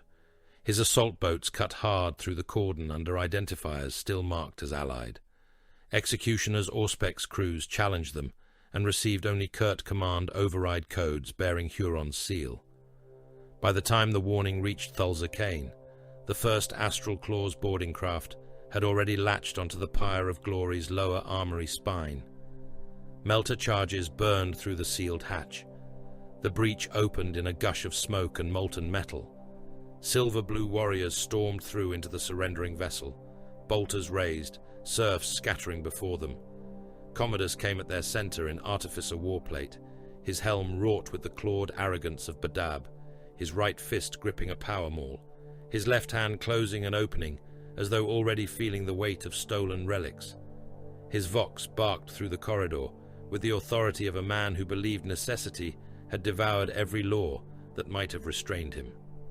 Secure the armories, break the vault seals, gene seed and war gear are to be claimed under Tyrant's writ. An executioner's sergeant barred the way to the first armory gate. The sergeant did not raise his voice. The ship has surrendered under terms. Commodus did not slow. Terms are ash. The war requires iron. The vaults are not yours. They belong to victory. The executioner's hand moved toward his chain axe. Commodus shot him in the face.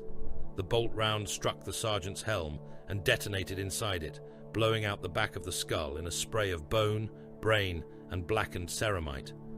The body remained standing for a heartbeat, one hand half raised, then fell backward against the armory door and slid down it, leaving a red trail across the salamander's sigil, etched into the steel. The corridor went still. Then it filled with murder.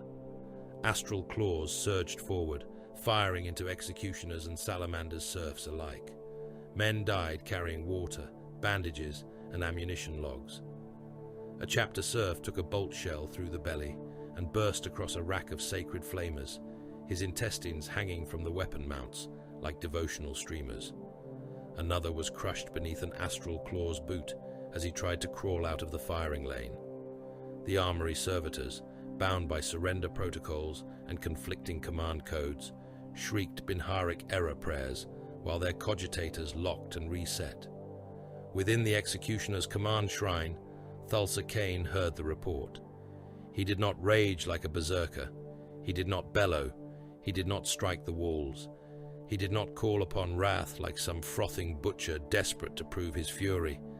He stood very still beneath a hanging rack of execution axes, skull helm turned toward the vox speaker as the dying sergeant's last broken transmission crackled into silence.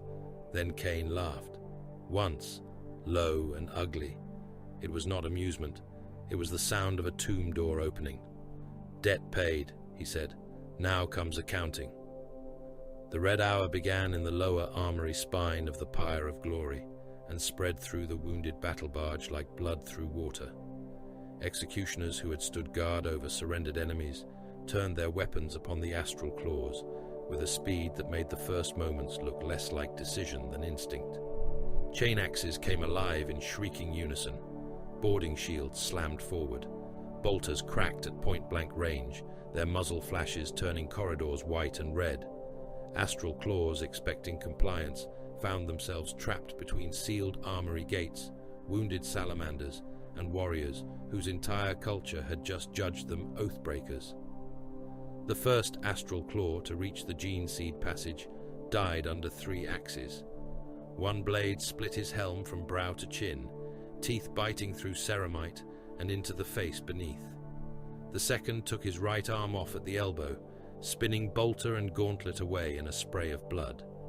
The third buried itself in his chest and chewed until the teeth clogged on ribs, secondary heart, and black carapace plugs. The executioner wielding it braced a boot against the corpse and ripped the weapon free with a wet snarl of chain teeth. Commodus pushed deeper toward the vaults. His warriors fought well. The astral claws were no cowards, no mere scavengers, despite the dishonor of their mission. They were veterans of the maelstrom, killers of pirates, breakers of cults, hunters of renegades, and builders of Huron's iron dominion. They fired with discipline, even as the corridor became a slaughter chute.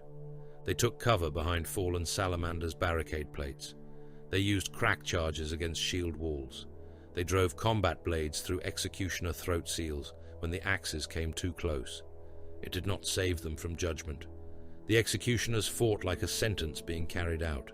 A boarding shield smashed an astral claw against the wall, hard enough to crack his backpack reactor casing.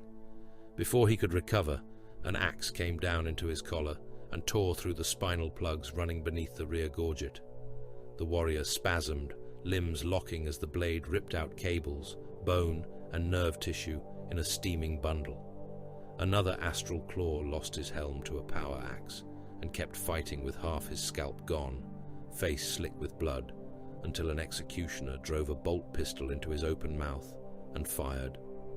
The back of his head burst across the armory shrine behind him, painting the votive candles with grey matter. The fighting was too close for grandeur. There were no battle lines, no clean charges, no heroic distance where banners could be seen and names remembered. There were only corridors too narrow for mercy, bodies wedged beneath boots, chain blades chewing into Mark's 7 plate, elbows, fists, broken helms, shattered teeth, and gauntlets slick with blood. A warrior slipped on spilled organs and was killed on his knees. Another lost both hands and tried to bite through an enemy's throat seal before a combat blade punched through his eye lens. The salamanders witnessed it from behind the lines of their own surrender. Mirsan watched the executioners turn on their supposed allies with grim, burning eyes. His warriors had been disarmed, but not dishonored, held under guard by men now spending their lives to keep astral claws from violating the terms of surrender. It was a bitter sight, and strange. Rebellion had not erased all honor. Loyalty had not preserved all virtue. The galaxy had twisted itself into a shape where those condemned as secessionists defended the sanctity of an enemy's gene seed vault against warriors who still shouted the Emperor's name while breaking oath. One of Mirsan's serfs crawled toward him, bleeding from the stomach. "Lord, the vault." "I see it," Mirsan said. An executioner captain near the salamanders turned his helm slightly. "Your terms stand, son of Vulcan. Remain where you are." Mirsan studied him. "You fight your allies." The executioner's vox was flat. "We had allies. Now we have accounts. A blast shook the deck before Mirsan could answer.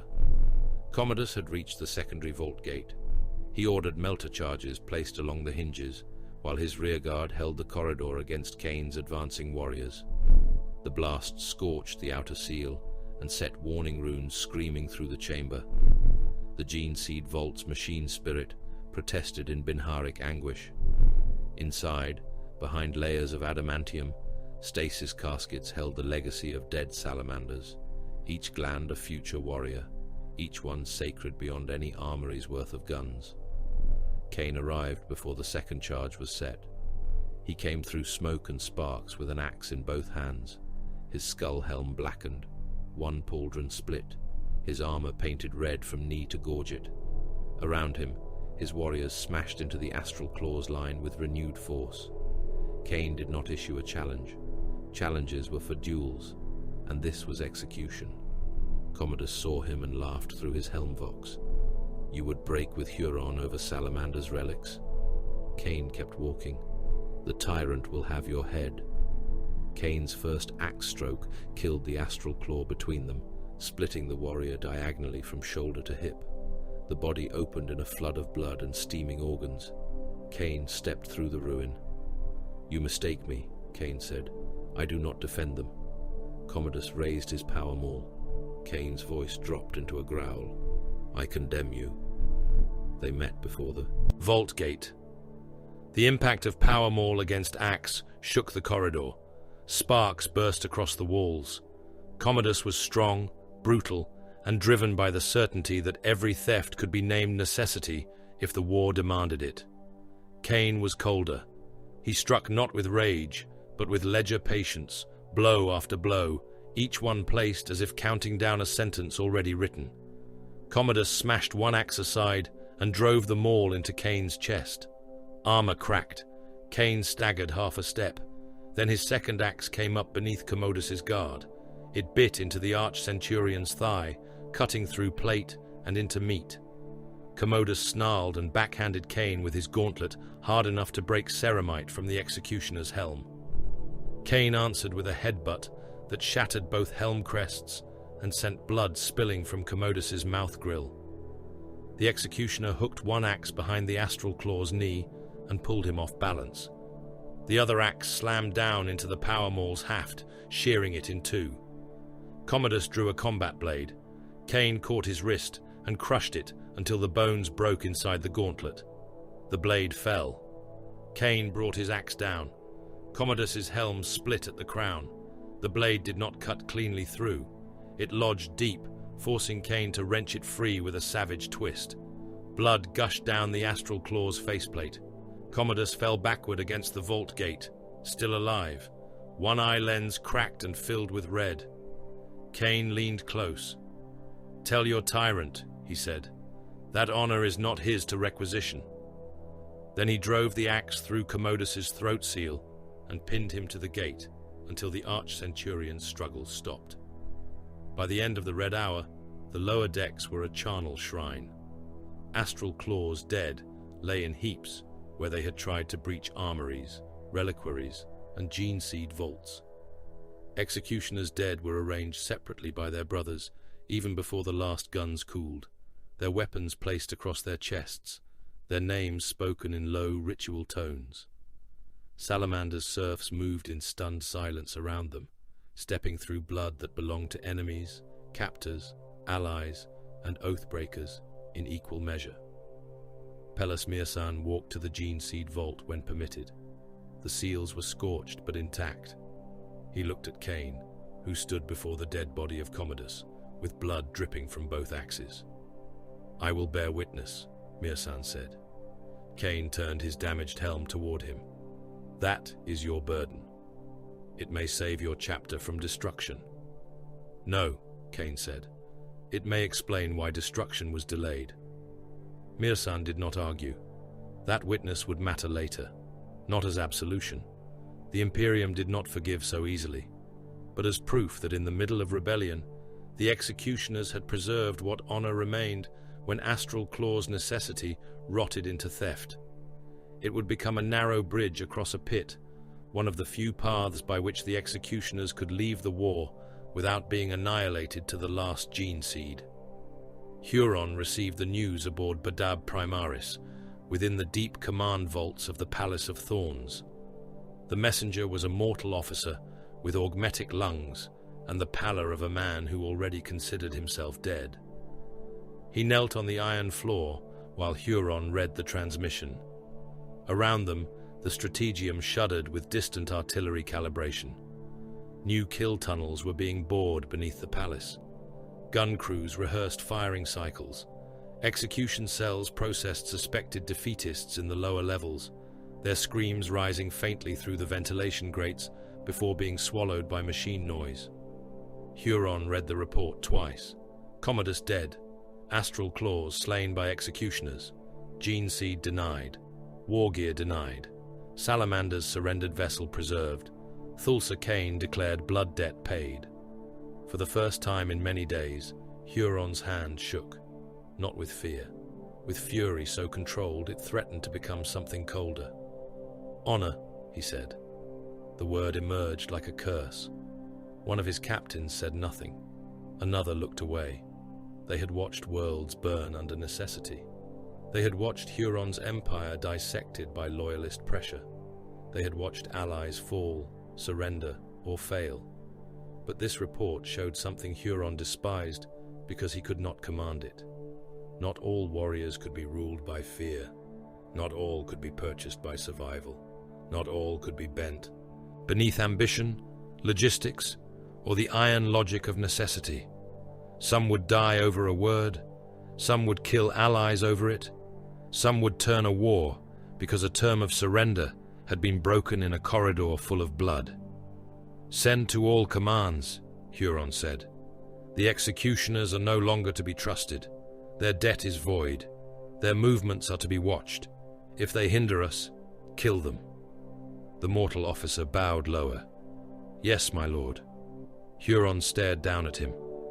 "And if any man speaks of honor as though it outweighs survival, send him to the lower cells." The officer's face drained of what little color remained. "As you command." The executioners did not return to loyalist ranks, nor did they remain Hurons. They became a rogue weight in the theater, striking when challenged, answering interference with axe and bolter, moving by their own ritual logic. Loyalist patrols that tried to bar their passage were mauled. Astral Claws detachments that demanded obedience were butchered. Yet supply convoys were sometimes allowed through untouched, especially those carrying wounded, prisoners, or materials not marked for immediate battlefield use. Their war had ceased to be strategy.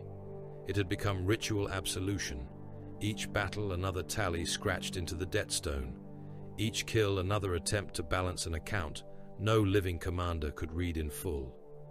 Badab stood more alone than ever. The Lamenters were shattered and bound for judgment. The Mantis warriors had surrendered, their extinction merely postponed beneath imperial sentence. The executioners had broken from the coalition. Huron's fleet was reduced to remnants, his supply lines cut, his mortal armies bleeding in trenches and kill zones, his allies gone from the map one by one. What remained was fortress defense, orbital guns, Tyrant's Legion troops drilled to die under Astral Claws' eyes, and the Astral Claws themselves, proud enough to stand at the edge of ruin and call it duty.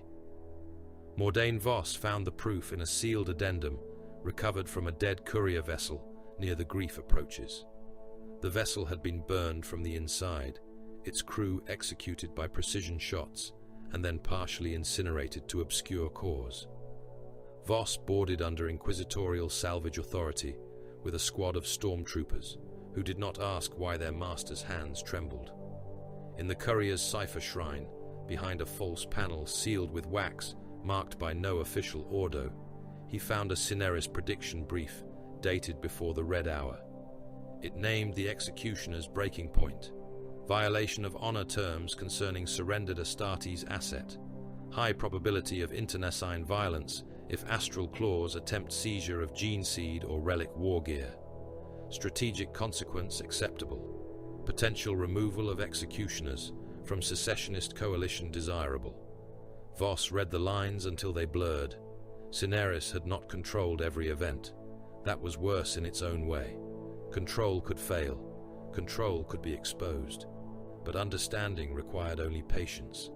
They had known the weaknesses, Huron's necessity, Carthago's greed, the Lamenter's honor, the Mantis warrior's oaths, the executioner's debt, the Firehawk's pride, the Minotaur's obedience, the Carcharodon's appetite.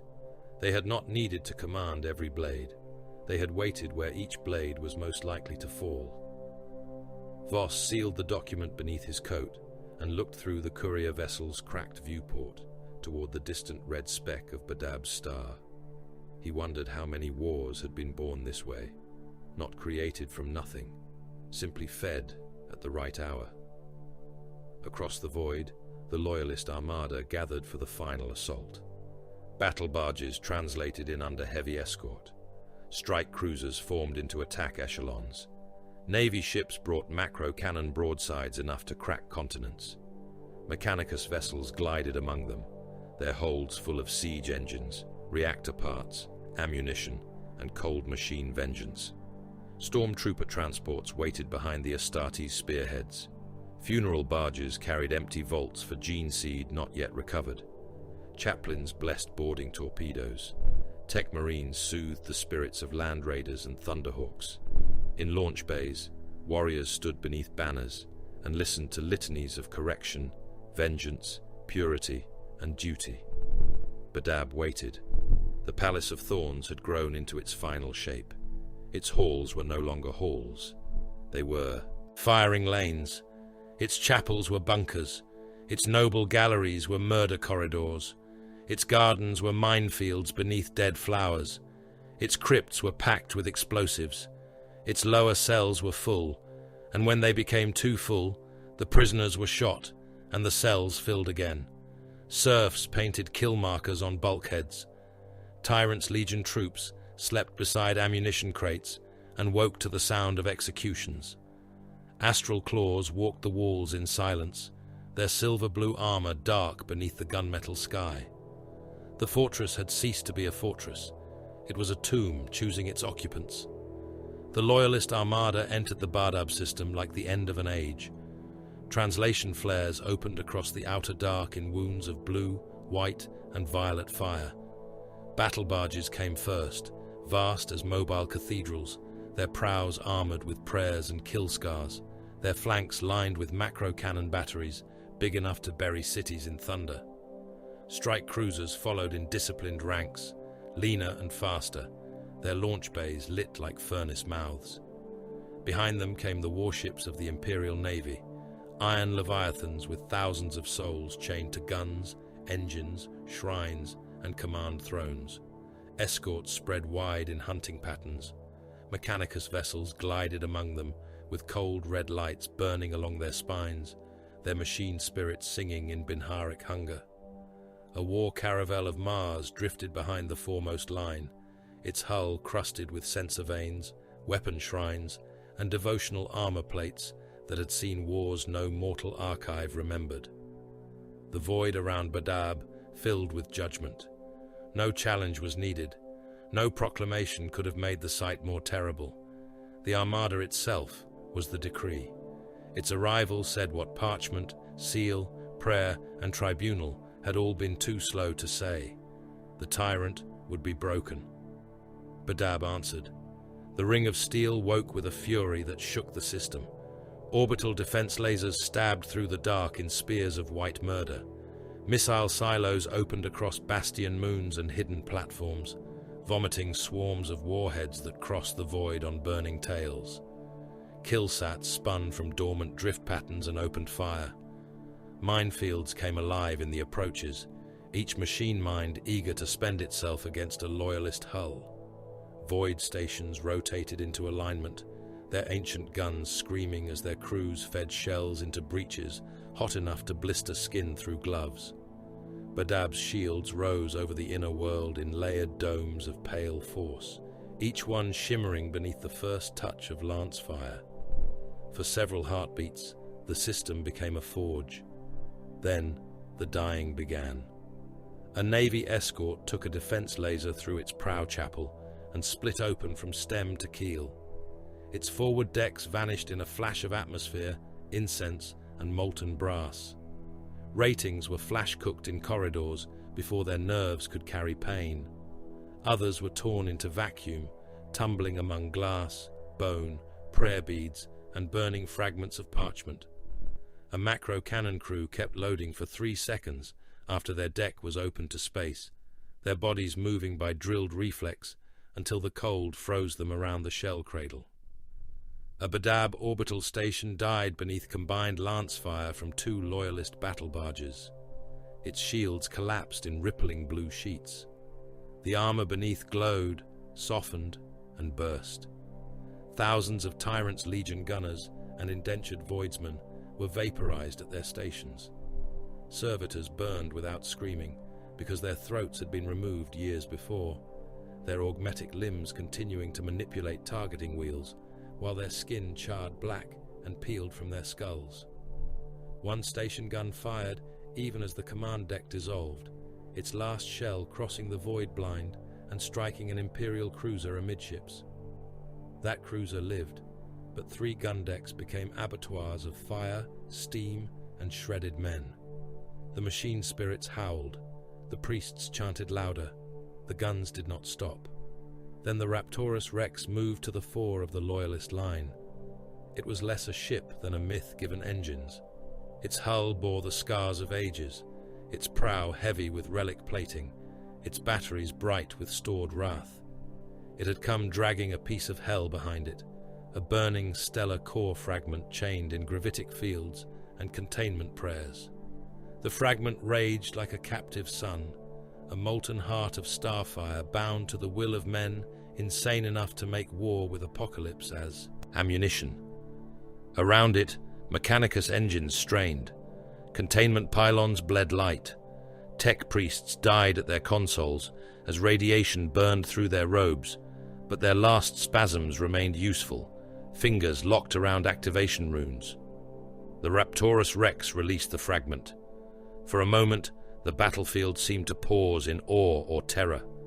The burning core shard fell toward Badab's defenses like a god throwing a piece of hell. It crossed the void in silence, trailing fire that should not have burned in vacuum but did, because the laws of nature were cowards before the scale of Imperial war. Badab's defense lasers struck it and merely skinned molten sheets from its surface. Missiles detonated against it and vanished in its glare. The fragment hit an outer orbital bastion and erased it. Not destroyed, erased. The bastion became white light. Its guns, crew, armor, chapels, ammunition vaults, and 10,000 screaming souls ceased as distinct things and joined a new sun blooming over Badab. The shock rolled outward through the defense network. Stations tumbled from orbit. Shields flickered. Vox channels became static and prayer.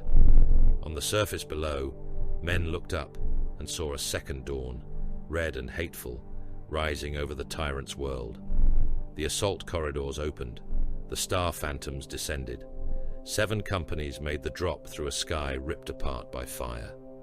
Their Thunderhawks and Dropcraft fell in black formation, hulls shaking under flak, las bursts, missile trails, and the dying glare of orbital bombardment. Some craft never reached the atmosphere, becoming brief comets of broken ceramite and burning warriors. Others punched through storm clouds and defense fire, engines screaming, their hulls cratered and bleeding smoke. The Palace of Thorns rose beneath them. It was no longer a palace except in the way a skull is still a face after the flesh is gone. Its spires were gun towers. Its chapels were bunkers. Its processional avenues were kill lanes covered by interlocking fire. Its noble gardens had become minefields under dead ash trees. Its walls were painted with centuries of oath script, victory lists, death rolls, and the newest declarations of the tyrant's will. Razor-wire cloisters wound around statue courts, where dead nobles stared from cracked marble, their carved faces blackened by soot. Macro-shell galleries opened beneath the balconies. Murder holes had been cut into frescoes of imperial saints. Gene vault chapels lay buried deep, sealed behind adamantium and guarded by warriors who knew the chapter's future was already dying around them. The first star phantoms hit the outer terraces. More than 500 survived the initial entry, though survival only meant they were alive long enough to enter the prepared killing ground. Astral Claw's guns opened from every angle. Heavy bolters tore into landing zones. Plasma blasts struck Thunderhawks as they lowered ramps, turning disembarking warriors into blue-white silhouettes before their armor burst. Tyrant's Legion artillery hammered the terraces. Mortars churned stone and bodies. Autocannons stitched sparks across Star Phantom's plate. Mines detonated beneath assault squads and threw armored limbs into the air. A dreadnought stumbled from a drop harness with half its sarcophagus aflame, took 3 steps, and fired its assault cannon into a bunker until the weapon overheated and jammed. The ancient warrior inside kept chanting funeral rites through a Vox grill warped by fire. The Star Phantoms did not come to rescue Badab. They came to bury it. Assault squads removed their jump packs after the first terraces were taken, abandoning flight for stealth and close murder inside the palace depths. Assault Terminators formed the spearheads, thunderhammers humming with caged stormlight, storm shields raised against bolter fire that came from murder slots in the walls. Tactical squads advanced behind them with combi melters, flamers, and breaching charges. Devastators dragged heavy weapons into galleries choked with dust and blood. Tech Marines guided demolition teams toward the power arteries feeding the inner defenses. The palace swallowed them. Inside, war became a butcher's cathedral. The first corridor beyond the western gate was lined with statues of old Badab rulers, each one wired with explosives and hidden gun servitors. When the Star Phantoms crossed the threshold, the statues opened their stone chests and fired. Bolter. Shells, lass bursts, and flechette storms filled the hall. A Star Phantom lost his faceplate and most of the face beneath it, yet kept walking until a second burst opened his throat. Another drove his thunderhammer into a statue's chest and crushed the servitor inside into paste and sparks. The statue exploded anyway, filling the corridor with marble shards that punched through armor joints and mortal flesh alike. Tyrant's Legion troops died in heaps because they had been ordered to hold ground already cracked open by Astartes. They fired from barricades made of sandbags, plasteel, corpse carts, and overturned reliquaries. They shouted Huron's name and the Emperor's with equal terror. Flamers answered them. Prometheum washed over the barricades and turned men into screaming torches. A Legion officer tried to retreat from a macro shell gallery and found an Astral Claws sergeant waiting behind him. The Space Marine broke the man's spine with one backhand and threw him over the parapet into the burning hall below. There was no room left for mercy. Astral Claws met Star Phantoms in the razor wire cloisters, silver blue against bone white and black, bolter against bolter, chainsword against chainfist. Men who might once have called each other cousin through the Emperor's gene-wrought design now fired into each other's faces until helms burst and blood sprayed the walls. A Star Phantom Terminator smashed through a barricade, storm shield first, and took a melter blast to the chest. His armor glowed red. He staggered. The Astral Claw who fired stepped forward to finish him, but the Terminator's thunderhammer came down first and turned the warrior into a crater of shattered plate and liquefied organs. In the flooded sewer catacombs, assault squads moved through waist-deep filth and blood. The water hid mines, bodies, and servo skulls armed with charges. Pale corpse limbs bumped against armor. Rats drowned in chemical foam. An Astral Claws kill team waited beneath the surface in sealed plate, rising among the Star Phantoms like drowned giants. Chain blades shrieked in the dark. One Star Phantom was dragged under and held there while a combat blade punched again and again through his neck seal, each strike sending red clouds into the water. Another fired his bolt pistol downward until the submerged attacker's torso burst open, organs floating up around them like obscene blossoms. Deeper still, The Gene Vault chapels shook beneath bombardment. Apothecaries sealed caskets. Serfs carried relic organs in stasis tubes, with tears running down their faces. Astral Claw's veterans stood guard before the vault doors, knowing that if the palace fell, the chapter as an imperial thing died with it. Some prayed, some cursed, some merely checked ammunition. The difference no longer mattered. The Star Phantom's demolition teams reached the power generators, feeding the inner defense grid after hours of fighting through murder architecture. Their armor was scarred, their numbers reduced, their ammunition low. They planted melter charges on generator housings, while Astral Claws counterattacked through smoke.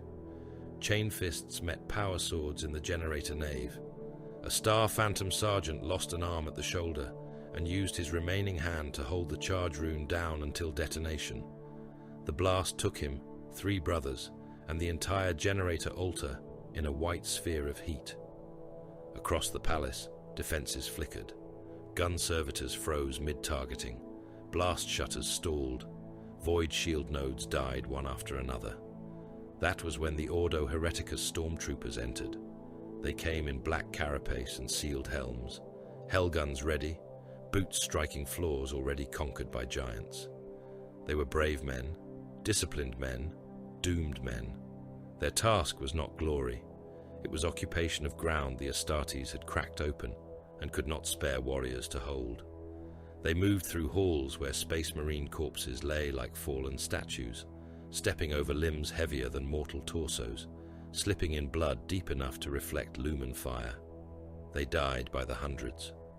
Astral Claw's survivors shot them from vents, chapels, crypt doors, and shattered galleries. Tyrant's Legion diehards detonated themselves under stairwells rather than yield. Servitor traps tore squads apart in bursts of shrapnel and bone. One stormtrooper planted an inquisitorial banner in a captured hall and was immediately cut in half by a hidden heavy bolter, his upper body left hanging from the banner pole by torn webbing. Others kept advancing because the men behind them pushed forward and because retreat corridors had already filled with wounded. Mordain Voss entered with the second wave. He carried a bolt pistol, a sealed evidence case, and the certainty that he had become a witness to a crime too vast for confession to cleanse. Around him, stormtroopers fired into smoke, while servo skulls recorded everything that would later be edited. He saw Star Phantoms breaking Astral Claws. He saw Astral Claws dying with the fury of betrayed kings. He saw mortal troops crushed between demigods and history, their lives spent so that someone else's record could say ground secured. He thought of Cineris. He thought of the first file. He thought of the sentence that had begun everything for him. The tyrant lit the pyre. We taught him where to place the bodies. At the eastern transit spine, Captain Drukal Androcles found Huron, not in a throne room, not beneath banners, not upon the grand stage storytellers would have chosen. He found him in a retreat corridor choked with smoke, dead serfs, shattered bulkhead plating, and the last veterans of the Astral Claws fighting to carve a path toward hidden extraction routes beneath the palace. Huron was immense in broken Terminator plate, the ghost razors wet with loyalist blood, his face visible through a damaged helm seal. One side of his armor was scorched, his cloak was gone. Around him, Astral Claw's veterans moved with the desperate precision of warriors, saving not only a lord, but the last justification for everything they had done. Androcles and his detachment blocked the corridor. The Star Phantom's captain raised his weapon. Huron, he voxed. The tyrant turned. For a breath, the war narrowed to 2 warriors and the dead between them.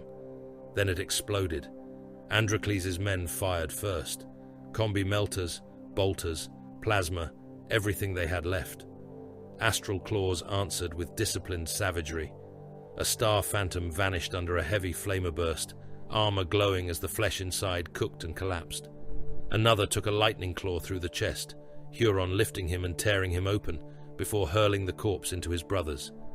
An Astral Claw veteran lost both legs to melter fire and kept firing from the floor until a thunder hammer crushed his torso flat. Androcles fought through the smoke toward Huron. He saw his detachment die around him. One brother's helm burst under a point-blank bolter shell. Another was cut apart by astral claws blades, his blood spraying across Androcles' shoulder plate. A third tried to tackle Huron and was smashed aside hard enough to break the wall behind him. Androcles reached firing range with his armor ruined, one knee shattered, blood filling his boot. Huron came for him. The ghost razors struck, and Androcles lost half his shield arm in a burst of sparks and red mist. He staggered, but did not fall. Huron loomed over him, a monarch of ruin, a shield become a tyrant, a defender become the thing his enemies had named. "You are too late," Huron growled. Androcles raised the melter weapon with his remaining strength. "No," he said. "You are." The melter fired. White heat swallowed the corridor. Huron's scream was not fear. It was rage made sound as the blast tore into him, melting plate, cooking flesh, blackening bone, and turning the left side of his body into a ruin of fused armor and meat. The ghost razors spasmed. His armor's systems shrieked. Astral claws around him died in the backwash. Androcles was thrown backward, his body burning, his organs ruptured by the force of the shot. The Star Phantom's captain died with his weapon still locked in his remaining hand. Huron did not die. That was the curse of it. Astral Claw's veterans dragged their ruined master from the corridor, while loyalist forces closed in from every side. He was half destroyed, his flesh charred, his armor fused to his body. One side of his face burned into something that no longer resembled humanity. His heart still beat.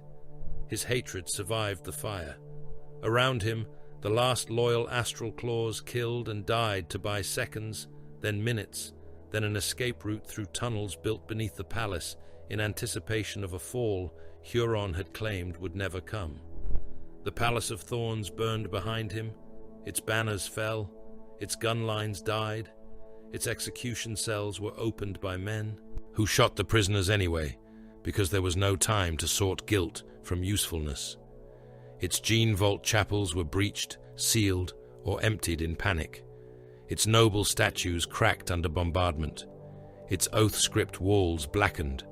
Its murder corridors filled with dead from both sides, until the living had to climb over transhuman corpses to continue the advance. By the time loyalist banners rose above the highest surviving spire, the astral claws had ceased to exist as an imperial chapter in any meaningful sense. Some were dead, some were captured, some fled with Huron into the maelstrom. There, in the wound that had begun his nightmare, the ruined tyrant would be remade by pain, piracy, hatred, and survival. The name Luft Huron would not vanish. It would harden, it would blacken, it would return with a new title carried by raiders, renegades, and the damned. Huron Blackheart. The Red Corsairs were born from the corpse of the astral claws. In the aftermath, the Imperium performed its rituals. The secessionists were broken. The Mantis warriors, executioners, and lamenters were sentenced to penitent crusades, their survival made into punishment, their shame given stars to bleed across. Mortals who had served Huron were handed to imperial institutions, meaning labor camps, penal musters, interrogator vaults, and graves without names. Carthagen ledgers were corrected with chains. Badab's palaces were searched, burned, sealed, and rewritten. The dead were counted where useful, erased where inconvenient.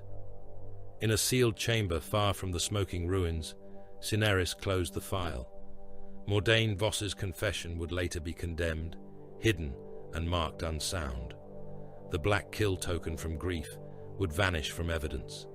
The prediction briefs would be burned, copied, denied, and filed under names that did not exist.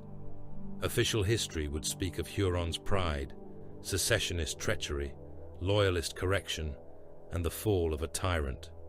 All true, not all of the truth. The last annotation entered into the forbidden record was written in red ink so dark it looked almost black. The tyrant fell. The maelstrom gained a king. The Inquisition recorded the operation as a success.